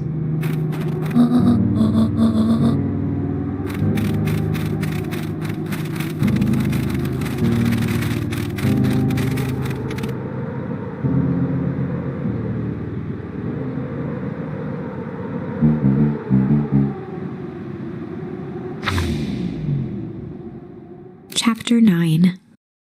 The Devil You Know. 7 months ago.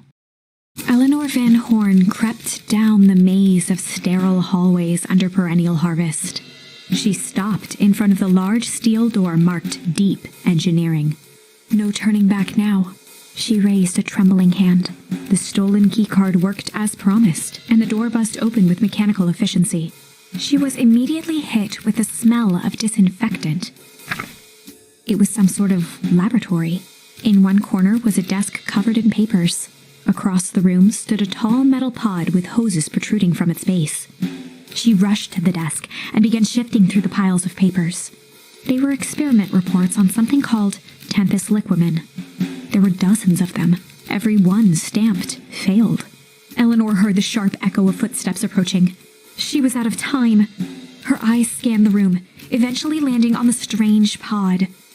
Muttering a curse under her breath, she dashed over and dove inside.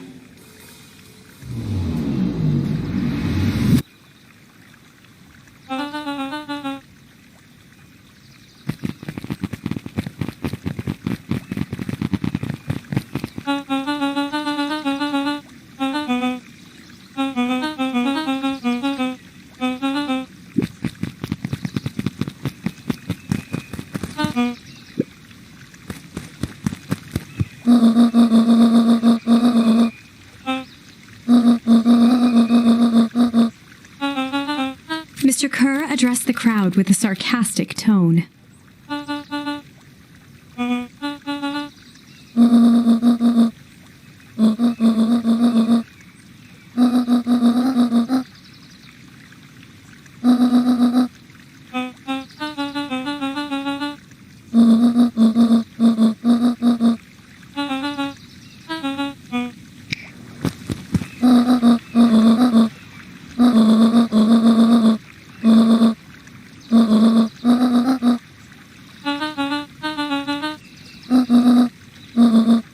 Whispers filtered through the crowd.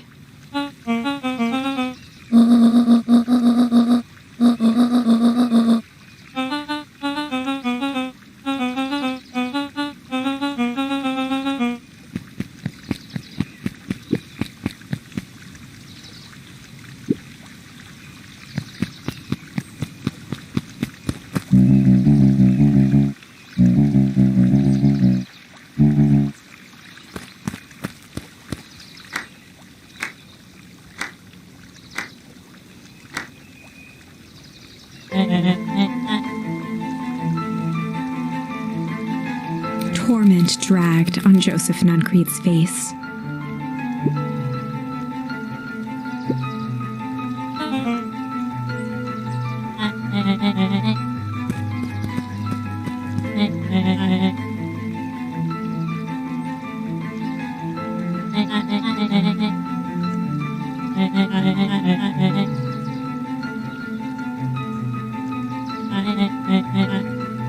He paused for a moment, plucking a piece of fuzz from his sweater and discarding it to the ground.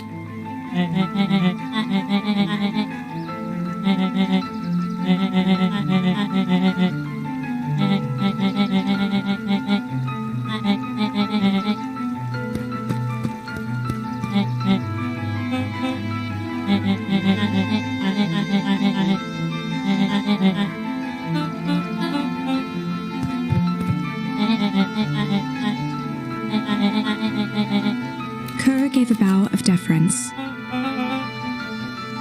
Gasps rippled through the crowd.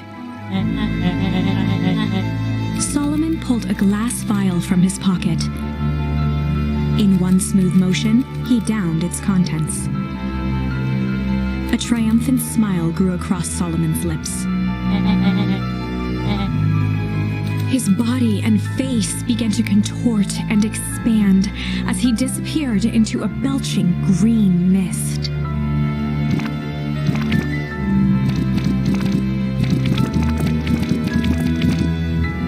A hushed horror gripped the crowd. This is a story about change.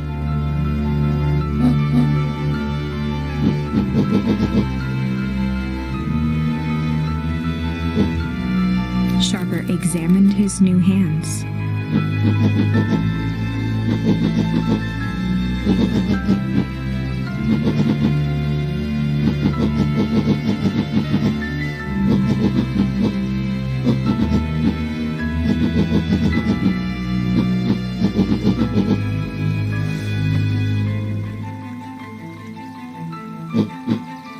Sharper choked out a crude squawk of a laugh.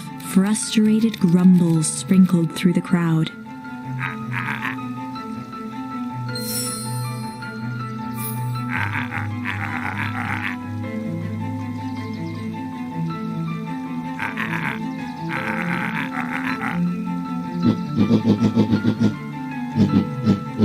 William Kerr gave a subtle nod to the clipboards.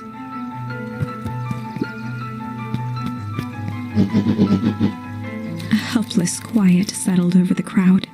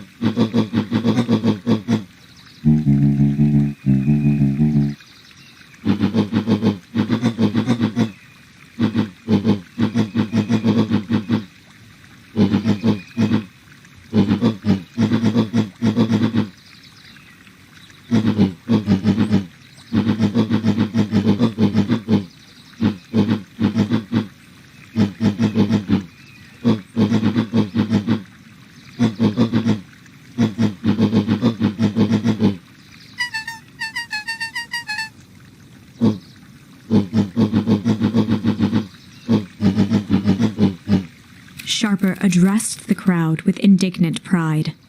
He'd planned this moment for so long that now, at the deed's fruition, it almost felt frivolous.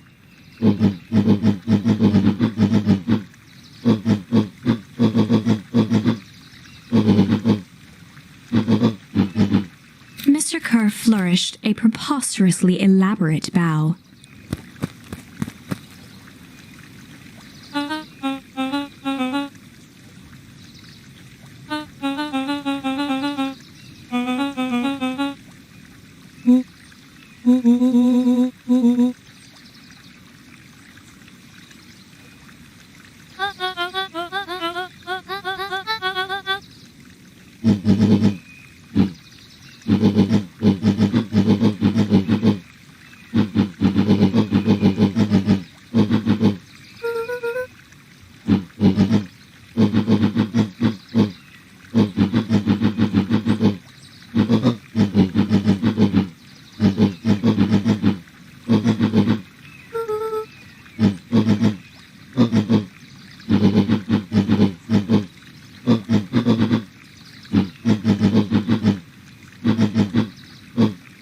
Sharper coughed up one final laugh and cracked his knuckles.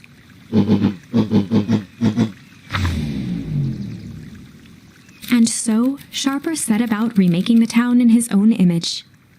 The fertilizer factory soon reopened for business. Sales rose steadily as more and more farmers across the countryside began to swear by its miraculous property. Beacon Pines became famous. A secretive town that, for the right price, shared its gifts with all. Gifts that became more and more necessary in a world where winters grew longer and longer. The end. This is wrong, but things are becoming clearer now. You can feel it, right? We can't let Sharper win. He might just be the key to this whole thing. Let's see.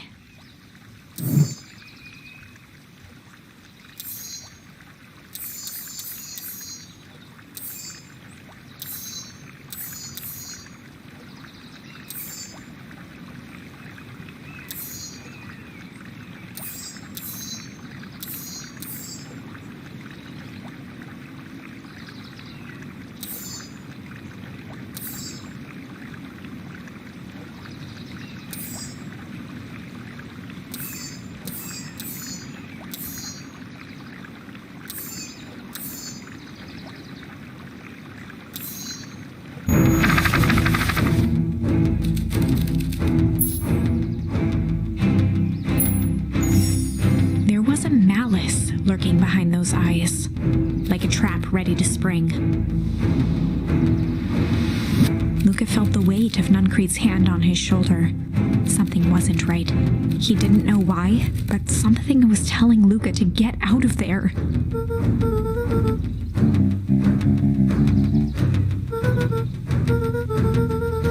Luka twisted free of Nuncreed's grasp.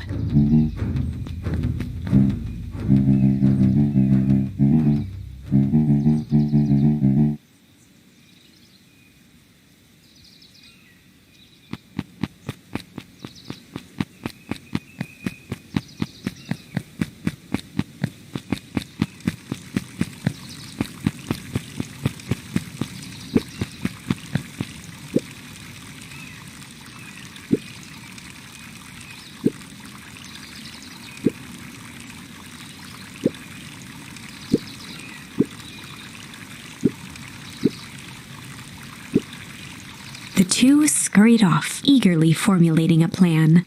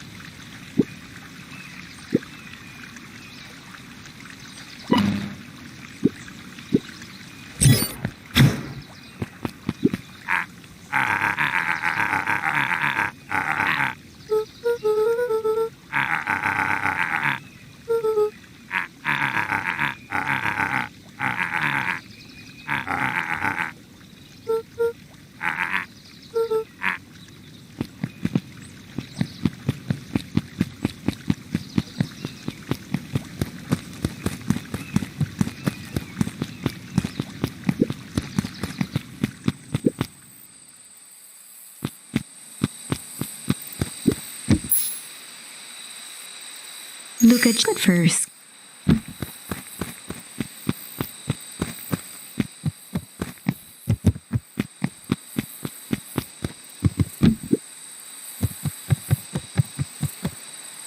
He aired a long holler into the woods.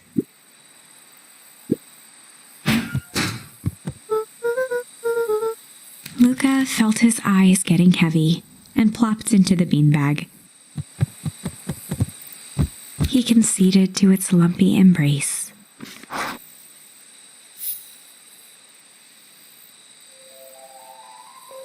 Once again, Luka found himself in a vast black expanse. This time, he knew exactly where to go. He took a single confident step forward.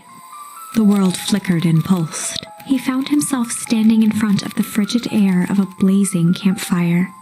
The source. He plopped down cross-legged and gazed into the cold flame, waiting. Soon enough, the fire began to die out, popping sporadically, until all that was left was a single ember. Luka stood up and dusted himself off. He plucked the glowing ember from the cold ash, examined it, and slid it into his pocket. A keepsake. The voice of his father spoke behind him. "You made me proud, Buckaroo." Luka turned to face him. "Dad, what is this place?" A warm grin grew across his father's face. "A place where everything that has been and everything that could be all wait together." Luka found himself staring at his father's face, trying as hard as he could to memorize every single detail. Wait? For what? Another voice spoke out as Luka's doppelganger stepped forward. "That's up to you." Without knowing why, Luka began to weep. Is any of this real? Are you real?" Luka's father bent down to smudge away a tear. "Of course. I'm as real as the part of you that misses me." Luka turned to look at the older version of himself. "And you?" The doppelganger choked back tears. "I'm as real as the part of you that's angry he's gone. Does that make sense?" Through his tears, Luka laughed. "I think so." His father pulled him in for an embrace. "Time to go, Buckaroo." Luka was startled from his dream by a banging on the floor. A commanding voice rumbled from below. Just as Luka sprang to lock the entry hatch, the door knocked open. Chapter 5. Dangers big and small. Luka stumbled back. He heard the rope ladder creak under significant weight. Keeping his eyes fixed on the hatch, he inched backward to the balcony. As his hand grasped the door handle, Luka froze. A large figure clumsily wriggled up through the hole.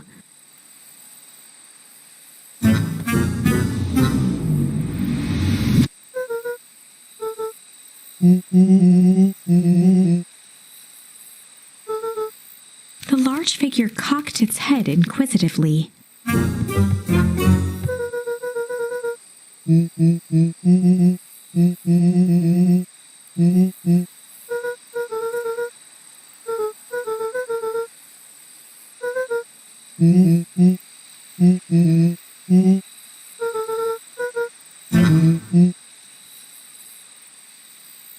Luka's jaw dropped.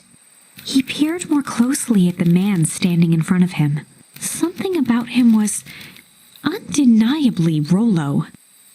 Only bigger, older, changed.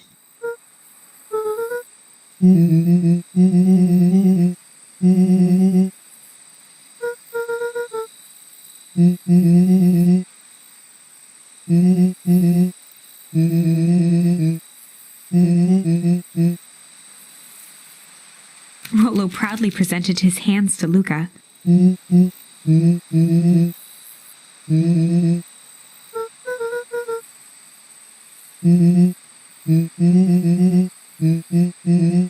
Luka moved to the side and pointed Rollo to his reflection in the balcony window. His hands shot up to his face.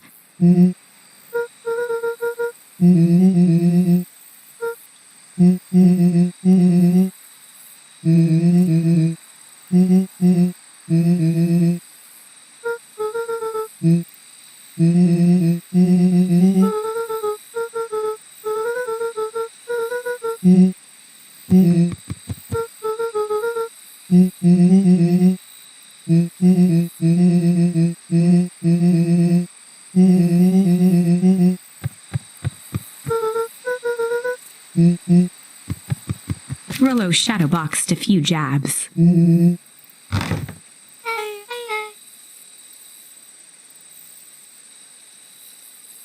With a yelp, Rollo dove behind Luka.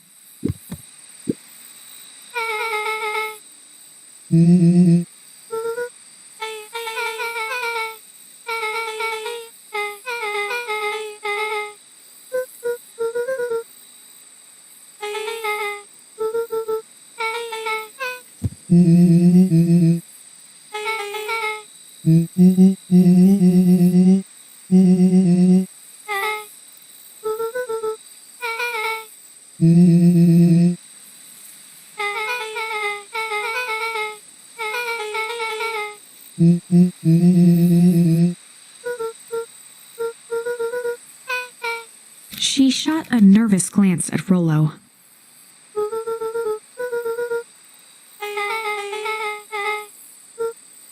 Beck's eyes narrowed.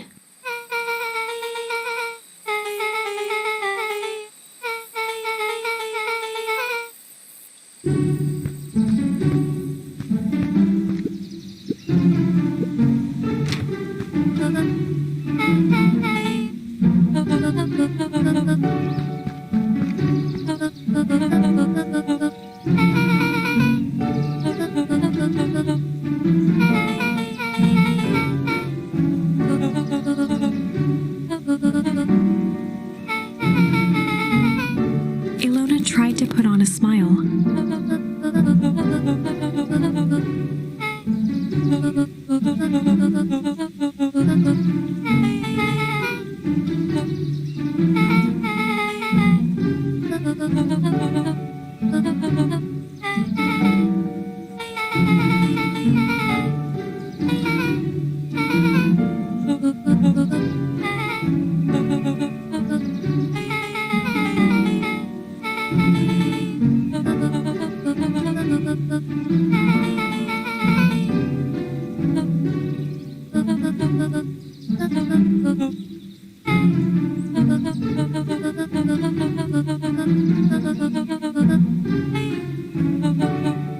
She sighed, and after a moment, looked down at Beck sympathetically.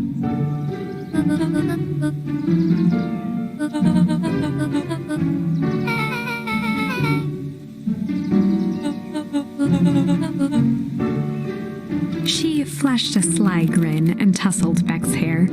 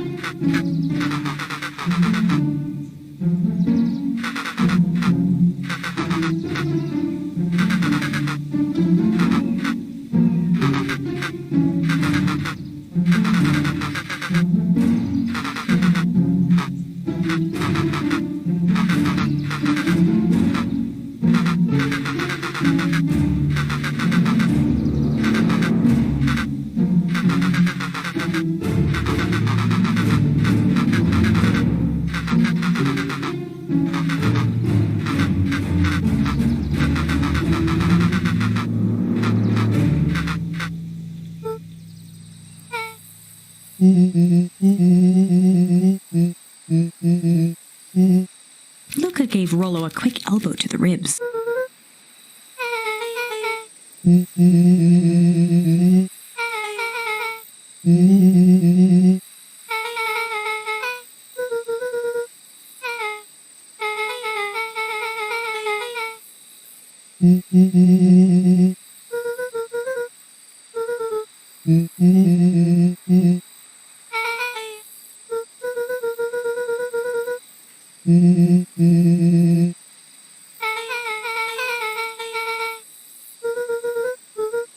Beck flicked a large sheet of paper out of her pocket and slammed it on the floor.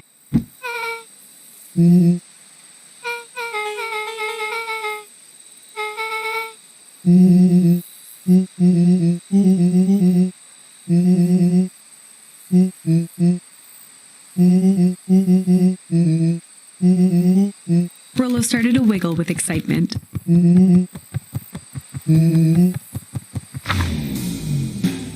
Chapter 6. The Heist. They spent the night's end huddled around that small map, formulating a plan to infiltrate the headquarters of Perennial Harvest.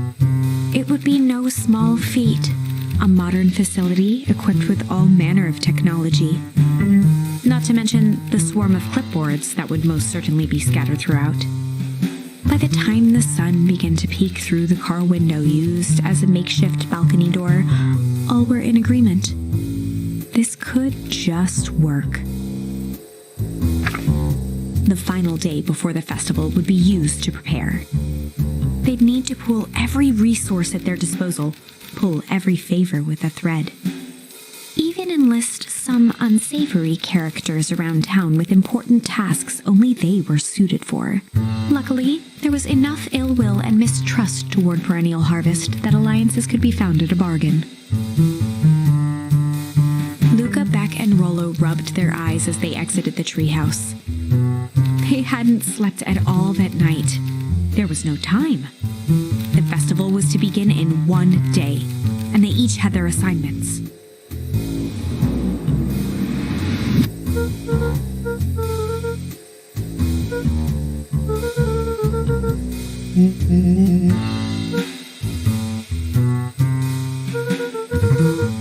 He waved vaguely at Rollo's sizable figure. Beck snorted an involuntary giggle.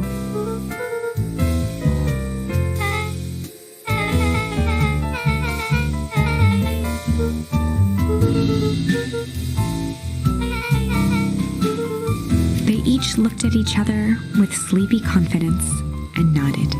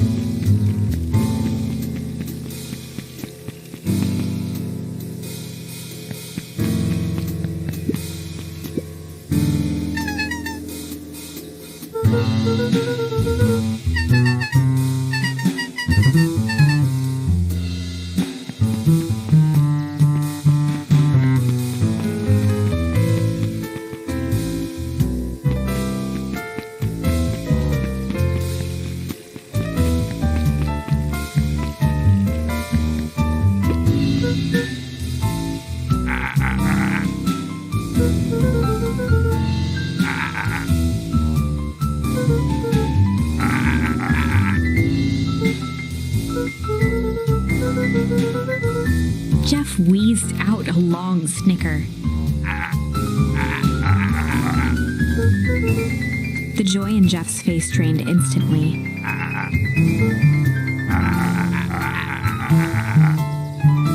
Looking into the sullen eyes of his would-be accomplice, Luka blurted out the first word that came to mind.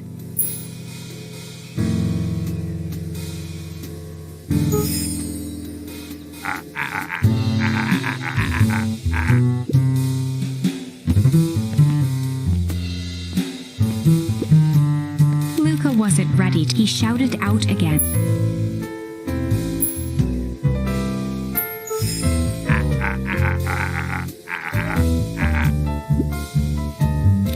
hardware closed down. The effects of the foul harvest when there are no crops in the field.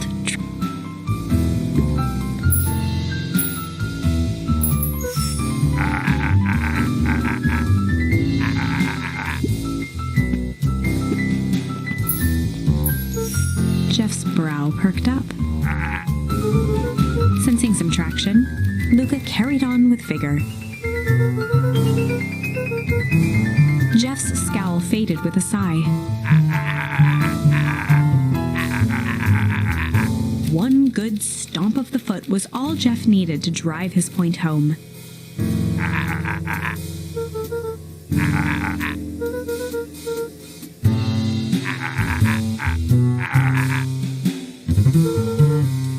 Luka offered out his open hand to seal the with a firm and dusty grip. Jeff reciprocated.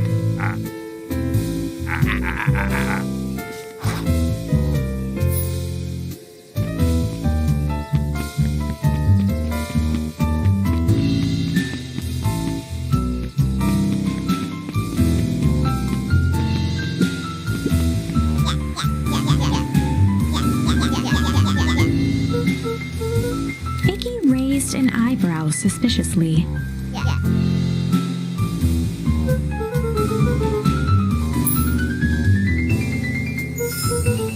Iggy gave a reluctant shrug.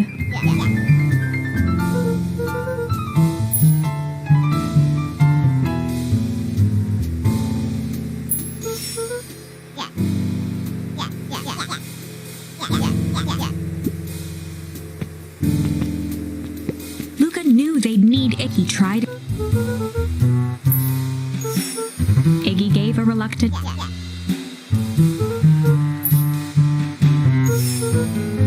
Iggy considered the point.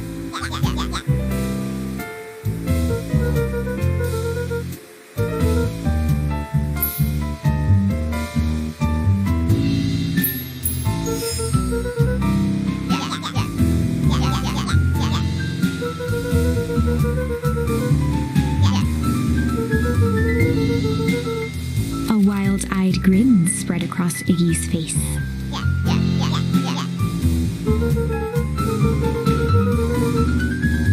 Iggy glanced over to Tish, who nodded in agreement.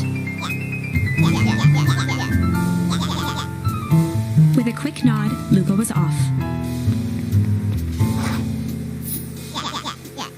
Iggy gazed up at Tish with a smile. A single tear ran down Tish's cheek.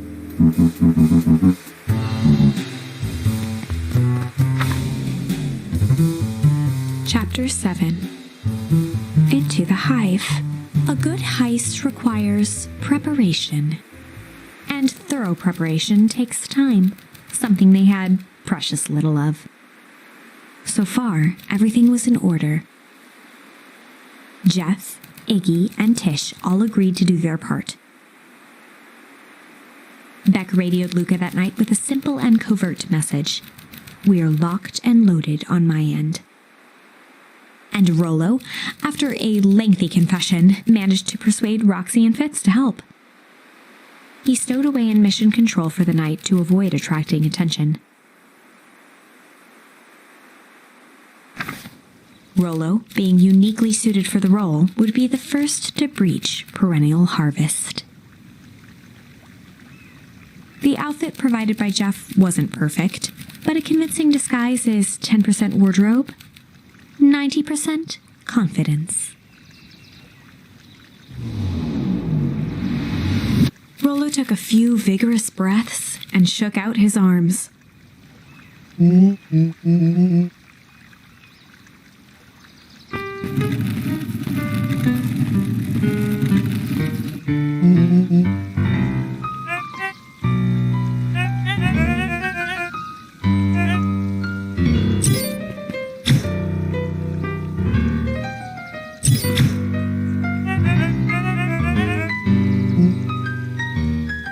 He had to think quick.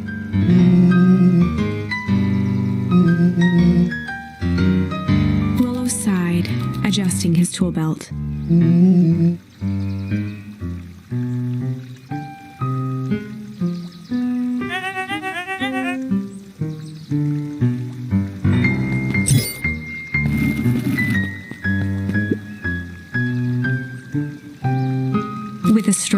mustache, Rollo proceeded into the Perennial Harvest headquarters.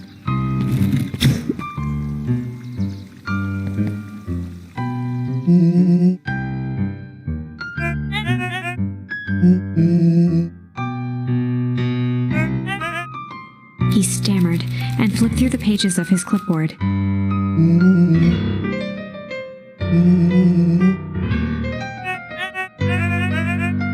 Rollo interrupted with urgency in his voice.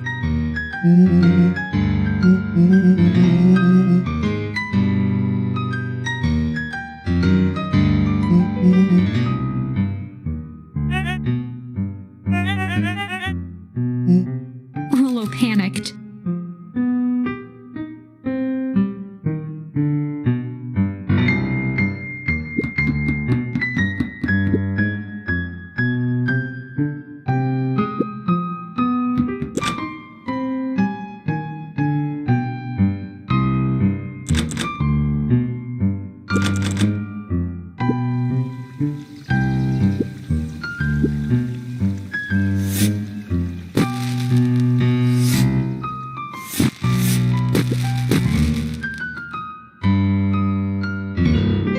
The distraction was enough for Rollo to regain his confidence. The clipboard fumbled around in a frenzy.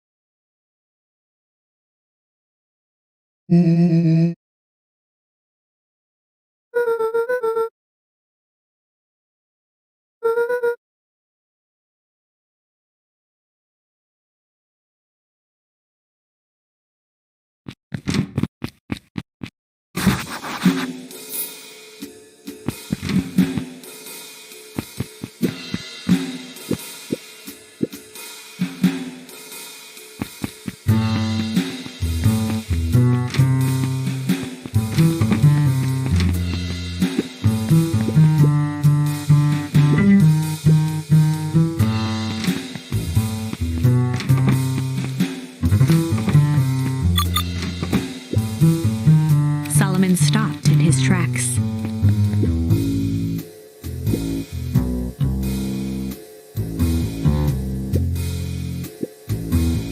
A veneer of confusion flashed across Solomon's face.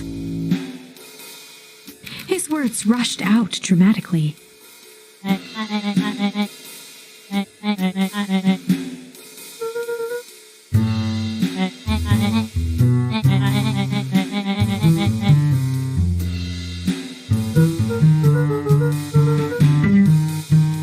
Solomon's facade briefly faltered.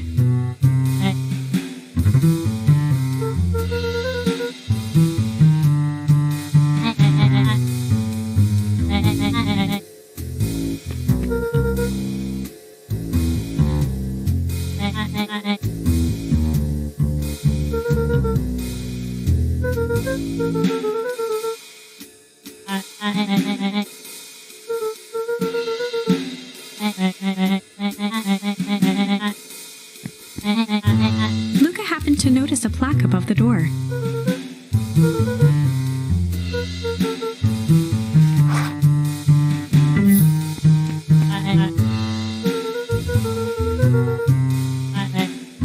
Luka tried the handle. Solomon leaned forward to examine the mechanism.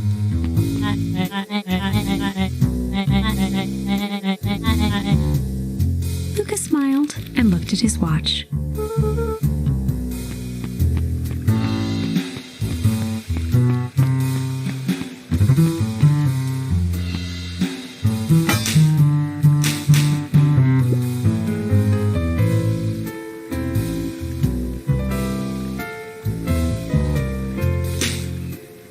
She mimed a quick hat tip and ambled off with a whistle.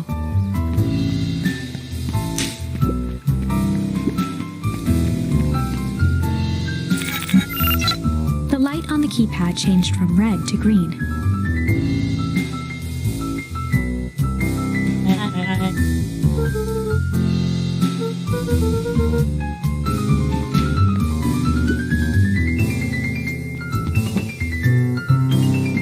Luka switched on his walkie-talkie.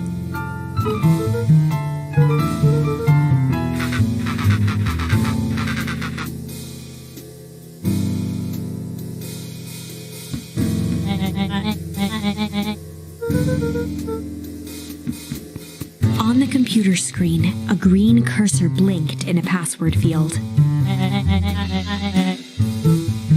Luka pecked out his best guess: underground secrets. The screen blinked to life. Columns of green numbers glowed on a black background.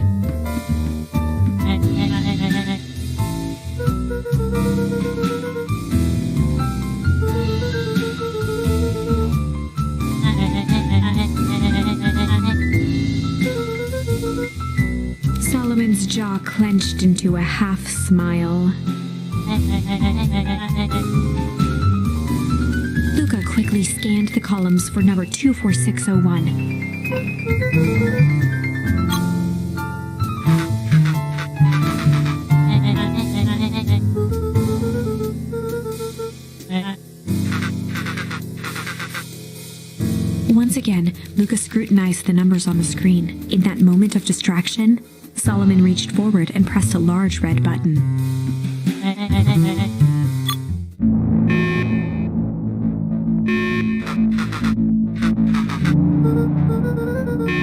He quickly skimmed the screen with his finger.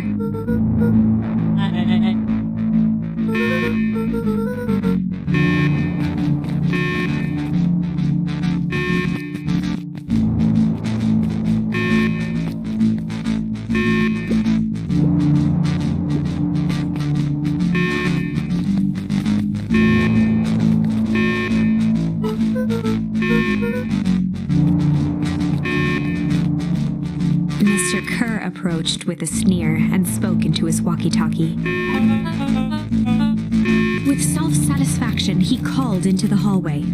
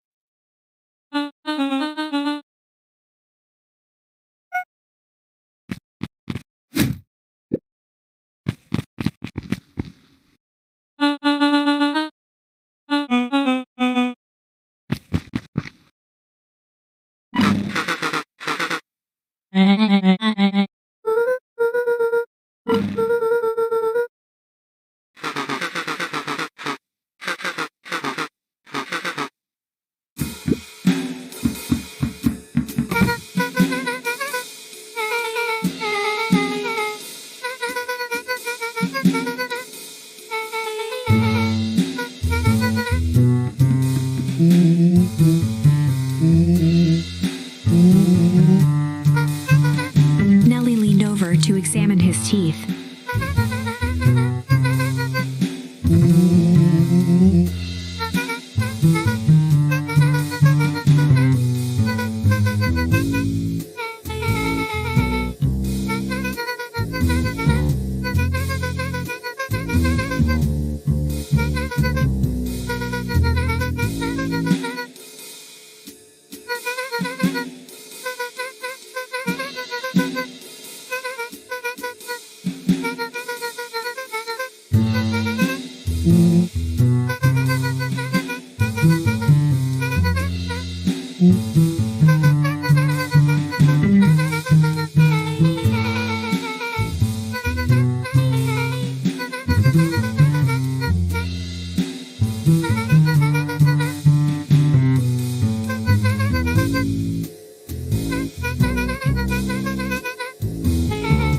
Nellie sighed.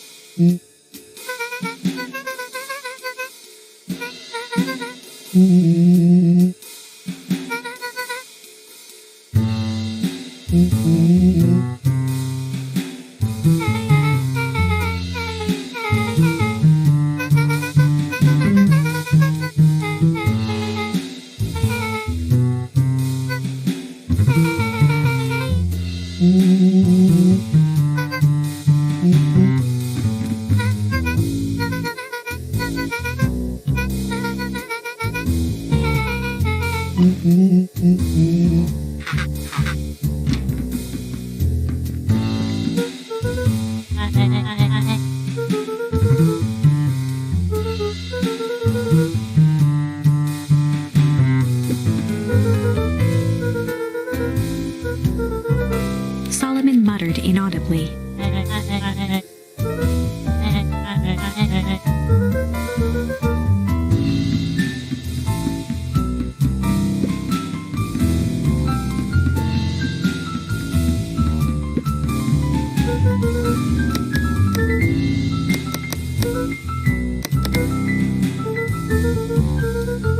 Solomon once again muttered.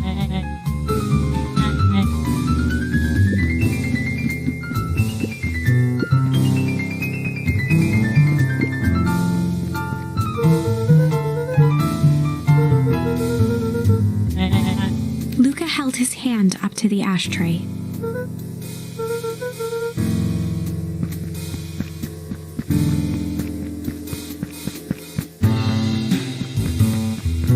Luka tugged on each of the cabinets.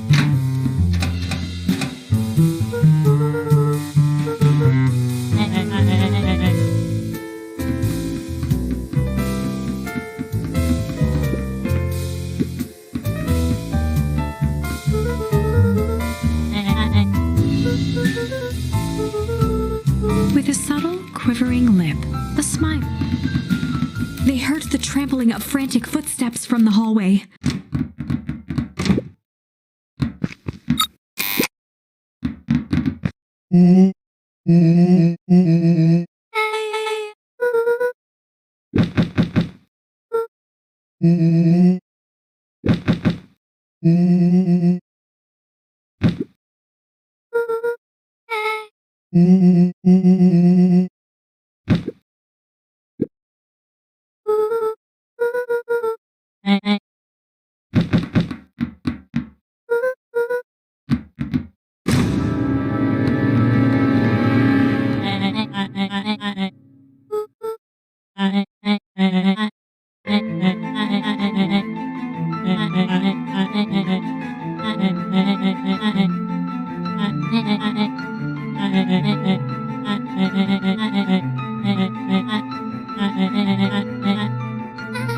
Her eyes searched the floor in thought. Solomon watched eagerly, waiting for the flicker of epiphany. With a sickened look, she peered into his soul. Solomon clapped with genuine delight.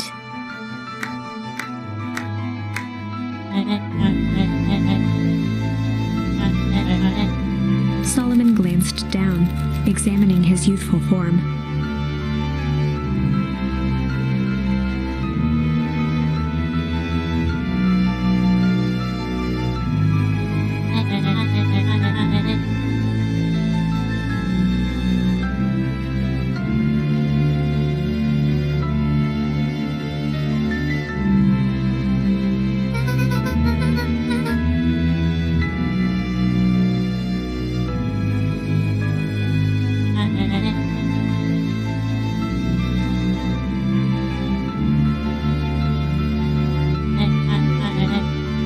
Presented it with a theatrical twirl of the hand.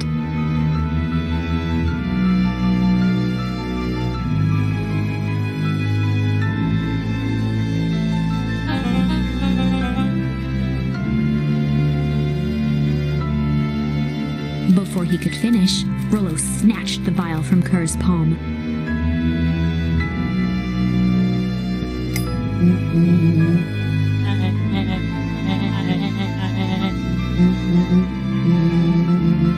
Rollo casually tossed the vial to Luka.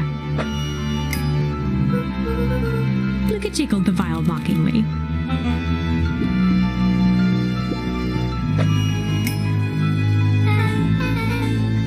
held it tightly behind her back. Solomon sighed, speaking in crisp, measured syllables.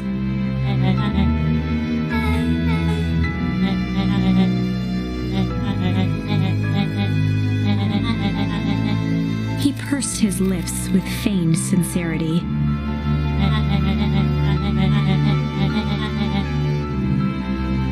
A deep uncertainty washed over Beck.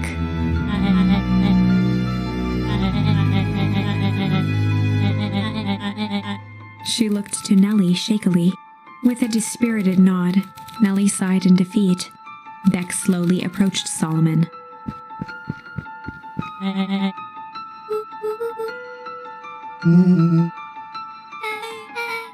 With apprehension, Beck conceded. Solomon pocketed the vial and brushed off his shoulder with a sharp flick.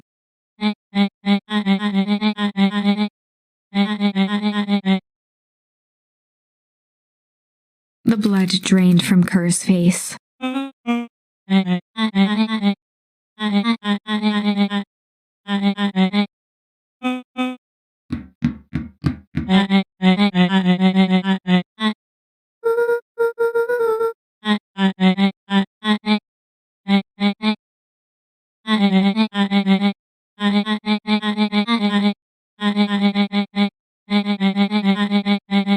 Solomon shook his head with gratification. A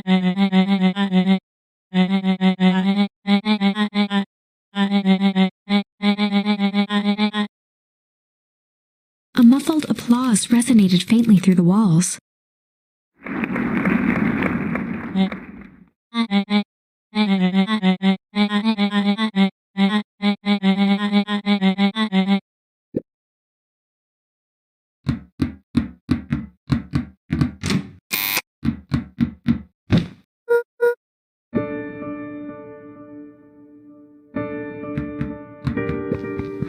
Nellie was staring at the floor, deep in thought.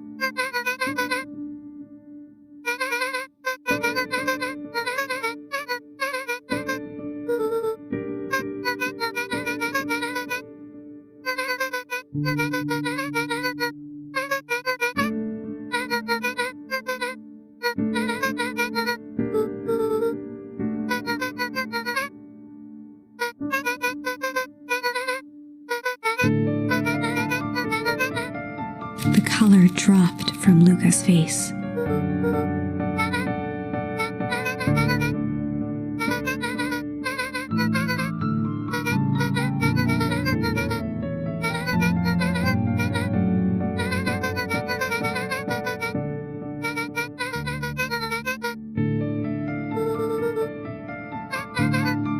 Luka was overwhelmed with emotion.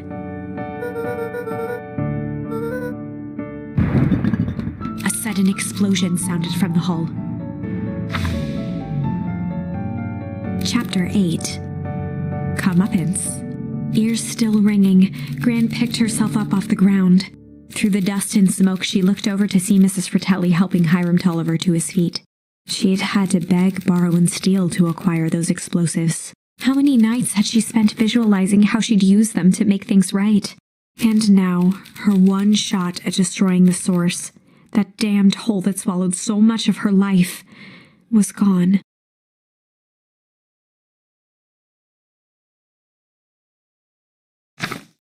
Traded for this jagged hole in a wall and a foolhardy shot at rescuing Rollo. With Fratelli and Tolliver at her side, she stepped through. It was a strange feeling. The last time she'd stalked this maze of hallways, it was in a different body. They quickly rounded a corner to find a group of clipboards guarding a door. Something worth guarding is probably something worth seeing. She leapt forward, brandishing her cane. If her last chance at vengeance for things lost was truly gone, she would just have to fight to keep what she still had.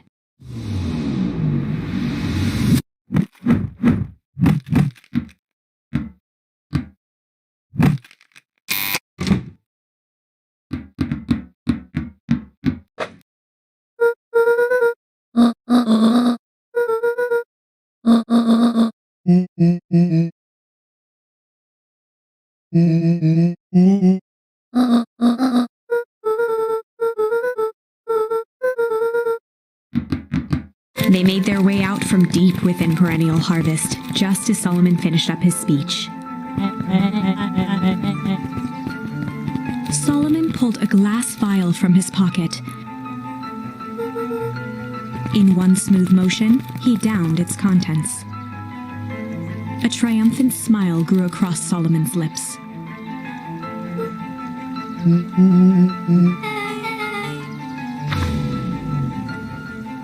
With a mischievous look, Beck elbowed Luka. "Remember when I had the vial behind my back?"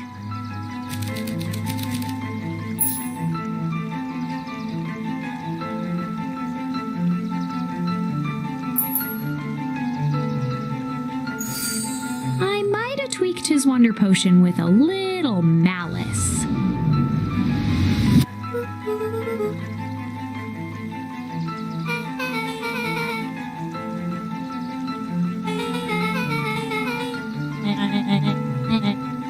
His body and face began to contort and expand as he disappeared into a belching green mist.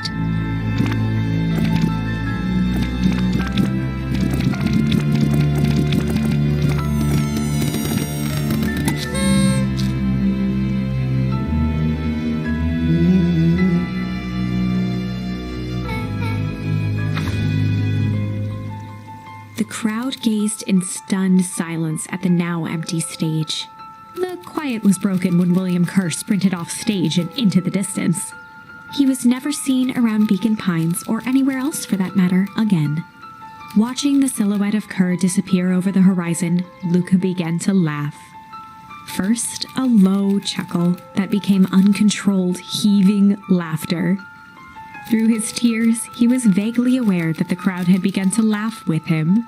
The end. That was unexpected. Perhaps a bit of an absurd ending for my taste, but who am I to say? I'm only writing the damn thing.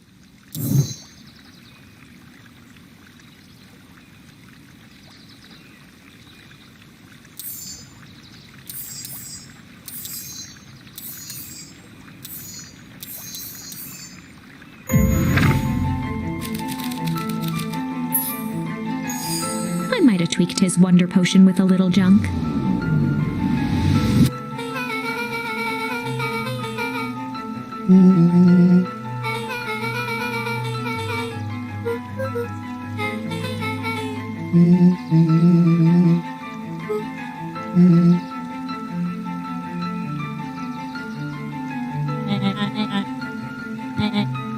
His body and face began to contort and expand as he disappeared into a belching green mist.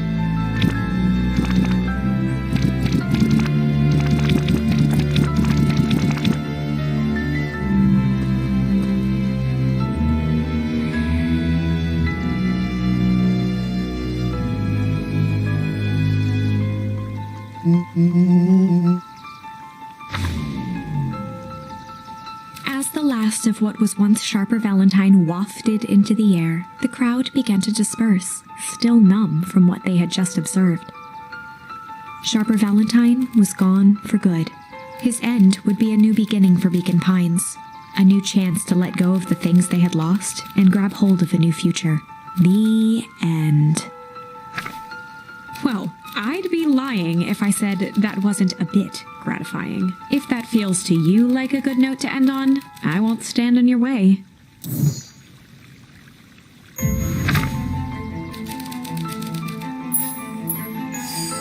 I might have tweaked his wonder potion with a little change.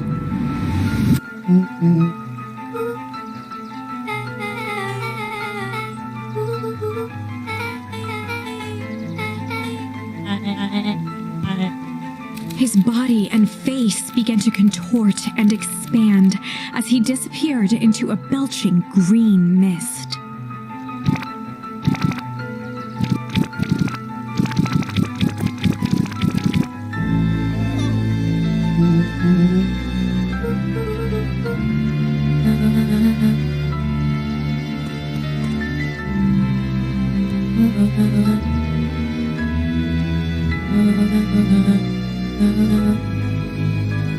Eris awkwardly cradled the squirming child.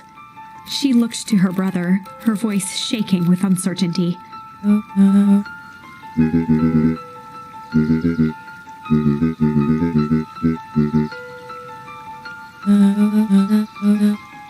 She looked back down at the infant with equal parts kindness and terror in her eyes. With a shake of her head, Eris addressed the crowd with a stern scowl.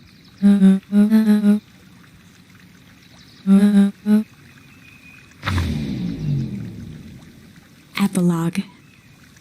Beacon Pines' coldest summer on record came and went without much fanfare. Folks shared what they had, and none were left wanting.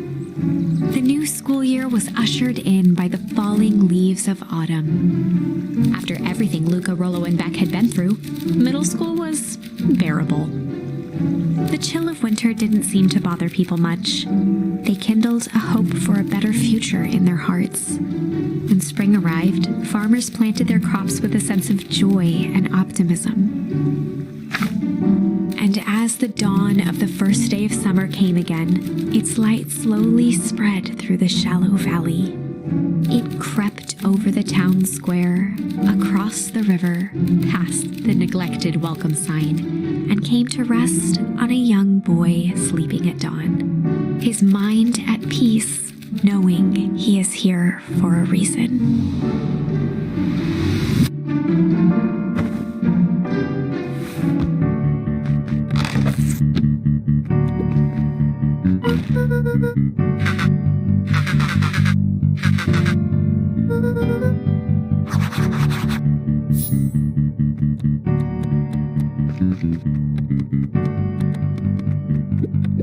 Over time, Eleanor began moving Walt's old things out of the closet and into storage. Eleanor had moved back into her bedroom, and now that she wasn't sneaking out late, she even slept there most nights.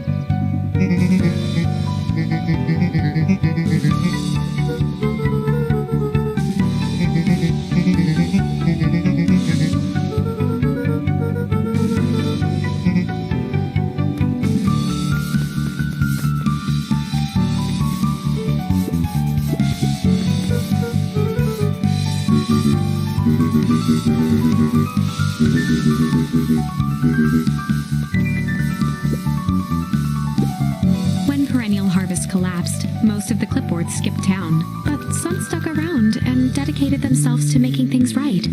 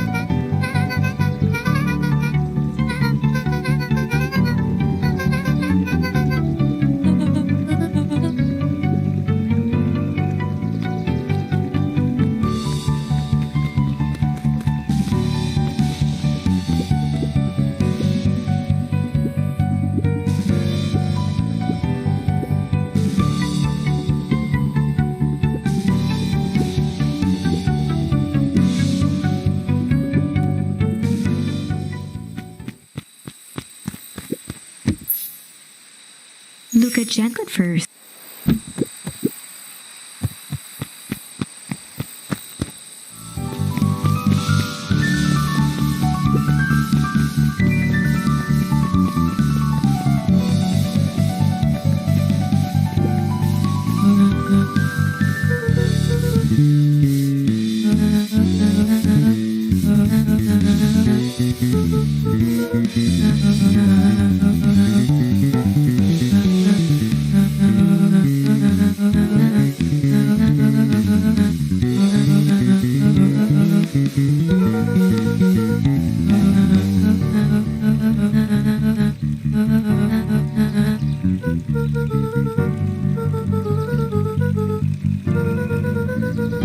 Eris did her best to ignore the tears welling in her eyes.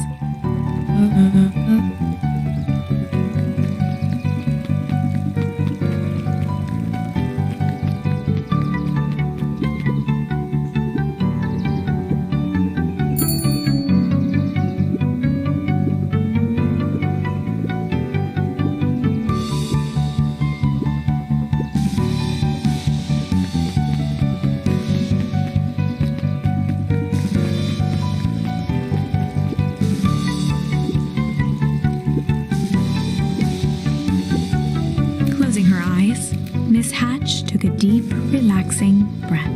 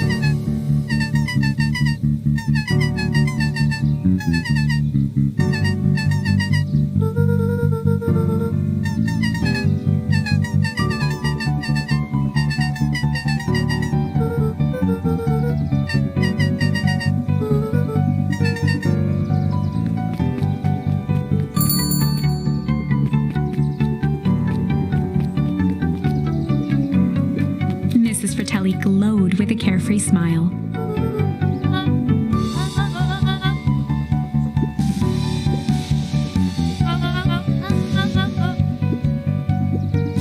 Mrs. Fratelli sighed with a zen-like calm.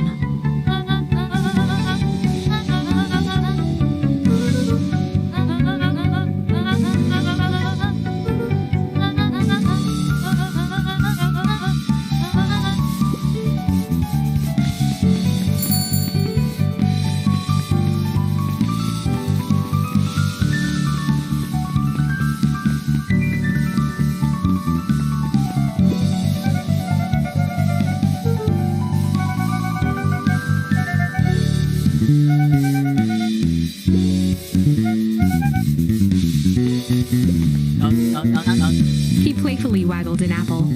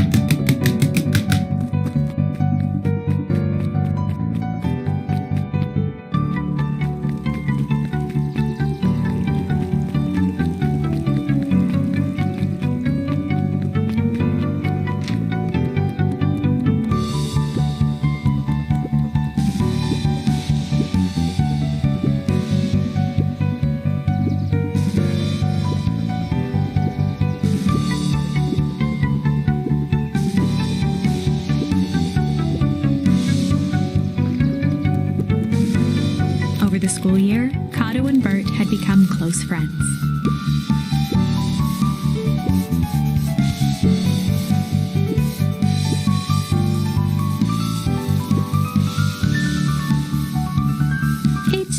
apparently went on like this for quite some time.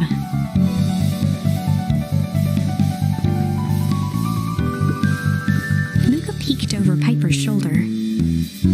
Laid stealthily inside a large volume of mathematics was the first issue of Hank Atomic.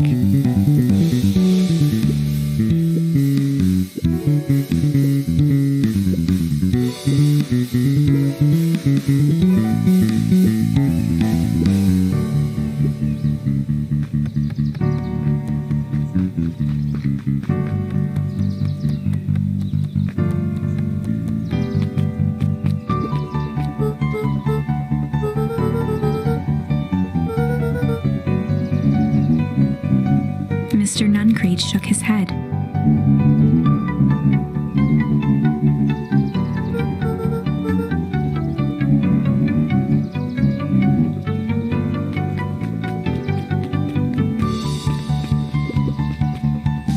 With perennial harvest gone, the transportation tubes were left unused.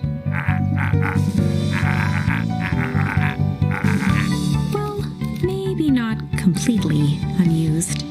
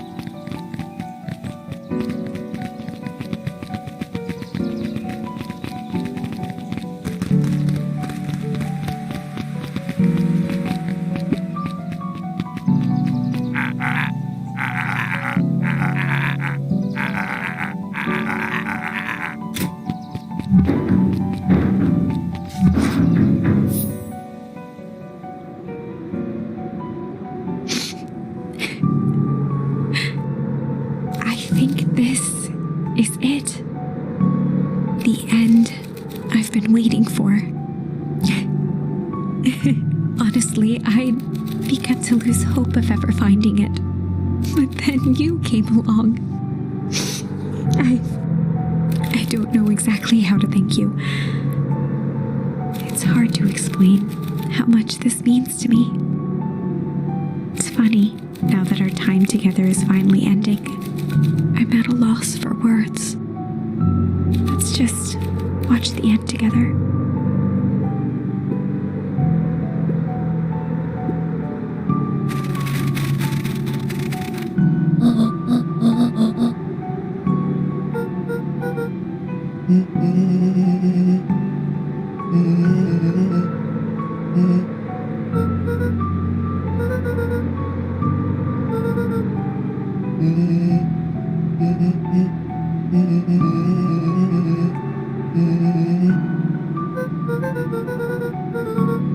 Mm-hmm.